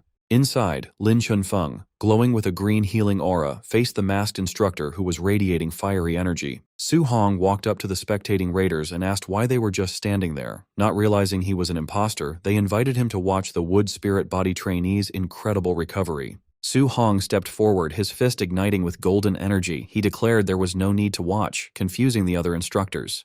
Before they could react, Su Hong tore through the group with a barrage of punches, sending them flying as he stated he'd already experienced the wood spirit body's power himself. The commotion interrupted the fight. Bu Jinglong paused and angrily demanded to know why a raider was attacking their own men. Unbothered, Su Hong flared his golden aura. Smiling under his mask, he challenged both the trainee and the elite instructor to fight him together. Bu Jinglong told Lin Chunfeng to step aside and rest, intending to deal with the rogue raider himself. Furious that someone had interfered, he charged at Su Hong, shouting that he would teach him a lesson for breaking the Night Raider's rules. Unfazed, Su Hong channeled golden energy into his hand, forming a powerful Vajra fist to meet Bu Jinglong's attack head-on in a fierce clash. The sheer force of the impact sent Bu Jinglong stumbling backward, leaving him stunned by his opponent's incredible physical strength. Realizing Su Hong was no ordinary fighter, he quickly changed his mind and yelled for Lin Chunfeng to join the fight. Lin Chunfeng immediately unleashed his wood prison technique, causing thick vines to erupt from the floor, but Su Hong swiftly flipped out of the way, evading them with ease. Using the distraction, Bu Jinglong appeared right behind Su Hong and threw a heavy punch, only for it to slam into a glowing purple earth attribute armor that suddenly covered Su Hong's body. Bu Jinglong stared in absolute shock, wondering where this monstrous fighter came from and how he could so easily block a high-level Tier 2 attack. Before Bu Jinglong could even process what had happened, Su Hong vanished and reappeared, smashing the elite instructor into the wall with enough force to shatter his armor and make him cough up blood. Without pausing, Su Hong leaped over the stunned Lin Chunfeng and drove his blazing fist into the back of the trainee's head, smashing him face-first into the ground and knocking him out cold. Moments later, the system rewarded Su Hong with martial value points for both victories. Checking his status, he was thrilled to see his balance had skyrocketed to over 2,400 points and celebrated his sudden wealth. The next morning, Lin Chunfeng and Bu Jinglong stood among the other bruised and battered raiders, nursing their injuries and looking completely defeated. An enraged Grandmaster Jiang Lin pointed at the injured men, loudly blaming the carnage on Qin Tianli's monster of a student. Playing dumb, Qin Tianli casually denied any involvement, prompting Lin to sarcastically ask who else could have possibly caused such destruction. Having lost his patience, Jiang Lin furiously yelled at them to get lost and kicked his rival out of the camp, but Qin Tianli simply laughed as he flew away with Su Hong. While they were in the air, Qin Tianli asked Su Hong if he was still missing martial arts for the metal, wood, and water attributes. Su Hong confirmed he was, curious why the Grandmaster was asking. With a sly grin, Qin Tianli suggested they go pay a visit to a few more of his old friends. Over the next 10 days, the pair traveled to 3 different training camps. They repeated the same plan, with Su Hong easily defeating the local champions while Qin Tianli smugly collected the winnings and brushed off accusations of cheating from the angry rival Grandmasters. Back in his own dorm, Su Hong meditated to absorb his new skills. The system confirmed he had successfully learned the basic levels of the A-rank metal ripple, wood vine entanglement, and water dragon techniques. Opening his eyes, Su Hong marveled at his new arsenal, admitting he never dreamed he would possess so many A-rank martial arts. Seeing his martial value was now close to 3,000 points, he decided it was finally time to use them to increase his core vitality. Su Hong began to pour all his accumulated martial value into his vitality. As the system registered the upgrades, his body surged with intense heat and swelled painfully with raw energy. Sweating heavily from the sudden expansion, he realized he might have added too much at once as his vitality shot up to 450. As his body slowly returned to normal, a panting Su Hong knelt on the floor. Despite the pain, he was thrilled to realize he was now only 50 points away from breaking through to become a Tier 2 martial artist. Checking his stats, Su Hong saw he had exactly 100 martial value points left. He debated whether to use them to strengthen his spiritual power or his rare overlord body. Deciding to test the limits of his special physique, he chose the option to upgrade the overlord body.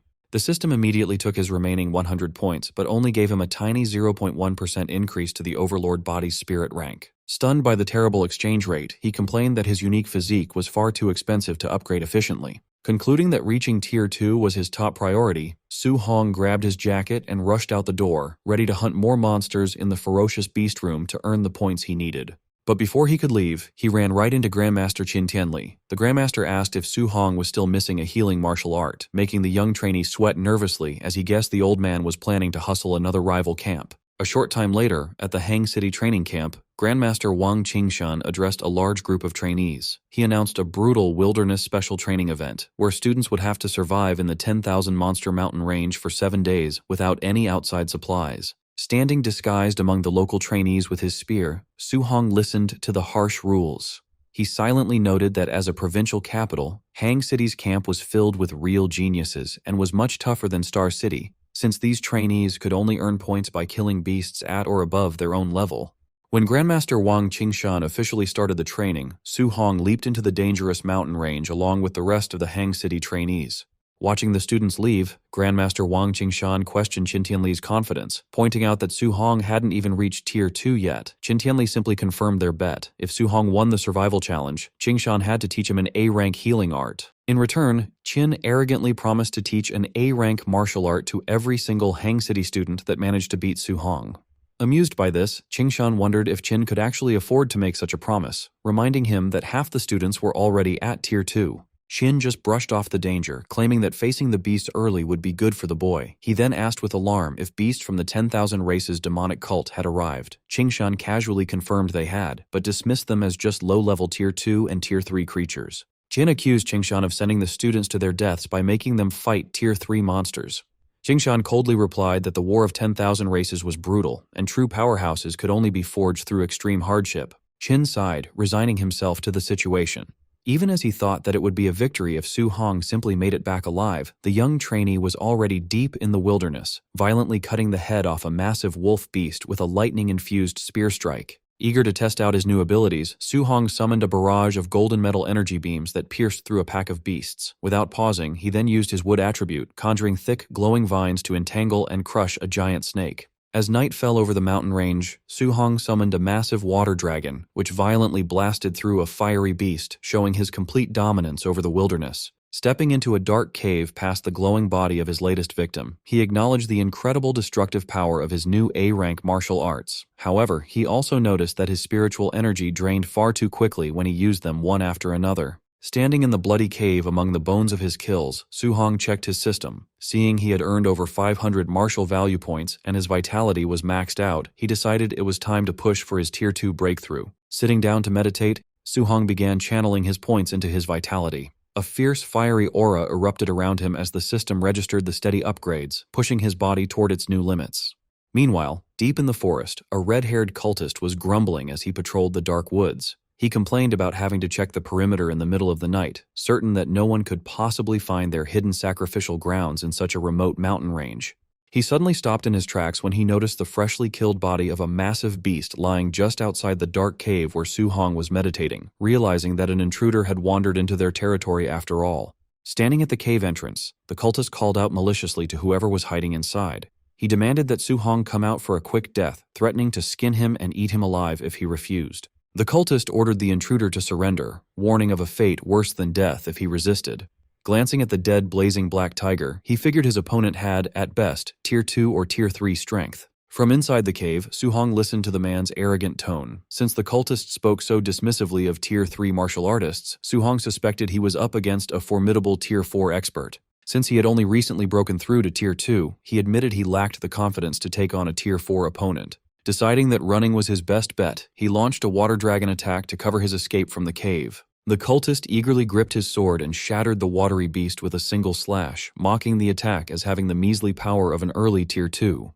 Spotting Su Hong trying to escape, the cultist immediately chased after him. He praised the young man's genius for taking down the beast at such a low level, but sadistically added that his favorite pastime was murdering promising talents before they could reach their full potential. The cultist suddenly stopped in confusion, asking Su Hong why he had given up running.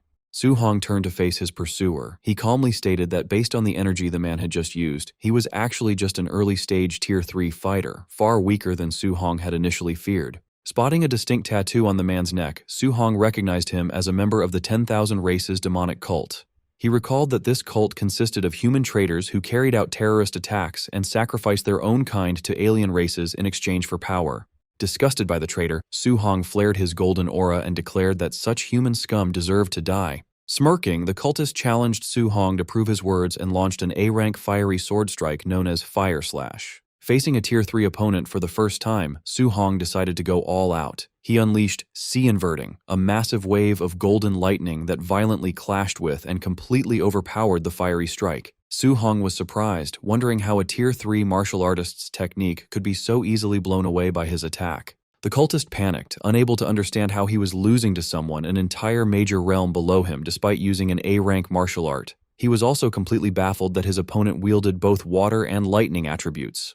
Enraged, the cultist unleashed a frantic flurry of sword slashes, but Su Hong effortlessly dodged every single strike. Utilizing his rapid movement technique, Su Hong vanished and suddenly reappeared directly behind the cultist. He immediately unleashed another devastating blast of golden lightning. Realizing that the sheer power of this attack far exceeded his own fire slash, the terrified cultist frantically tried to retreat.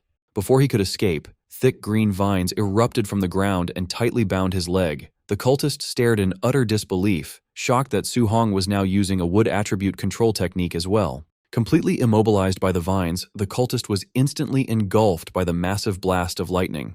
As the dust cleared from the intense lightning strike, Su Hong stared down at the cultist's smoldering remains. Suddenly, the body began to melt into the ground, prompting Su Hong to wonder if the cultist had used some bizarre movement technique to survive the blast. The cultist reformed his body, now covered in thick, magma-like rock armor. He angrily cursed his terrible luck for running into such a monstrous human genius out in the middle of nowhere. Declaring that Su Hong had nowhere left to run, the armored cultist prepared his counterattack as Su Hong took a step back. The cultist initiated a bloodline transformation, sprouting large wings from his back. He arrogantly demanded that Su Hong witness the divine might of the celestial race.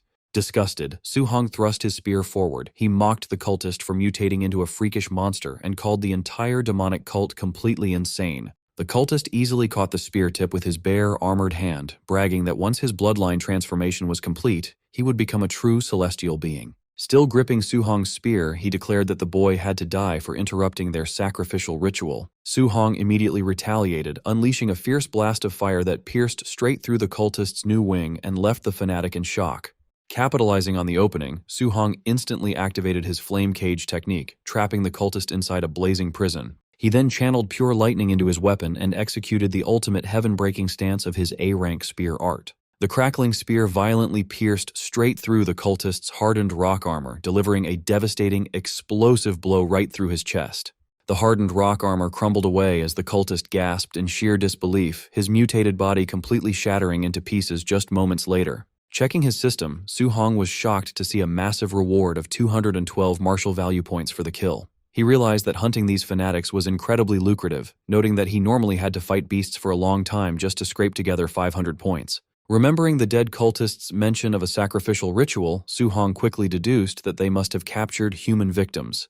He immediately decided to contact his grandmaster for backup. Back at the Hang City training camp, Grandmaster Qin Tianli checked his phone and relayed Su Hong's message to Grandmaster Wang Qingshan. He reported the demonic cult's presence and their ongoing sacrifice, noting that Su Hong was requesting a rescue team. Wang Qingshan calmly sipped his tea and coldly dismissed the threat. Qin Tianli explained that this particular ritual actually targeted the cult's own brainwashed followers, meaning there was absolutely no reason to intervene or save them.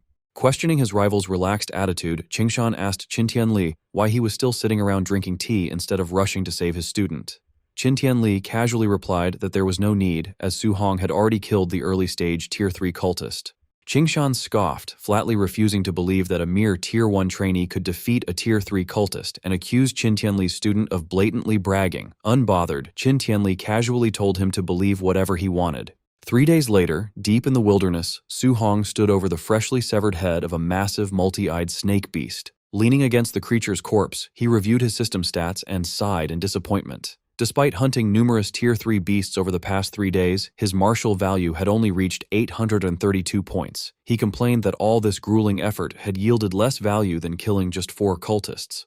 Suddenly, his heightened senses picked up a hidden presence nearby. A blue-haired woman with black wing tattoos on her back stood on a nearby branch, playfully praising the handsome young man for detecting her approach. Gathering sharp ice energy in her hand, she offered a seductive smile, but ruthlessly declared that since he had intruded on their territory, she had no choice but to kill him. She instantly launched a rapid barrage of deadly ice spikes at him. Rather than feeling threatened, a confident smile spread across Su Hong's face. He happily realized that another demonic cultist just meant more free martial value points delivering themselves right to his doorstep. Su Hong countered the attack with a massive water dragon. The 2 elemental strikes violently clashed, creating a thick curtain of smoke. Suddenly, the cultist attacked again as a whip shot out from the smoke. Reacting instantly, Su Hong caught the whip. He decided to keep her alive just long enough to ask where the other demonic cult bases were.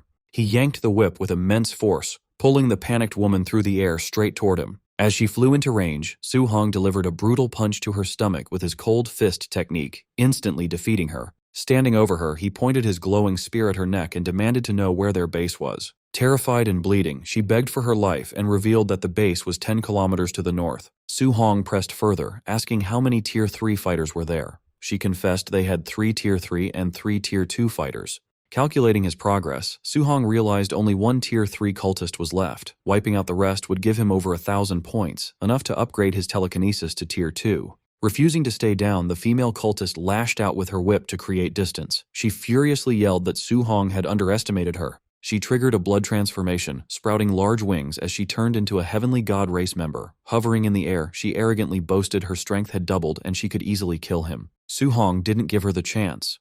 He immediately countered with a powerful spear thrust, unleashing a massive pillar of golden lightning that pierced straight through her chest. As her mutated form faded, Su Hong pulled his spear from her falling body and coldly told her to hand over her points. His system confirmed a reward of 208 points, leaving him highly satisfied with the easy profit. Meanwhile, at the cult's base, a small group of trainees found themselves completely surrounded by enemies near a massive stone pyramid. The trapped Hang City trainees panicked, realizing it was a deadly trap. They cursed their bad intel, seeing they were facing a large squad of Tier 3 fighters instead of just a few Tier 2s. The Blood Commander coldly ordered his men to execute the intruders. The cultists eagerly charged, spotting the 3 Tier 2 human geniuses. They maliciously declared they would skin them alive as sacrifices. Refusing to go down without a fight, the desperate trainees grouped together. They promised to take out as many cultists as possible, trusting their Grandmaster would avenge them. High above the battlefield, the Grandmasters calmly watched the trap. Qingshan proudly pointed out his 3 top Hang City geniuses to his rival. Qin acknowledged their bravery for standing against Tier 3 enemies. Qingshan planned to let the trainees fight to build experience, promising to step in only if things turned fatal. Smirking confidently, Qin Tianli told Qingshan they didn't need to intervene. He pointed out that his own little monster, Su Hong, was already rushing into the valley to save Qingshan's students. Wang Qingshan glared at Qin in disbelief, asking if he was drunk. He scoffed at the crazy idea that a mere Tier 1 trainee could save anyone from a squad of Tier 3 experts. Down in the valley, one of the top Hang City trainees stepped forward to cover his teammates, bravely declaring they would fight and die together. A cultist lunged at them with glowing red claws, laughing that there was no escape. The trainee braced for the fatal blow, accepting his end. Suddenly, a crackling spear of golden lightning shot past the trainees, violently pinning the cultist to a tree and killing him instantly. The remaining cultists stopped in their tracks, angrily demanding to know who had interfered. Su Hong appeared in front of them in a flash of lightning. Using his lightning skill, he grabbed 2 cultists by their heads and brutally smashed them together. Spinning around, he gathered his energy and unleashed a blinding flurry of lightning punches, instantly clearing out several more enemies nearby. Standing among the defeated bodies, he hid his aura and calmly asked the stunned trainees if they were all right. The Hang City geniuses stared in awe. They recognized him as Su Hong from Star City, amazed by his monstrous strength for easily killing so many Tier 3 experts. Watching from the cliff, Wang Qingshan broke into a nervous sweat. He demanded to know how Qin's student could use a lightning skill when he supposedly needed a healing art. Seeing Su Hong use the high-level skill without getting tired, Qingshan suspected he had already reached Tier 2. Qin Tianli was secretly just as shocked. He panicked when he realized Su Hong had gone from Tier 1 to Tier 2 in just a few days, finding the boy's growth rate completely ridiculous. Back in the valley, Su Hong told the Hang City trainees to retreat while he covered them. Still dazed by his power, they told him to be careful and quickly ran away. Once they left, a greedy grin spread across Su Hong's face. The female cultist had lied about their numbers. There were actually over a dozen Tier 3 experts present. Thrilled, he claimed the remaining cultists as his prey, knowing that at 200 points per kill, this fight would bring a massive profit. Suddenly, a huge cultist charged at Su Hong, roaring that he would smash him into pieces. Unfazed, Su Hong easily dodged the brute's guard and delivered a heavy punch to his stomach, sending the massive man crashing to the ground. Gathering more lightning in his hands, Su Hong turned to the remaining enemies and said it was their turn. Terrified by his overwhelming strength, the surviving cultists backed away. Meanwhile, a man climbed the pyramid stairs while the cultists screamed that Su Hong was a monster, begging their commander to save them. Once at the top, the man inhaled deeply, looking over the dead cultists with crazy joy. He happily announced that their deaths were worth it and their sacrifice would be remembered. Su Hong paused in confusion as the blood from the dead enemies defied gravity, floating up and rushing toward the top of the pyramid. The massive amount of blood swirled around the man's body, and Su Hong realized this was the true purpose of the cult's ritual. The blood suddenly burst with blinding golden light, transforming the man into a blonde figure with large white wings. He arrogantly called them lowly humans and demanded to know why they weren't kneeling before a noble of the heavenly god race. As the winged man hovered proudly above the altar, looking down at the battlefield, Su Hong gripped his spear with an excited smirk. He figured that if a mere mutated cultist gave him a massive payout, killing a pure-blooded member would give him an unbelievable amount of points. The Heavenly God race member arrogantly glared down at Su Hong, demanding to know who gave a mere ant permission to look up. Vowing that Su Hong would pay for this insolence with his life, the winged man vanished, reappearing directly behind him. Su Hong panicked, completely caught off guard by the blinding speed. Su Hong barely blocked the incoming strike, but the heavy impact shattered the ground beneath him. The winged man smirked, amused to discover such a capable fighter within the younger human generation. Wiping blood from his mouth, Su Hong realized the overwhelming strength of the Heavenly God race. Hovering midair, the possessed cultist admitted he only expected to slaughter a few weak humans during this ritual. Recognizing Su Hong as a monstrous genius, he resolved to eliminate him immediately, permanently erasing a future threat. Suddenly, the man's arm cracked under the strain. Annoyed, he noted that his host hadn't even reached Tier 4 vitality and was already collapsing from his divine power. Despite this failing vessel, he confidently declared that peak Tier 3 strength was enough to crush Su Hong and wound up for another devastating punch. Hearing the muttered complaints, Su Hong realized he wasn't facing a true heavenly god, but merely a possessed human whose body was breaking down. Channeling golden lightning into a thunder rush fist, Su Hong boldly declared the outcome was no longer certain and charged forward. They collided violently, exchanging a rapid flurry of devastating blows that shook the entire valley. Observing from the cliff above, Qin Tianli casually praised the heavenly god race's physical strength for managing to keep up with his student. Beside him, an exasperated Wang Qingshan argued that Su Hong was the real shock. He was completely baffled that a lower realm fighter used pure physical strength to match and even suppress a host possessed by a heavenly god. Pressing his advantage, Su Hong landed a heavy, lightning-infused punch that forced the heavenly god to retreat. Battered and bleeding, the heavenly god demanded to know what monstrous physique Su Hong possessed. He admitted in disbelief that even against the greatest chosen ones on the all-heavens battlefield, he had never lost a clash of pure strength, yet a mere human was currently beating him back. Completely relaxed, Su Hong smirked and taunted his opponent, urging him to keep fighting if he wasn't exhausted yet. Flaring his fiery aura,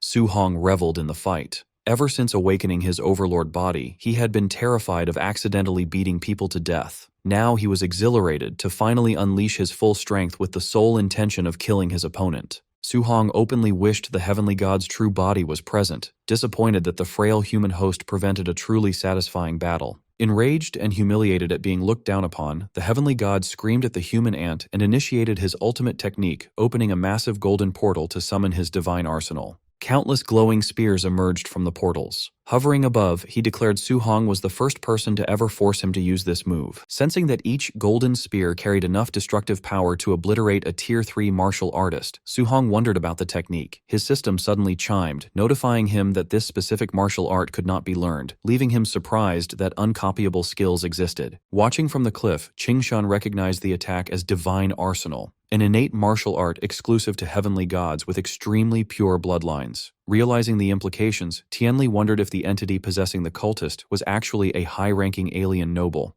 Panicking, Qingshan urged Tianli to intervene immediately, refusing to let such a precious human treasure die. Tianli calmly held him back, advising patience since Su Hong still hadn't used his ultimate move. Tianli smugly revealed that Su Hong possessed perfect compatibility with all 7 elements, having mastered the fusion of thunder and fire as a Tier 1 martial artist. Qingshan stared in utter shock, struggling to process the impossible claim. Acknowledging the boy's monstrous potential, the heavenly god admitted Su Hong would become a massive threat to his race if allowed to live. Declaring that the human must die today, he unleashed his divine arsenal, sending a massive barrage of glowing spears raining down on Su Hong. Unfazed, Su Hong smirked, countering that the heavenly god was the first opponent to push him to use his full strength. Channeling intense lightning into his weapon, he initiated the ultimate third stance of his 9 heaven-breaking spears. Shouting the technique's name, Su Hong thrust his spear upward, unleashing a colossal blast of raw lightning that effortlessly shattered the descending golden spears. The heavenly god could only stare in shock, screaming that it was impossible as the overwhelming energy blast surged straight toward him. The devastating strike triggered a massive explosion, instantly carbonizing the heavenly god's body and shattering it into pieces.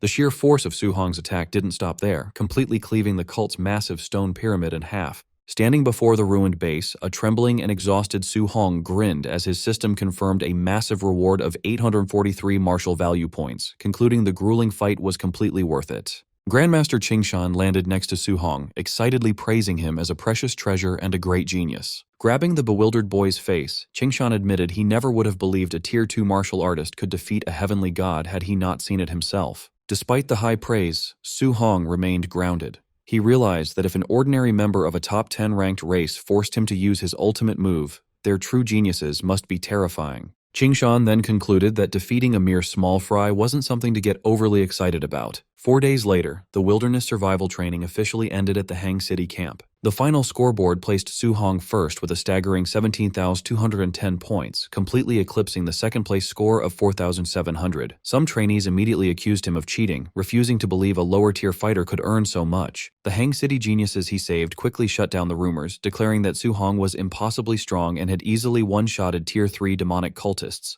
When students asked where to find Su Hong for guidance, they learned Grandmaster Wang Qingshan was personally teaching him an A-rank martial art. Exiting the training hall, a bewildered Qingshan complained to Tianli that the little monster learned his healing art in just half a day. Tianli simply laughed, telling his rival to get used to it. Sitting in the training room, Su Hong meditated, cycling the energy of his newly acquired technique. He marveled at the A-rank healing martial art's incredible effectiveness, thrilled that it flawlessly erased all his old, deep-seated scars. Checking his interface, Su Hong was highly satisfied to see his martial value exceeded 4,800 points from the wilderness hunt. He calculated this massive haul could push his spiritual power to 500 points, officially making him a Tier 2 Spirit Master, while leaving enough to significantly boost his vitality. Meanwhile, far away on the Heavenly God race planet, a meeting convened inside the Grand Heavenly God Palace. A statue interrogated its subordinates, angrily demanding to know how their clansmen could possibly lose to a human an entire realm lower, especially after unleashing the divine arsenal. Tianming respectfully confirmed the humiliating defeat, admitting to his lord that the human they faced was an unprecedentedly monstrous genius. The statue entity summoned another clansman, Tian Shang, who immediately stepped forward, awaiting its command. Recognizing the massive future threat the boy posed, the statue issued an official Heavenly God Race kill order, demanding his immediate eradication. Tian Shang accepted the assassination mission with a confident, sinister smile. The statue then asked for an update on the divine object fragments hidden within human territory. Tian Shang reported that while no fragments were secured yet, they recently intercepted promising news. The statue ordered them to continue their secret search at all costs, strictly warning them to keep the human race blind to their movements. Meanwhile, at the Star City training camp, trainees watched a live feed of Wang Tiantuo decapitating a Tier 2 bear beast with his bone netherfire fist. The crowd noted that ever since Su Hong defeated Wang Tiantuo, Xiao Nan, and Lin Xinghe, the three elites had been fighting like maniacs. Driven by their loss, the trio spent every day pushing themselves in the combat rooms, exchanging all their contribution points for strength pills. This training paid off, allowing all three of them to break through to Tier 2 within a single month. Even Lin Xinghe abandoned his typical flashy style, training hard enough to build a heavily muscular frame. Prepared and confident, the three elites awaited Su Hong's return, eager for a rematch. Later, outside the camp, instructor Lindsay welcomed back Grandmaster Qin Tianli. Noticing the young prodigy was missing, Lindsay asked where Su Hong was. Qin Tianli explained that the boy wanted to stay in the woods for a few more days of solo training. When Lindsay worried that Su Hong might miss the end of the camp, the Grandmaster assured him that the kid wasn't stupid enough to be late. 2 days later, deep in the wilderness, Su Hong sat meditating atop a high stone pillar while a snake beast coiled around the rock below. Surging with golden energy, he absorbed his recent gains until his system confirmed his spiritual power had reached the 500-point threshold. Sensing its prey, the giant snake roared and lunged at the meditating trainee. Su Hong casually extended his glowing hand, freezing the beast mid-strike with his telekinesis. Unleashing his amplified power, he activated his weapon condensation art, forming a construct of golden energy to crush his immobilized prey. He shaped the energy into a golden sword and with a single command, brought the blade crashing down, splitting the snake in half. Dispersing the weapon as the beast's remains fell away, he marveled at the damage output he now wielded as a Tier 2 Spirit Master. Eager to test the limits of his enhanced spiritual capacity, he decided to attempt a 3-attribute fusion, gathering thunder, fire, and metal energy in his hands. The moment he forced the 3 elements together, the mixture became unstable. Realizing too late that he had lost control of the energy, the blast detonated, shattering the stone pillar he stood on. Coughing in the rubble, he noted the backlash of the failed fusion, but realized that a successful strike could injure a Tier 4 expert. On the final day of the training camp, a ragged Su Hong walked back through the front gates. Spotting him, the other trainees rushed to notify Wang Tiantuo, eager to see the rematch. Grandmaster Qin Tianli asked the young prodigies if they were confident they could win against Su Hong. Xiao Nan, Lin Xinghe, and Wang Tiantuo declared their victory was guaranteed. Unfazed by the crowd or their confidence, Su Hong asked the trio if they were sure they wanted to challenge him again. Flaring their new auras, Wang Tiantuo warned Su Hong not to underestimate them now that they had reached Tier 2, while Xiao Nan boasted she could defeat him by herself. Offering a sheepish apology, Su Hong interrupted their boasting before erupting in a fiery aura and revealing that he had also broken through to become a Tier 2 martial artist. Despite her shock, Xiaonan ignited her power, declaring that her status as a Tier 1 Spirit Master meant she wasn't afraid of him. She then activated her weapon condensation art, summoning a giant golden sword from the sky. In response, Su Hong activated his weapon condensation art, summoning a giant golden sword of his own. The blade crushed Xiaonan's spiritual weapon, causing her to cough up blood before it even landed. Pointing his summoned sword at the trio, Su Hong apologized once more before revealing that he was a spirit master as well. The three elites backed away in shock. They realized Su Hong was a dual Tier 2 martial artist and spirit master with a top-tier physique, meaning he hadn't used his full strength during their last sparring session. Finding the trio insufficient for his needs, Su Hong smirked and invited the entire camp to attack him at once, eager to harvest martial value points from the crowd. He unleashed a glare at the surrounding trainees, breaking their fighting spirit. The crowd erupted into panic, screaming their surrenders and begging him to stick to fighting the elites. Watching from the sidelines, instructors Bai Mu and Lin Zhe complained to Grandmaster Qin Tianli, feeling hurt that he had kept Su Hong's Spirit Master status a secret. However, a sweating and speechless Qin Tianli could only mutter in shock, blindsided by the revelation that his student had reached Tier 2 as a Spirit Master. Realizing the Grandmaster had been kept in the dark as well, the instructors watched as Qin Tianli threw his head back and burst into laughter. He declared Su Hong a once-in-a-millennium monster destined to save the human race. Watching Su Hong beat down the crowd of trainees, Bai Mu asked if they should intervene. Lin Zhe laughed it off, dismissing the one-sided brawl as youthful energy. Suddenly, Grandmaster Qin Tianli's expression hardened as he sensed a heavy presence approaching. The fiery great rock descended from the sky, ordering the humans to leave its territory since their 30 days were up. Standing victorious over a pile of unconscious trainees, Su Hong looked up and recognized the giant beast. Annoyed by the creature's arrogance, Qin Tianli erupted with his immense aura, declaring he had tolerated the bird long enough, mocking its attempt to intimidate him while asserting his dominance. Before the beast could react, Qin Tianli unleashed a barrage of punches into the giant bird. Watching from below, Su Hong was mesmerized by the heat of a Tier 7 Grandmaster's flames, likening the clash to immortals fighting. Standing atop the battered bird's head, Qin Tianli ignored its cries for mercy. When the beast warned that it had a backer, the Grandmaster challenged it to summon its boss so he could beat him up too.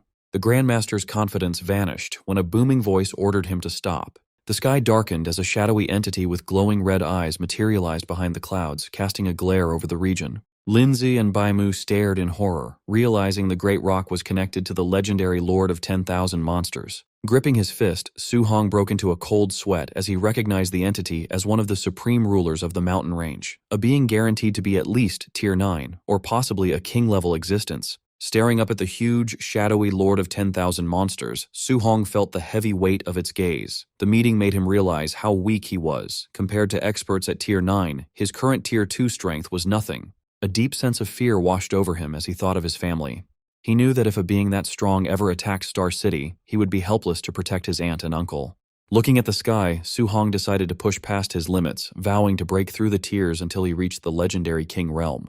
Meanwhile, Qin Tianli let go of the beaten Great Rock. Knowing the beast had a powerful backer now, he let it go. The Great Rock angrily swore revenge as it flew away. As the beast left, Qin Tianli was glad that the Lord of 10,000 Monsters was bound by an old agreement with humans, which kept it from attacking casually. Despite the scary interruption, the training camp ended without any more trouble. As the trainees gathered by the buses to go back, Su Hong put on his backpack, eager to see his aunt and uncle after a month away. Just then, a voice called out to him. Li Tu and Chen Shan ran up to greet him. Li Tu cheerfully said Su Hong was sure to become famous in Star City. Chen Shan awkwardly brought up their past issues, asking Su Hong not to hold a grudge. Su Hong sighed, telling them he wasn't that petty. When they got back to Star City, an official welcomed the students, congratulating them on finishing the hard training. The official announced a grand banquet at the City Lord's estate to celebrate their return, with gifts for everyone.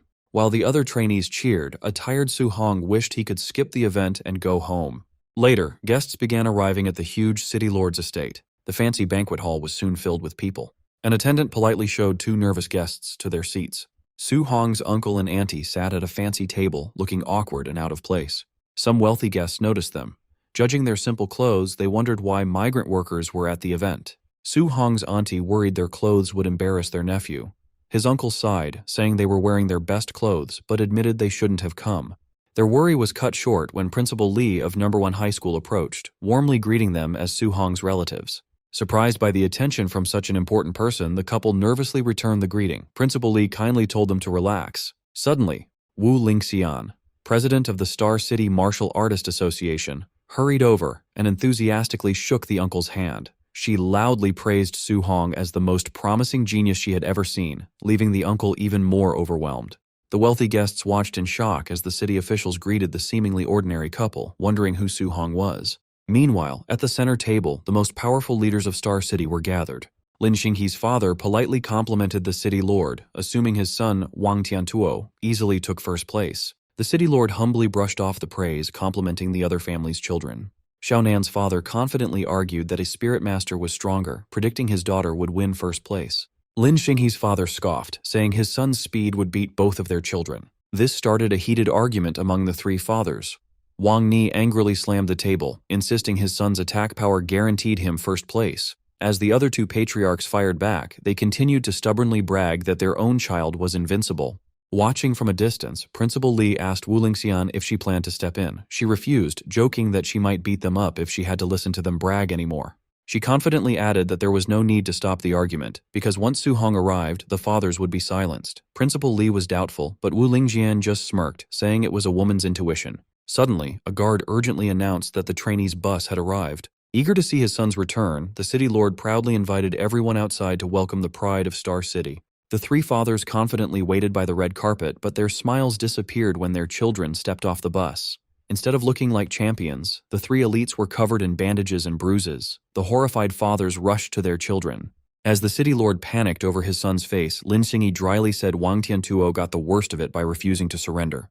The fathers were stunned, demanding to know who could have defeated all their genius children at once. The shock grew when the city lord sensed their auras and realized all three had broken through to Tier 2. The fathers were confused, wondering what kind of monster had appeared in Star City. The three elites admitted defeat completely. Wang Tiantuo said his opponent's strength was far greater. Lin Xinghe confessed he was outmatched in speed, and Xiaonan revealed she had been easily beaten in spiritual power. Traumatized, the trio warned their fathers that the winner was an absolute monster and told them to look at the bus. As footsteps were heard, the rest of the returning trainees, all equally beaten up, quickly formed two neat rows outside the doors. Su Hong casually stepped onto the red carpet, holding his spear and looking completely unharmed. Feeling awkward about the display from the other trainees, he wished he could just go home. Spotting his aunt and uncle in the crowd, Su Hong immediately called out to them. The surrounding elites were stunned to see that the amazing genius was the child of commoners. As the crowd shifted, Su Hong's aunt tripped, but before she could fall, a soft glow of spiritual energy caught her. Su Hong rushed over, using his telekinesis to gently lower her to the ground. He quickly checked if they were hurt. Amazed, his uncle marveled at the technique, while his aunt said she was fine. Relieved, his uncle admitted they had been worried sick. Su Hong smiled and comforted them. Watching this display of power, the city lord and Xiaoyan's father were shocked. Realizing Su Hong was a Tier 2 spirit master, Xiaoyan's father finally understood why his daughter lost so badly. Nearby, Principal Li and President Wu Lingxian furiously pointed at each other, both accusing the other of hiding Su Hong's spirit master status. Then they realized neither of them knew. Recovering quickly, President Wu gloated that no one would challenge her now. Equally happy, Principal Li cheered that No. 1 high school would dominate the city.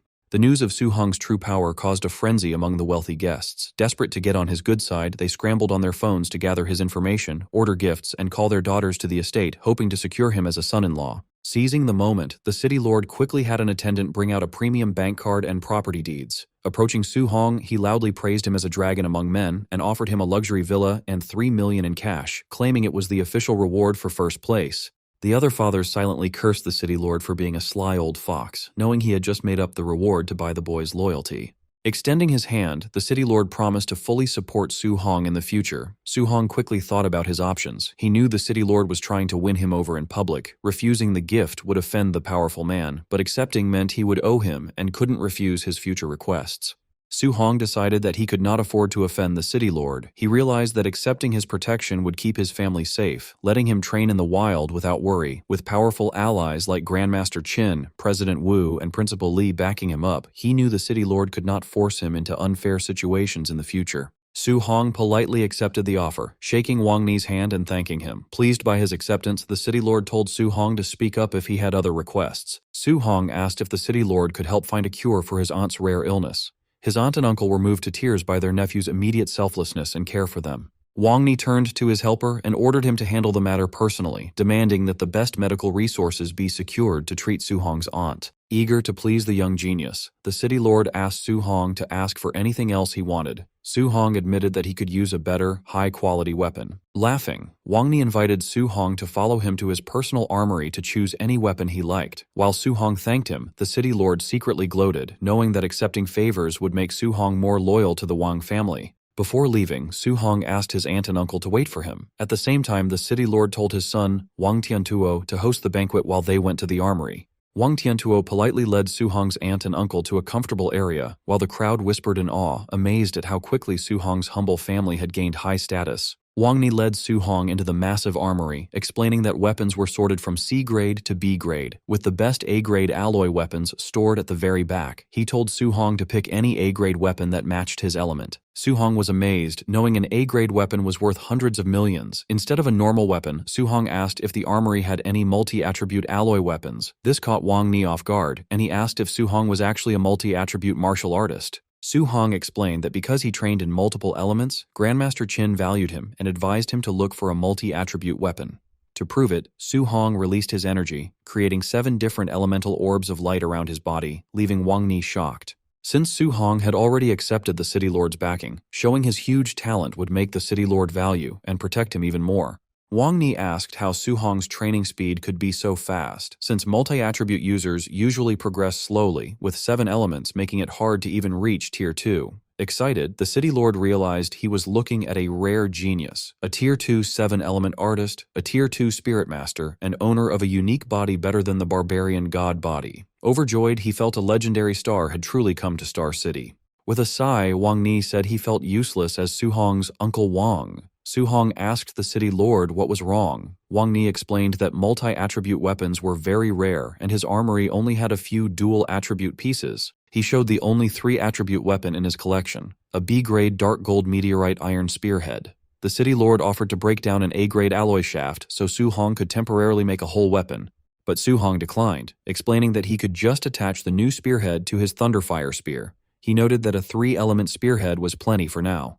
Handing over the prized spearhead, Wang Ni mentioned that strange phenomena had recently started near Star City, with rumors of multi-attribute beasts appearing. He promised to have his men keep an eye out for them, making Su Hong ask what had happened. The city lord explained that while trainees were at camp, strange phenomena began appearing globally, creating both multi-attribute beasts and rare treasures. He shared a report of an eyewitness who saw a lightning beast touch a strange fragment, gaining the power to spit both lightning and fire. Wang Ni warned that one of these beasts had been seen at Star Viewing Lake, located just outside Star City. However, he warned Su Hong that the lake was too dangerous, advising him not to risk his life since he could find better weapons at the Martial Dao University. Su Hong thanked the city lord for the advice. A few hours later, a sleek luxury car pulled up outside Su Hong's apartment, drawing a crowd. Recognizing the government license plate, the neighbors murmured in shock, wondering what brought such a powerful figure to their old neighborhood. Standing in the crowd was their landlady, Sister Hong, who jealously thought she could die happy if her own son ever got a luxury car like this. She resentfully remembered how she had threatened to raise the Su family's rent and evict them because Su Hong refused to give his training camp spot to her son, believing her own child deserved success more. The car door opened, and Su Hong, along with his aunt and his uncle, Su Guoming, stepped out. The neighbors realized Su Hong's success at camp had won him the city lord's favor, declaring the family rich, while Sister Hong stared in horror and disbelief. Su Guoming cheerfully walked over to greet Sister Hong, saying he had news. He announced that Su Hong took first place, and the city lord gave them a luxury villa, so they were moving tomorrow. Shocked, Sister Hong stammered. When Su Guoming asked for a refund of their remaining rent, his wife stopped him, saying they were rich now and should let Sister Hong keep the leftover rent as a parting gift. As they walked upstairs, Su Guoming asked if they should pack up their old tables and chairs. His wife scolded him for being stingy, warning him not to embarrass their nephew now that he was an important figure. Su Hong laughed, assuring them he did not care about looks and just wanted them happy. Later night, Su Hong stood alone on the rooftop of his old apartment, looking over the quiet city. He realized this would be his last time training here, feeling a quiet sense of nostalgia. He then reviewed his status screen, seeing his recent success at the camp left him with exactly 1,944 points after upgrading his spiritual power. His stats showed a vitality of 506.9, a spiritual power of 500, and his overlord body at 1.1% progress. Deciding to upgrade his core stats, Su Hong sat cross-legged and poured his remaining points directly into his vitality. Notifications flashed as his vitality rose to 701.3, triggering a wave of energy that expanded his muscles as he broke through to the mid-stage of Tier 2. As his body returned to normal, Su Hong took out his phone to search for more info on the global events in Star Viewing Lake. But as he held the device, the screen cracked under his hand.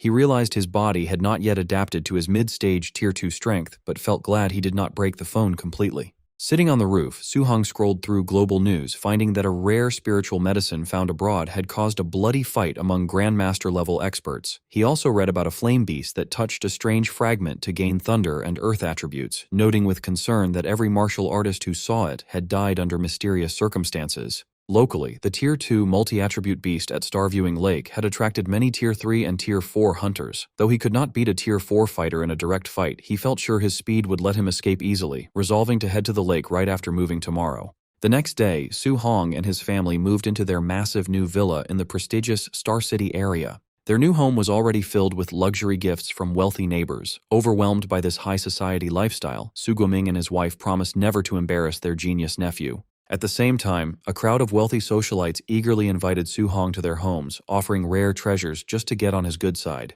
Su Hong could only offer a strained, awkward smile as he politely tried to wave off the relentless crowd of social climbers. Collapsing onto his couch, Su Hong sighed that dealing with people was more exhausting than fighting monsters, but he could not relax as he needed to head to Star Viewing Lake that afternoon. Arriving at the local martial artist base, Su Hong was surprised by the packed courtyard and wondered why everyone was lingering instead of heading to the lake's anomaly. He soon overheard low-tier fighters complaining about a swarm of Tier 3 and 4 experts, admitting they were too terrified to leave the base for fear of being robbed. Upstairs on the second floor, Yeche demanded to know if Su Hong had really killed his cultist nephew, which a mysterious guest confidently confirmed. Before Yeche could react, the guest stepped forward and unleashed a suffocating pressure that instantly forced him to his knees. Radiating a terrifying red aura, the red-eyed noble coldly warned Ye Ke to show absolute respect. Terrified and utterly suppressed, Ye Ke could only beg for forgiveness. Later that afternoon, Su Hong reached Stargazing Lake, where crowds of martial artists were already gathering along the shores. Hiding behind a tree, he quietly observed the different groups of hunters lining the water's edge. Scanning the crowd, he noticed there were no weak Tier 1 fighters here. Everyone was at least Tier 2 or Tier 3. He even spotted several highly formidable Tier 4 experts resting near the water. Su Hong realized that if a Tier 2 multi-attribute beast could draw this many experts, the competition in other regions had to be absolutely insane. Suddenly, violent bubbles erupted on the lake's surface, drawing the immediate attention of nearby hunters. With a colossal splash, a massive dragon-like creature erupted from the depths. The panicked hunters recognized it as a Tier 3 star-spotted giant fish. The giant beast roared furiously, quickly charging a massive ball of dual-attribute energy inside its gaping jaws. While panic erupted as hunters scrambled to escape, one arrogant Tier 4 fighter stood his ground, mockingly asking why everyone was running from a mere fish. Confident in his strength, the martial artist built a massive earth barrier to block the strike, but the beast's devastating beam obliterated his defense and sent him flying. Watching from the sidelines, Su Hong was stunned because the beast's dual-element attack had not just shattered a Tier 4 defense but had completely crippled the fighter in one shot. However, another powerful, aura-covered expert excitedly charged straight at the monster, thrilled that his half-month wait for a dual-attribute beast was finally over. With a single devastating punch, the expert forced the giant beast onto the shore. Once the monster was grounded, the greedy crowd immediately swarmed it in a chaotic free-for-all. Just a minute later, the mighty Tier 3 beast was sliced to pieces, but the greedy hunters were left swearing in frustration when they found no treasure inside its stomach. After watching this brutal display, Su Hong decided to slip away, realizing that staying with those savage Tier 4 experts would only leave him empty-handed. As he retreated into the woods, Su Hong's heightened senses suddenly screamed in warning just as a masked assassin dropped from the trees to launch a lethal sneak attack. But before the blade could land, Su Hong activated his telekinesis, freezing the shocked assassin completely midair. As the assassin broke free and swung his sword, Su Hong quickly leaped away to evade the strike. The assassin realized he was facing a rare spirit master, and Su Hong gritted his teeth upon recognizing his attacker was a formidable Tier 4 martial artist. Using his flying swan movement technique, Su Hong dashed away, knowing that without his telekinesis, that Tier 4 sneak attack would have killed him instantly. Just when he thought he was clear, 6 more masked thugs emerged from the woods to back up their boss. Su Hong quickly noted they were all highly trained Tier 3 fighters.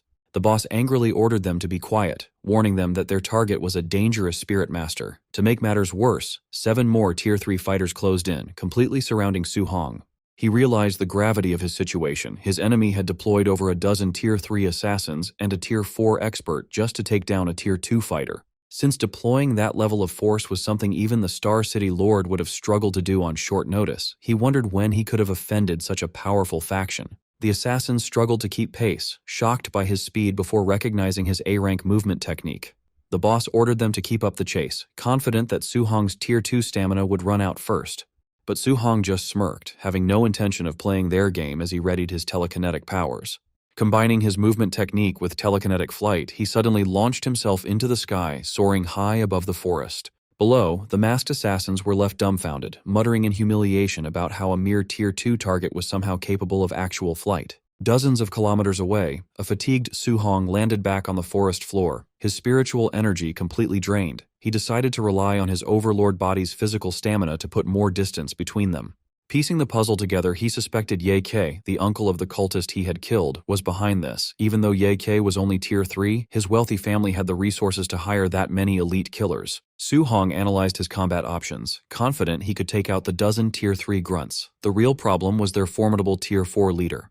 If he focused on the grunts first, the boss would easily sneak attack him. But if he went after the boss, he would likely be overwhelmed by the grunts. There was only one viable strategy left. He had to wipe out the Tier 3 grunts with extreme speed. Once those minor threats were gone, he could concentrate fully on crushing the Tier 4 boss. Meanwhile, the furious assassin boss sliced a boulder in half, cursing the terrible intel that had failed to mention Su Hong's Spirit Master powers. His men warned that if the boy escaped back to Star City, they were all in deep trouble. They knew their powerful benefactor would not dare attack Su Hong inside the city. If that lord found out they had failed this simple mission, they were as good as dead.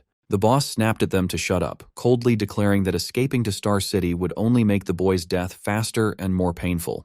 Their argument was interrupted by a group of robed elites, whose leader calmly explained that Su Hong had only revealed his Spirit Master status the day before, so the intel was simply outdated. He reassured them that his organization had operatives at every anomaly. He promised to lock down the area, but warned the boss that failing to kill Su Hong that time meant they would not survive his wrath. Grateful for the help, the assassin boss promised a favor and demanded a tight perimeter lockdown, furiously vowing to personally tear Su Hong to pieces.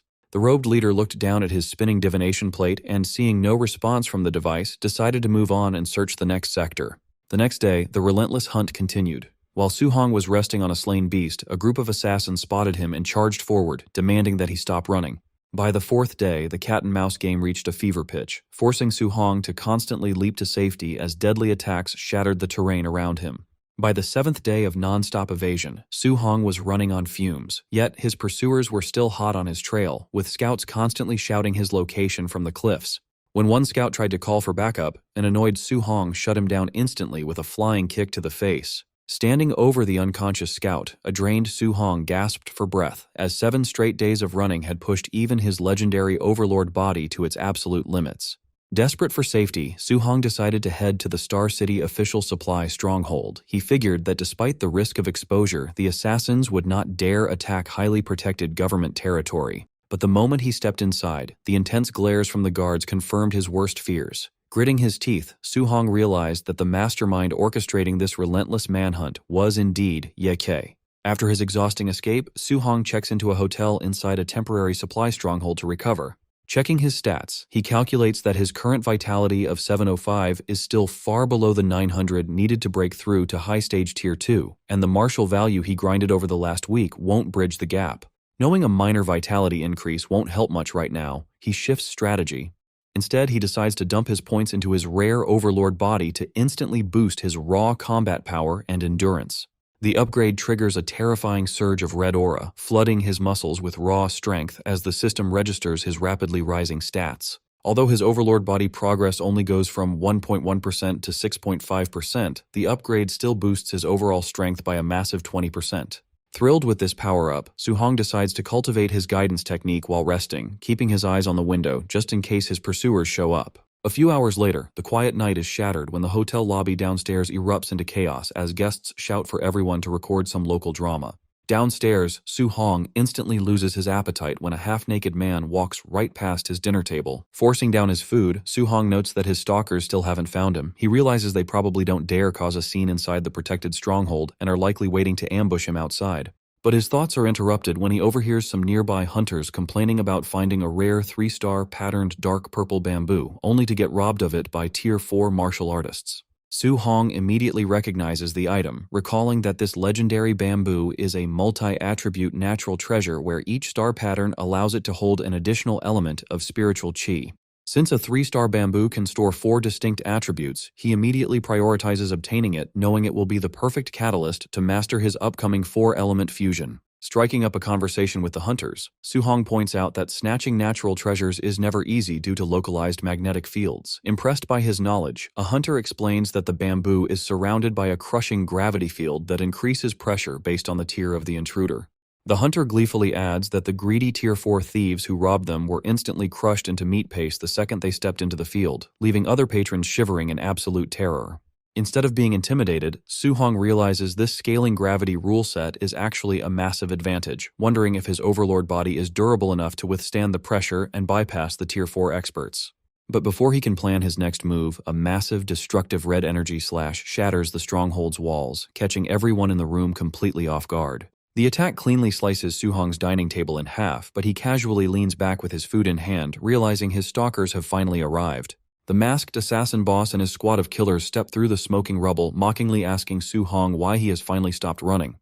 Hiding behind a flipped table, the surviving hunters break into a cold sweat, unable to comprehend what kind of trouble a Tier 2 kid could have caused to warrant an entire hit squad of Tier 3s and a Tier 4 leader. The boss coldly orders everyone else to get lost, sending the remaining patrons screaming out of the ruined building and leaving Su Hong completely isolated. Closing in on their target, the killers mockingly ask if Su Hong really thought they wouldn't dare break the piece of the supply stronghold just to eliminate him. Remaining completely relaxed in his chair, Su Hong smirks and tells them that he was actually the one waiting for them to show up. Believing the kid is just bluffing, the assassin boss bursts into laughter, mockingly asking if he really expects them to believe a single Tier 2 kid can wipe out their entire squad. Without another word, Su Hong grips his weapon, letting a devastating aura of elemental fire and crackling lightning wrap tightly around his spear. Brandishing the charged spear, he calmly points it at his enemies, declaring that the only way to find out if he can beat them is by trying. Recognizing the terrifying energy of 3 elements fusing together on a single weapon, the assassin boss freezes in shock before frantically screaming at his men to retreat. But it's already too late. Su Hong instantly teleports into the dead center of the surrounding squad, plunging his glowing spear into the ground.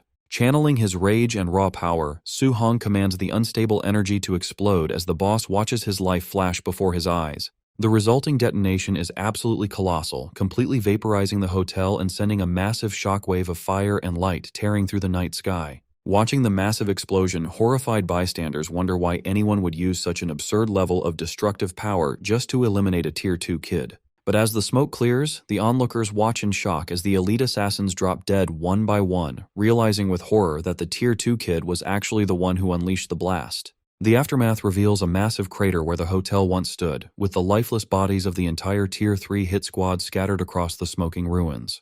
Dragging himself out of the rubble, the heavily injured assassin boss curses his employer's useless intel for failing to warn him that Su Hong wielded a 3-attribute martial art. Surveying his groaning, crippled subordinates, the assassin boss reassures himself that since a Tier 4 expert like him was heavily injured by the blast, a mere Tier 2 target at the epicenter has to be dead. He figures that despite the heavy casualties, completing the contract is still a win, especially since failing meant certain execution by their terrifying master, Lord Nabu. However, his celebration is cut short when a massive pillar of energy suddenly erupts from the crater right in front of him. Before he can even react, a shirtless and completely unscathed Su Hong drops from the sky, unleashing his devastating heaven-breaking spear technique. The boss barely manages to deflect the fatal strike, screaming in disbelief that the kid is still breathing, only for Su Hong to instantly vanish from his sight. Swinging at empty air, the boss's survival instincts scream at him to turn around. He spins around just in time to see Su Hong's eyes glowing red as he teleports directly behind his remaining dazed grunts, prompting the boss to desperately scream at his men to wake up and pin the boy down. But the dazed grunt is too slow to process the danger, sleepily asking his boss what he's shouting about. In a flash, Su Hong's spear brutally skewers him straight through the chest. Lifting the lifeless bodies on his weapon, Su Hong mockingly declares that even if a Tier 4 expert is too tough to take down quickly, he can still easily harvest plenty of points by slaughtering every single Tier 3 lackey in sight. He notes that the backlash from his unstable 3-element fusion was incredibly risky, realizing that if he hadn't condensed his earth armor and buffed his overlord body just in time, the explosion would have completely crippled him. Casually tossing the skewered corpses aside, Su Hong dashes past the boss, knowing that with the Tier 3 grunts out of the way, a single successful 3-attribute fusion is all he needs to finish off the Tier 4 expert. Watching his entire squad get casually slaughtered, the assassin boss goes completely bloodshot with rage, flaring his aura as he furiously vows to chop Su Hong's corpse into 10,000 pieces. Back at the Star City martial artist base, Lin Xingyi was preparing for a trip. He had hoped to invite Su Hong to Stargazing Lake, but the young warrior had already left a week ago. As Wang Tiantuo and Xiaonan joined the conversation, they noted that while they had rested for a full week, Su Hong had only taken a single day off before returning to his training. Agreeing that it was pointless to compare themselves to such a dedicated fighter, the trio headed out, hoping to catch up with him near the lake. Meanwhile, a furious Ye Kei was smashing teacups in his office. His hired assassins had made a huge mistake by locking down the lake and openly attacking Su Hong inside a secure government supply post. This reckless move had sent the Ye family's leader into a panic. If Su Hong died, everyone would suspect their family, and the city lord would gladly eliminate their entire clan to avenge his prized genius. Far from the city, a crushing purple dome called the Mysterious Gravity Field protected the dark purple bamboo forest, instantly flattening anyone who stepped inside. Hunters trying to reach the treasure were left groaning on the ground. One struggling fighter complained that after just 14 steps, the gravity multiplied 30 times, making it impossible to move forward. Nearby, onlookers calculated that at 30 times gravity, an average person had to endure over 2 tons of force, a pressure that easily crushed internal organs. Just then, the celestial cult envoy and his followers arrived. The envoy explained that the field's gravity scaled with power, meaning a Tier 4 expert like him would face a much stronger pull than a Tier 3. Recognizing that the bamboo was unreachable for now, the envoy shifted his focus back to tracking down a specific divine object. Suddenly, his division compass spun rapidly before locking onto a direction, signaling that he had finally found his target. The compass pointed the envoy directly toward the 3-star patterned dark purple bamboo. Cursing his luck, he realized the divine object was trapped inside the crushing gravity field, with no easy way to get it. Just as he was trying to find a solution, the envoy spotted Su Hong leaping through the trees. He wondered how a mere Tier 2 brat had survived a hunt by a Tier 4 assassin and a squad of Tier 3 fighters. Labeling the failed hit squad as useless, the envoy decided to handle it himself. He charged at Su Hong, eager to claim the massive rewards for bringing in the boy's head. Sensing a powerful new threat, Su Hong braced for the ambush. He barely had time to react before the envoy lunged at him with a spear. Knowing a simple dodge wouldn't be enough, Su Hong summoned his protective earth armor and counterattacked with a burst of explosive energy. As the dust cleared, both fighters stood their ground. Once his armor vanished, Su Hong caught his breath and praised the cultist for surviving his attack. The envoy declared that Su Hong must die, which immediately told Su Hong he was a demonic cultist. This confirmed Su Hong's worst fears. He was now being hunted by both Ye Kei and the demonic cult. Instead of wasting time, he channeled his elemental energy and charged, starting a massive weapon clash. The collision triggered a powerful explosion that echoed through the forest, sending the envoy flying back through the trees. Coughing up blood, the Tier 4 fighter was in disbelief, wondering how a Tier 2 opponent could have such monstrous power. Seeing Su Hong turn to target his subordinates, the envoy ordered his squad to block him. Su Hong found himself squeezed between the demonic cult grunts in front and a recovering Tier 4 expert behind. The grunts debated whether to transform to survive, but foolishly assumed Su Hong couldn't launch another high-tier attack so quickly. One grunt tried to rally the squad for a defense, but Su Hong instantly took his head off mid-sentence. Before the rest could react, he executed a single dash, piercing through their defensive line and skewering the entire group. The survivors were left terrified, cursing their dead comrade for underestimating Su Hong's energy. Refusing to back down, the cultists launched a coordinated charge, trying to overwhelm him with numbers.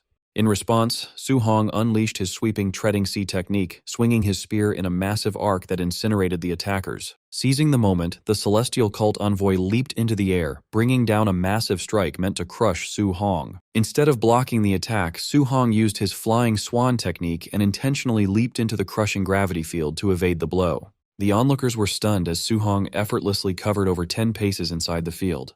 They marveled at his physical strength, realizing his overlord body made the crushing gravity look easy. Furious, the envoy declared that the gravity wouldn't protect him and stepped into the field to chase him. However, the moment his foot touched down, he regretted it. Because the gravity scaled with power, his first step subjected him to nearly 30 times gravity, and he realized going any deeper would crush him. Safe from close-range attacks, Su-hong sprinted deeper into the field. The frustrated envoy hurled his spear at him, but the scaling gravity dragged the weapon down long before it could reach its target. Stranded at the border, the envoy could only scream threats, daring Su-hong to face him outside. Safely out of reach, Su-hong knew he had bought himself some time. He saw his goal, the 3-star patterned dark purple bamboo, standing right before him. However, the pressure continued to rise with every step, and he realized his injuries were pushing him to his limits. Since the cultists couldn't reach him, Su-hong decided to sit down and use his wood attribute healing technique to treat his wounds. This left the surrounding hunters stunned. They couldn't understand how a kid who had just been using thunder energy also had wood attribute healing powers, let alone how he was calmly resting so close to the prize.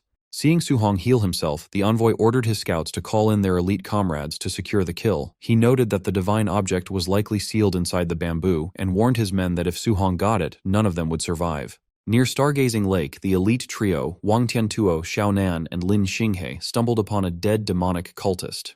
Realizing the demon cult had blocked off the entire area, they suspected the enemy was targeting Su-hong and decided to head back to the martial artist base to notify them. Along the way, the base's complete silence felt highly suspicious, leading them to believe that the base itself might actually be colluding with the cultists.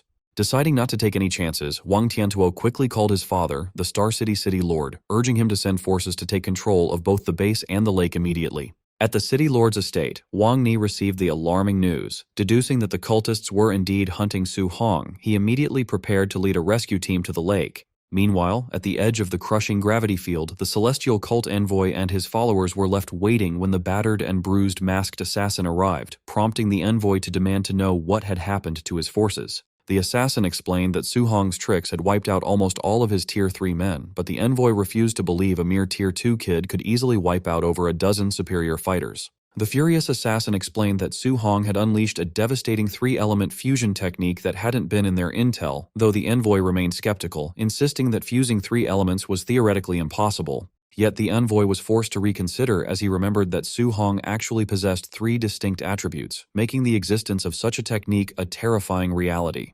Knowing their lives were on the line, the cultists agreed that they had to kill the boy at all costs, or face certain death from their terrifying superior. They glared at Su-hong, who was still peacefully meditating right in front of them. 2 hours later, Su-hong finished his meditation. Thanks to his A-rank healing art, his body and spiritual energy were fully restored back to their peak. Noticing the cultists were still stubbornly waiting for him to step out, Su-hong realized they wouldn't stop until he was dead, so he grabbed his spear and stood up. Taking his first steps toward the bamboo, Su-hong felt the crushing gravity of the field multiply instantly. Gritting his teeth under the immense pressure, he vowed to endure the weight and keep pushing forward. Outside the barrier, the envoy and the assassin boss watched in disbelief as Su-hong closed in on his target. They cursed his ridiculously overpowered physique, amazed that a Tier 2 kid possessed such insane physical durability.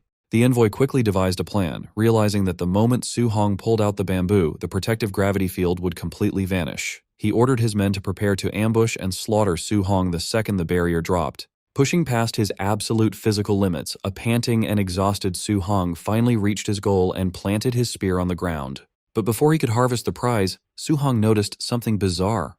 While the crushing gravity had pulverized the surrounding stone into dust, a strange black triangular fragment lay on the ground, completely undamaged. Intrigued by how such a tiny object could withstand this level of pressure, Su-hong realized it must be an incredibly rare treasure and decided to pick it up. He examined the mysterious fragment but could not identify the material.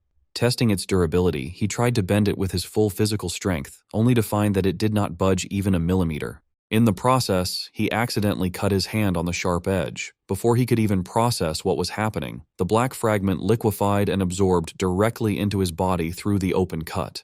Instantly, a colossal surge of energy erupted within him, causing all 7 of his elemental attributes to skyrocket. Soon after, the system confirmed his incredible luck. He had officially obtained a legendary 7 Gods Cauldron fragment. Realizing this divine fragment was the ultimate shortcut to supercharge his cultivation, Su-hong immediately sat down to absorb the energy.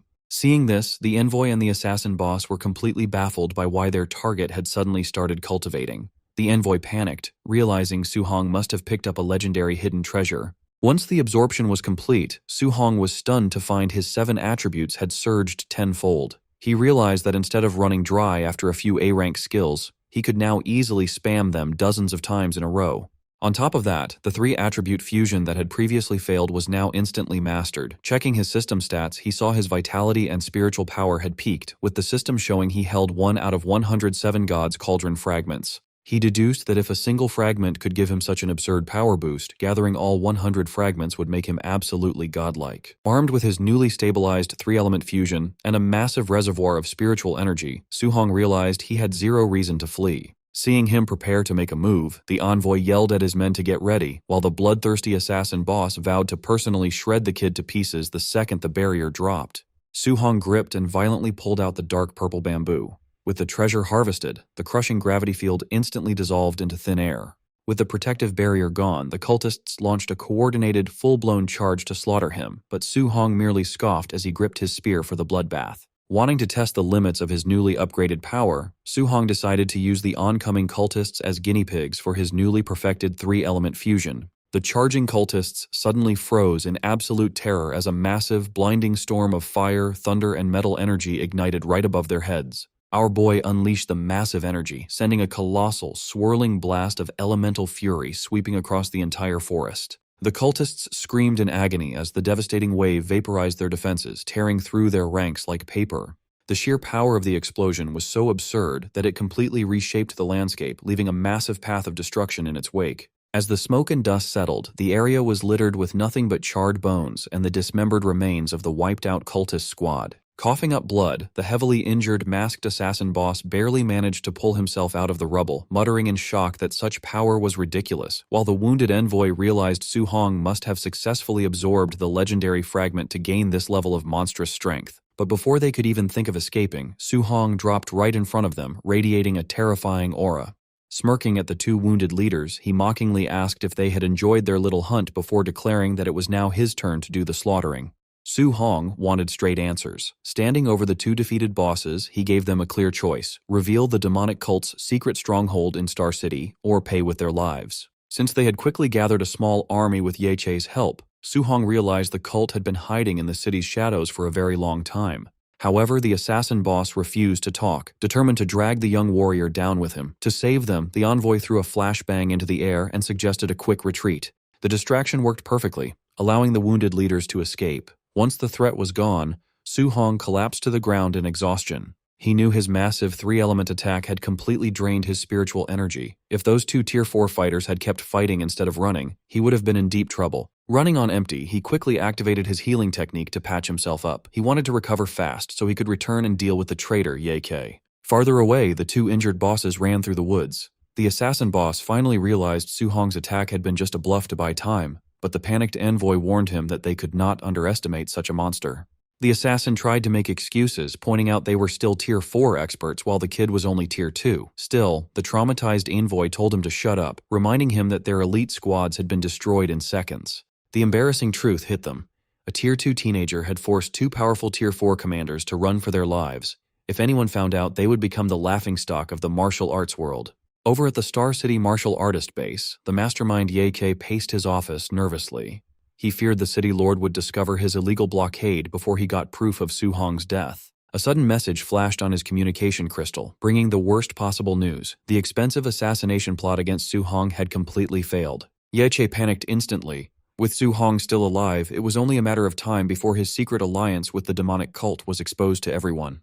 Knowing his life was over if he stayed, Ye Che quickly packed his bags to flee Star City before the city lord could find him. Rushing to his SUV, he angrily cursed Su-hong, blaming the young genius for ruining his comfortable life and forcing him to run. Before he could get inside his vehicle, a massive cage of fire erupted and trapped him. Su-hong stepped out from the shadows, mocking him and asking where he thought he was going. Trapped and desperate, Ye Che unleashed his peak Tier 3 energy. He charged forward with a powerful palm strike, screaming that a mere Tier 2 brat could not look down on him. Su-hong easily dodged the strike with incredible speed, calmly telling Ye Che that ranks did not matter anymore. Instantly, Su-hong delivered a powerful thrust that stabbed Ye Che through the chest. As the dying official crashed back into his vehicle, he realized he was fighting a true monster. The vehicle exploded into a fireball as Su-hong walked away. A nearby crowd of martial artists watched in silence, shocked that a Tier 2 teen had just defeated a peak Tier 3 official in broad daylight.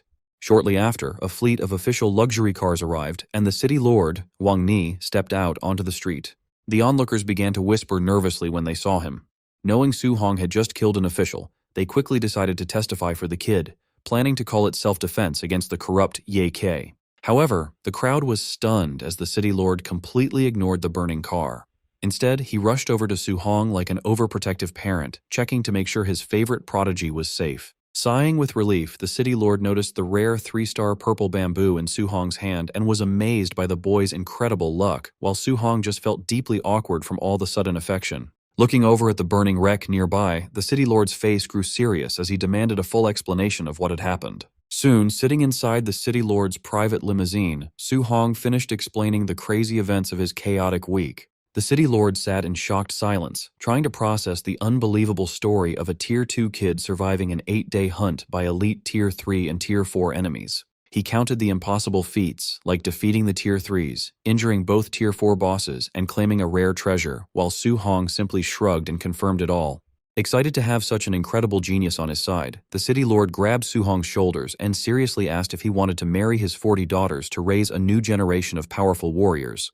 Blushing and flustered, Su Hong begged the old man to stop joking and quickly shifted the topic back to the real threat, the demonic mastermind who was likely still hiding in the city. The city lord agreed, warning him that the cult would not make the same mistake twice and might send Tier 6 or 7 grandmasters next time. Star City was now too small to keep him safe. His best option was the upcoming college entrance exam. If Su Hong could enter a top academy like Imperial Capital University, even grandmasters would not dare to touch him, prompting the young warrior to vow to succeed. To protect him until exam day, the city lord promised to send 2 elite squads of martial artists to guard his villa, allowing Su Hong to focus entirely on his training.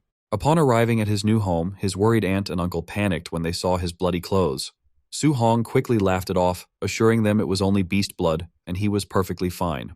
Later, alone in his room, Su Hong opened his system stats. Because of his difficult survival streak in the forest, he now had a massive hoard of over 3,100 martial value points. Considering his options, he realized that putting all his points into vitality would make him Tier 3, but it would leave his new spiritual power weak at Tier 2. Because he had to stay safe inside the city to avoid another assassination, he would not be able to gather high-value points for a long time. Deciding a balanced build was best for his survival, Su Hong played it smart and split his points to upgrade both his physical body and his spiritual power. Testing his upgraded telekinesis, he easily controlled a glass of water, making the liquid float around his room with perfect control. By the morning, rumors of Su Hong's incredible battle were already spreading rapidly through Star City No. 1 High School. Inside the classrooms, excited students gossiped about how Su Hong supposedly destroyed 100 cultists with a single swing of his spear. At the same time, Chen Shan and Li Tu acted as Su Hong supporters, visiting classrooms to brag about his legendary deeds, though they got called out for crashing a class when it was not their turn. An annoyed student confronted them, complaining that his class had been waiting a week to hear the story. It turned out the duo got their schedule mixed up and went to the wrong classroom. This classroom drama quickly ended when a student spotted Su Hong entering the school gates and yelled out. Hearing the sudden noise, Su Hong looked around, completely confused. Before he could take another step, a massive crowd of excited students ran straight at him like a wild mob. Breaking into a cold sweat, he wondered what he had done to make the entire school chase him. Soon, a massive crowd of students quickly surrounded Su Hong, begging to hear about his legendary exploits. While his friends Li Tu and Chen Shan laughingly bragged about how their teacher, Teacher Li, had been shocked by the news, Su Hong frantically coughed to get them to shut up. However, the boys ignored the warning and kept laughing, mockingly asking if Su Hong had caught a cold, totally unaware that Teacher Li was standing right behind them.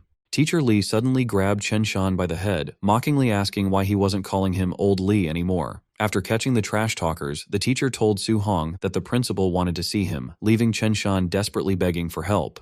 When Su Hong knocked on the office door, Principal Li practically burst out of the room to enthusiastically welcome Star City's favorite prodigy with open arms. Once they sat down, the principal tried to slip him some valuable Tier 2 cultivation pills under the table as a private gift, insisting that Su Hong accept them. Su Hong politely declined though, casually revealing that the pills were useless because he had already reached Tier 2 high stage. This revelation completely blew the principal's mind, as he could not understand how the boy had leveled up so quickly. Su Hong then explained that a recent assassination attempt by elite cultists had actually done him a favor, providing the perfect opportunity to grind and harvest massive amounts of martial points. Excited by this incredible growth, Principal Li took off his jacket and demanded they head to the gym so he could test the kid's strength. Su Hong awkwardly pointed out the principal's higher rank, but the confident man promised to hold back. As they walked into the gymnasium, the other students immediately spotted Su Hong and began whispering about how he had supposedly defeated an entire army of cultists by himself. Seizing the moment, Principal Lee proudly announced that he was about to spar with the school's star prodigy, ordering the staff to gather every free student in the building to watch. Feeling deeply awkward, Su Hong suggested they find a more private spot to fight. However, the principal misread his concern, laughing it off and repeating that he would hold back so Su Hong wouldn't look bad. In reality, Su Hong was actually trying to protect his teacher's dignity, worried that defeating his own principal in public would ruin the man's reputation forever. Since there was no backing out now, Principal Lee powered up his fiery aura in front of the massive crowd and confidently ordered Su Hong to make the first move. The watching students went wild, excited to witness the raw power of a Tier 3 martial artist in action as they cheered Su Hong on to do his best. To avoid hurting his principal, Su Hong decided to use a weaker but flashy skill to hide the fact that he was holding back, testing the waters with his B-rank cloud-hiding Gale Fist. He charged across the court with swirling blue energy, launching an attack that startled the principal, who hadn't expected the kid to open the fight with a B-rank technique. Instantly realizing this weak opener actually rivaled the power of a Tier 3 expert, the principal quickly dropped his casual attitude and summoned a massive stone glove to counter with his giant rock fist. The two elemental strikes violently collided in the center of the court, unleashing a massive shockwave that nearly blew the watching students off their feet. They went toe-to-toe, rapidly exchanging a flurry of punches until the sheer force of the collision sent both fighters sliding back to opposite ends of the court. Principal Lee looked down in shock as his protective stone armor crumbled to pieces, realizing that the kid hadn't even used his full strength to shatter a Tier 3 defense. The students gasped in disbelief, unable to believe a Tier 2 fighter had pushed back a Tier 3 expert.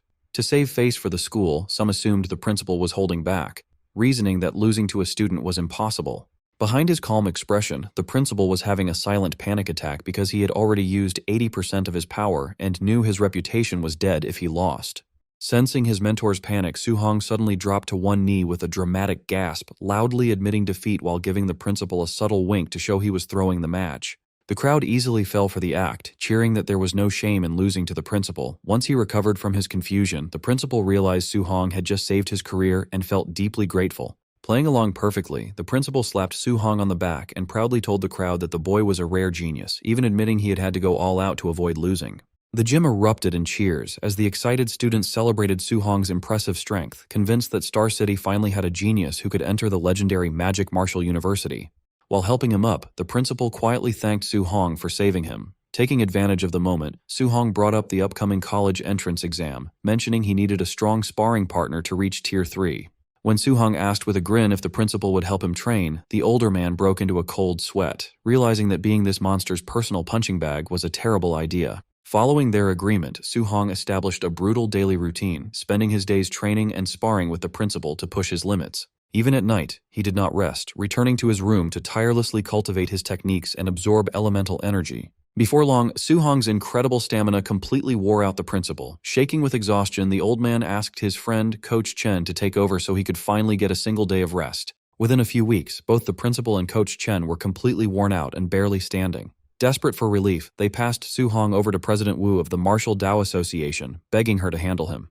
Since she was a powerful Tier 5 martial artist, President Wu showed absolutely no mercy, ruthlessly training Su Hong and refusing to let him rest for even a second. With only 5 days left before the big exam, a bruised and battered Su Hong caught his breath and told President Wu that he was finally ready to break through. Suspecting he was just trying to slack off, President Wu grabbed him by the head, but the fiery aura radiating from Su Hong proved he was telling the truth. She was shocked to realize that after less than a month of her intense training, his vitality had skyrocketed from 900 to a peak level of 1,000. Recognizing his rapid progress, she quickly ordered an urgent delivery of Tier 3 advancement pills and left him alone in the training room to focus on his breakthrough. Sitting cross-legged as his wounds healed under his glowing aura, Su Hong activated his energy, fully prepared to break through his limits and reach Tier 3. Inside the Martial Arts Association lobby, President Wu happily skipped down the hallway, leaving the nearby staff watching her in shock. She was completely lost in her own world, thrilled that Su Hong might become Star City's first Tier 3 candidate and bring them massive provincial resources. As she daydreamed about how this amazing rookie would push their local association to the top, she happily raised her arms to celebrate. This unusually cheerful behavior left everyone confused, and some onlookers even whispered that the famously cold president must finally be in love. When Principal Lee and Coach Chen arrived and ran to the backyard to find her, the gossiping staff hilariously assumed she was dating both old men. Meanwhile, deep inside the training room, Su Hong was busy training, releasing a fiery red aura to start his intense breakthrough. He gritted his teeth as a brutal wave of raw energy expanded, putting an intense strain on his entire body. Exhausted and out of breath, he quickly realized that his first attempt at breaking through had completely failed. Since giving up was not an option, he thought of how much his mentors believed in him and ignited his aura for a dangerous second try. After half an hour of pure pain, he finally tamed the violent energy and compressed it deep inside his body. Gritting his teeth for one final push, Su Hong forced his power to break through, causing an explosion that shredded the clothes right off his body. Once the dust settled, he was amazed by the massive upgrade to his physical stats. To test his new limits, he threw a casual punch, shooting a massive fist of pure energy straight across the room.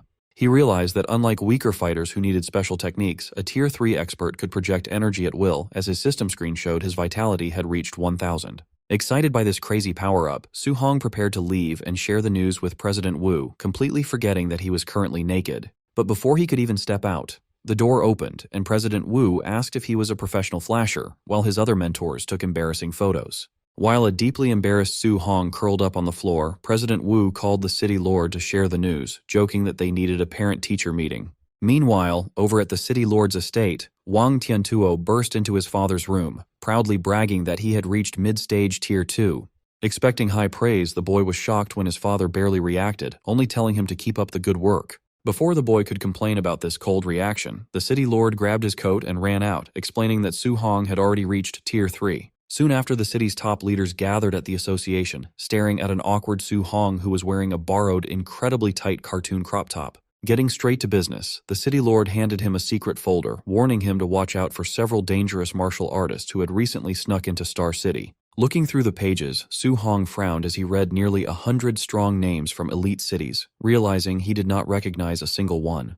The city lord explained that even the human high command had traitors who wanted nothing more than to assassinate talented young geniuses. Su Hong realized the stakes had just gone up because while he was ready to fight monster invasions, he now had to watch his back for human traitors.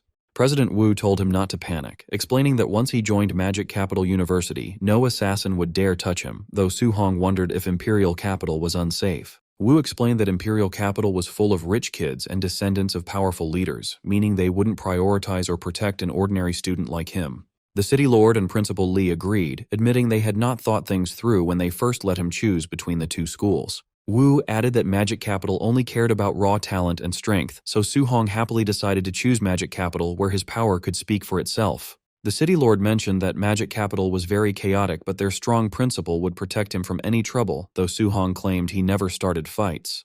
His mentors stared at him blankly, asking who had killed the corrupt official Ye Qi and defeated dozens of elite cult assassins. Principal Li and Coach Chen joined in, pointing out that he had also trashed other cities' training camps and beaten his entire class, leaving him laughing nervously. Changing the subject, the city lord gently pointed out that as the city's top student, Su Hong's current outfit was a little strange. President Wu proudly spoke up, claiming her fashion taste was perfect and explaining she had lent him her own clothes since his had been destroyed. Not wanting to offend her, the city lord nervously lied and praised the outfit, while Su Hong awkwardly thanked them both. A few days later at the airport, the city lord welcomed the official college entrance exam examiner, a sharp Tier 5 martial artist named Wang Lindao. Shaking hands, the examiner sighed that his master had forced him to take this job, ordering him to put his pride aside to make friends with talented local students. He complained that as a Tier 5 expert, trying to impress high school kids was embarrassing, especially since Star City rarely produced even a single Tier 2 candidate. The city lord smugly asked if an 18-year-old Tier 3 genius was worth his time, making the shocked examiner throw away his pride and demand to see Su Hong immediately. At the Star City martial art exam venue, stadium officials were busy setting up the vitality and combat power testers to kick off the big day. President Wu Lingxian kept checking her phone, wondering why the designated examiner had not returned with their star student yet. Seeing her worry, City Lord Wang Ni pointed out into the stadium crowd to show her exactly where the guy was hiding. It turned out the examiner, Wang Lindao, had completely abandoned his professional dignity, throwing his arm around Su Hong to force a cute selfie and beg Star City's favorite genius for a smile. Watching this embarrassing display from the stage, Wu Lingxian and Wang Ni facepalmed and cursed the examiner's shameless behavior. Shortly after, the speakers blared to officially kick off the Martial Dao assessment, announcing that while lower-tier students tested locally, all Tier 2 and above examinees had to take a special train to the provincial capital for centralized testing. Su-hong grumbled that absolutely nobody had bothered to tell him about the travel requirement, prompting his three mentors to awkwardly laugh and admit they had completely forgotten.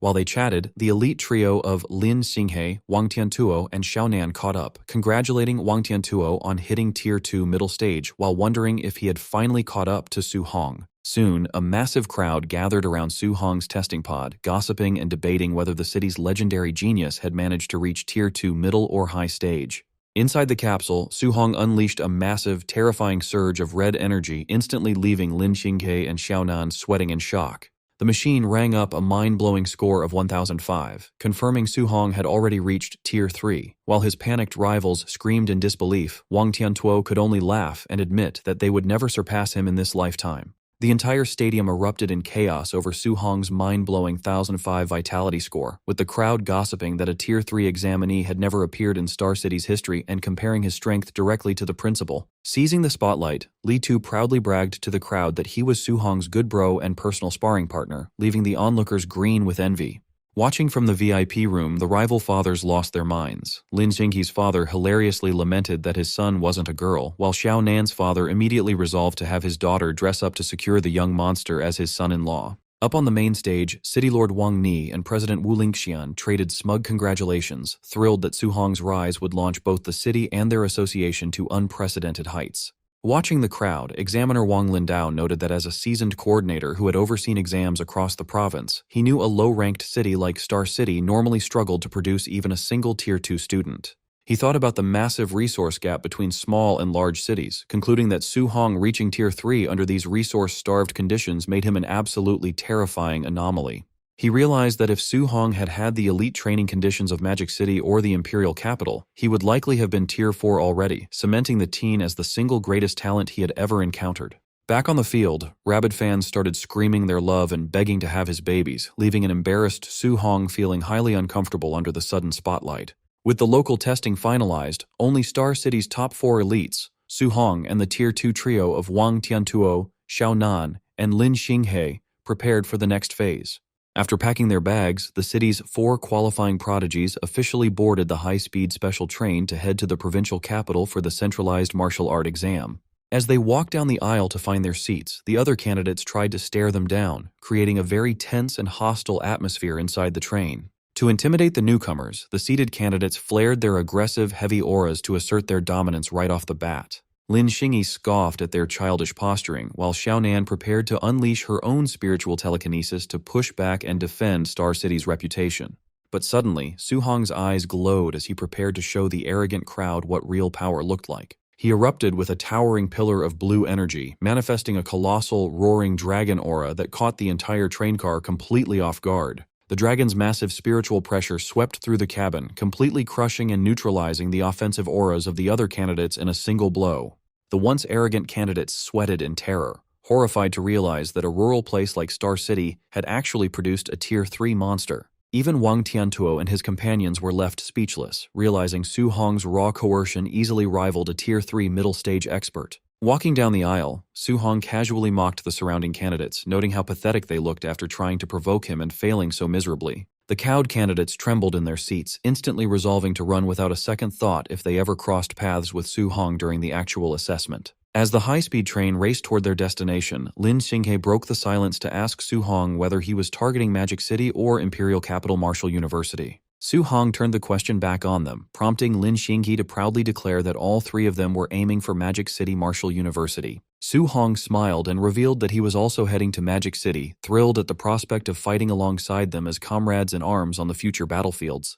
Lin Xinghe excitedly celebrated having such a monstrous teammate, while Wang Tiantuo jokingly warned him to stay on his toes since Magic City was famous for ruthlessly expelling slackers. Recalling President Wu's promise that Magic City cared only about raw talent and strength over social status, Su-hong confidently prepared to conquer his new university.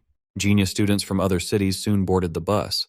Lin Chunfeng spotted Su-hong and loudly promised to defeat him, but Su-hong barely paid attention and gave a dry, casual response.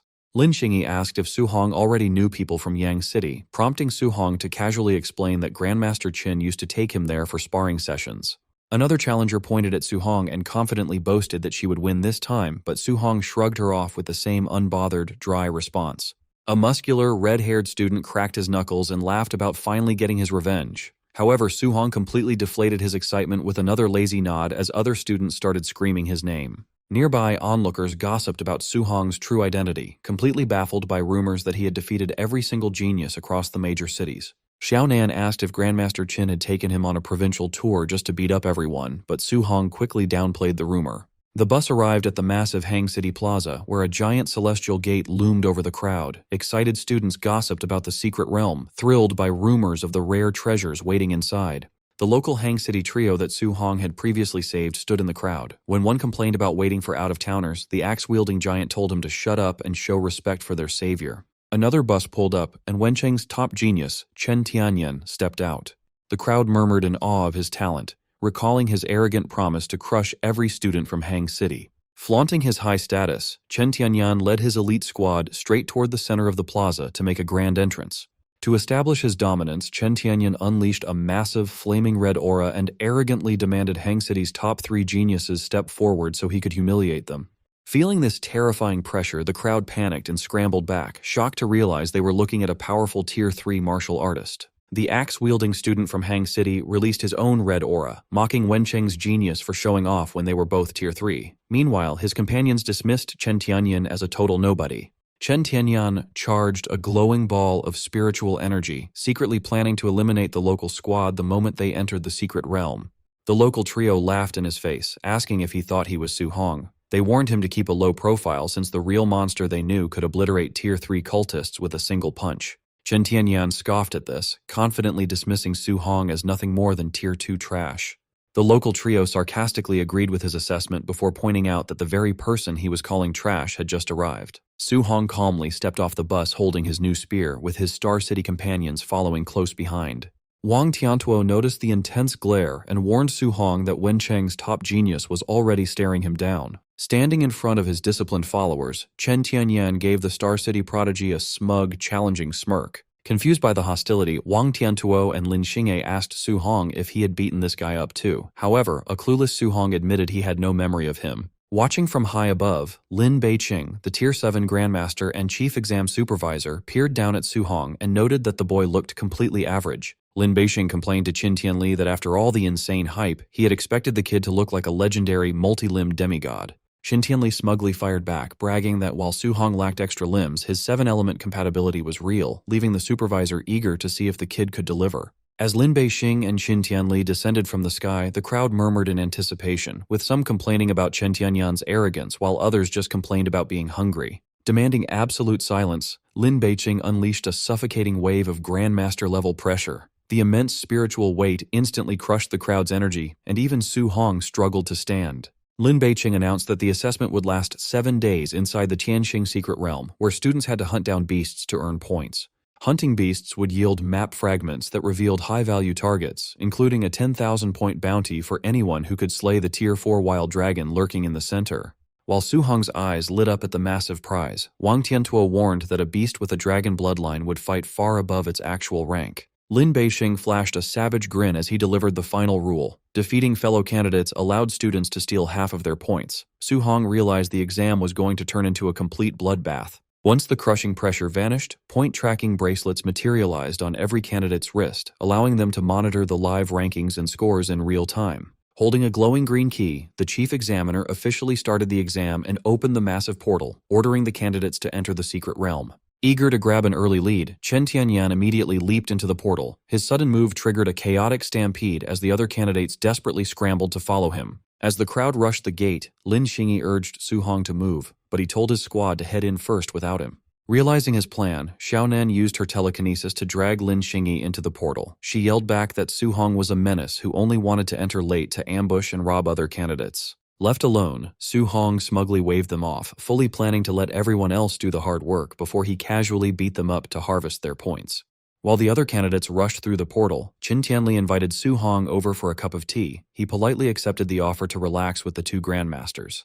Watching them delay, a grumpy Lin Beixing complained that both the old master and the kid were devious. However, Su Hong smoothly countered that he was simply following the supervisor's exact rules. Lin Beixing pointed out that there were several strong Tier 3 candidates in this exam and asked if Su Hong was really that confident, prompting a humble shrug from the boy. Qin Tianli laughed and slapped Su Hong's back, calling him too modest. He then revealed to a stunned Lin Beixing that the kid had recently survived a demonic cult assassination, killing over 20 Tier 3 cultists and crippling 2 Tier 4 commanders. Su Hong tried to downplay the feat. This made Lin Beixing sigh in relief as he assumed the old master had been exaggerating, muttering that Tier 3 cultists weren't easily beaten like simple cabbages. Su Hong casually clarified that he actually had to run for 8 days and fight to the absolute death to kill them, leaving Lin Beixing sweating in disbelief at the kid's ridiculous combat record. Inside the Heavenly Star secret realm, a massive Tier 3 bear and a giant white tiger faced off in a fierce battle, while Su Hong watched them calmly from the cliffs above. He felt extremely lucky to run into 2 powerful Tier 3 beasts so soon after entering the secret realm. While the bear struck the tiger with its heavy claws and slammed it against the cliffside, Su Hong simply sat back to enjoy the free show. Moments later, the beaten white tiger collapsed to the ground in complete defeat. Seeing its chance to end the fight, the giant bear roared loudly and lunged forward to finish off its rival. However, Su Hong smirked and dove down to intercept the beast, piercing the bear's chest with a powerful lightning strike that killed it instantly. He landed smoothly on his feet, standing proudly on top of the massive beast's body. Next, he turned his attention to the injured white tiger and coldly told it that its time was up. Terrified by his incredible strength, the panicked tiger desperately tried to climb up the rocky cliff to escape. But Su Hong used his telekinesis to float in front of it, mockingly asking if it really thought it could run away. He prepared his powerful third spear stance to finish the beast, but he was suddenly stopped when the giant tiger dropped to its knees and started whimpering like a helpless little cat. This unexpected reaction froze Su Hong in the middle of his attack, leaving him completely confused by the strange sight. To avoid hitting it, he quickly redirected his explosive attack to the side, cutting a deep trench into the ground while leaving the shaking tiger untouched. The giant tiger then rolled onto its back and started purring, leaving Su Hong amazed that such a fierce monster would act cute just to save its own life. Because of this, he agreed to spare its life as long as it led him to other humans and strong monsters, but he was left speechless when the tiger literally barked like a dog to agree. With their agreement made, Su Hong rode the white tiger like a horse as they dashed off to find the strongest beasts in the area.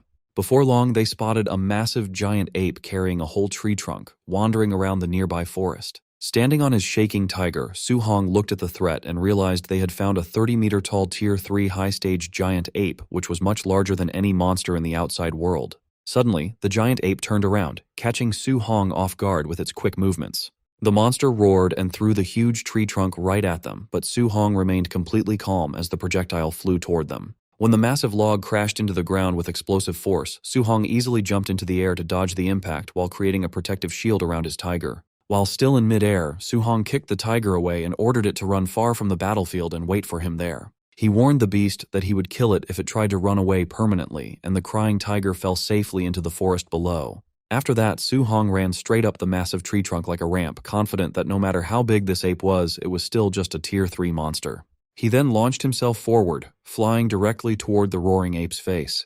Disgusted by the monster's horrible breath, he yelled at it to stop breathing on him before powering up his heaven-breaking spear technique. He drove a massive, lightning-charged strike straight into the ape's open mouth, shattering its giant teeth in a single hit. As a result, the broken fangs were blown right out of its mouth and crashed heavily onto the forest floor below. Screaming in terrible pain and spitting blood, the giant ape was blasted backward and collapsed heavily into the trees. Once he landed safely, Su Hong looked at the massive tree trunk and estimated it to be over 40 meters long, weighing around 70 tons.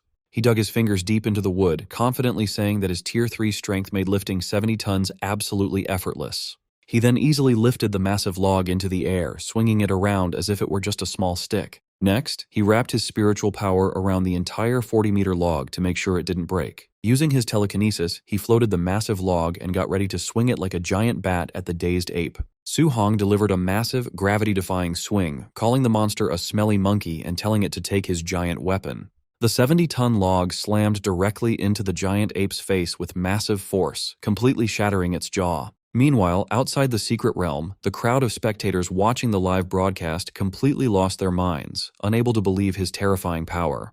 Inside the VIP room, Qin Tianli laughed loudly and bragged that his student was beating an elite monster like a common dog, causing Lin Beixing to choke and spit out his tea.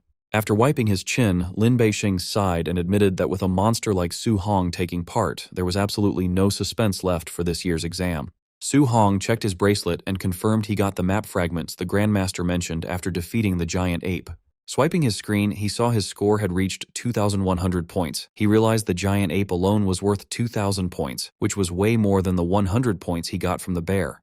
Since second place Chen Tianyan only had 800 points, robbing him would only give Su Hong 400 points, he decided that hunting high-value beasts was a much better use of his time. He went to find his tamed white tiger to track down his next targets. Other clueless candidates stared at their bracelets, completely confused about how a random guy named Su Hong got such a massive score. The candidates he saved realized he must have defeated a high-value special beast by himself, and they started hyping up his insane power. Sitting on a dead bear, the top genius Chen Tianyan sneered at the rankings.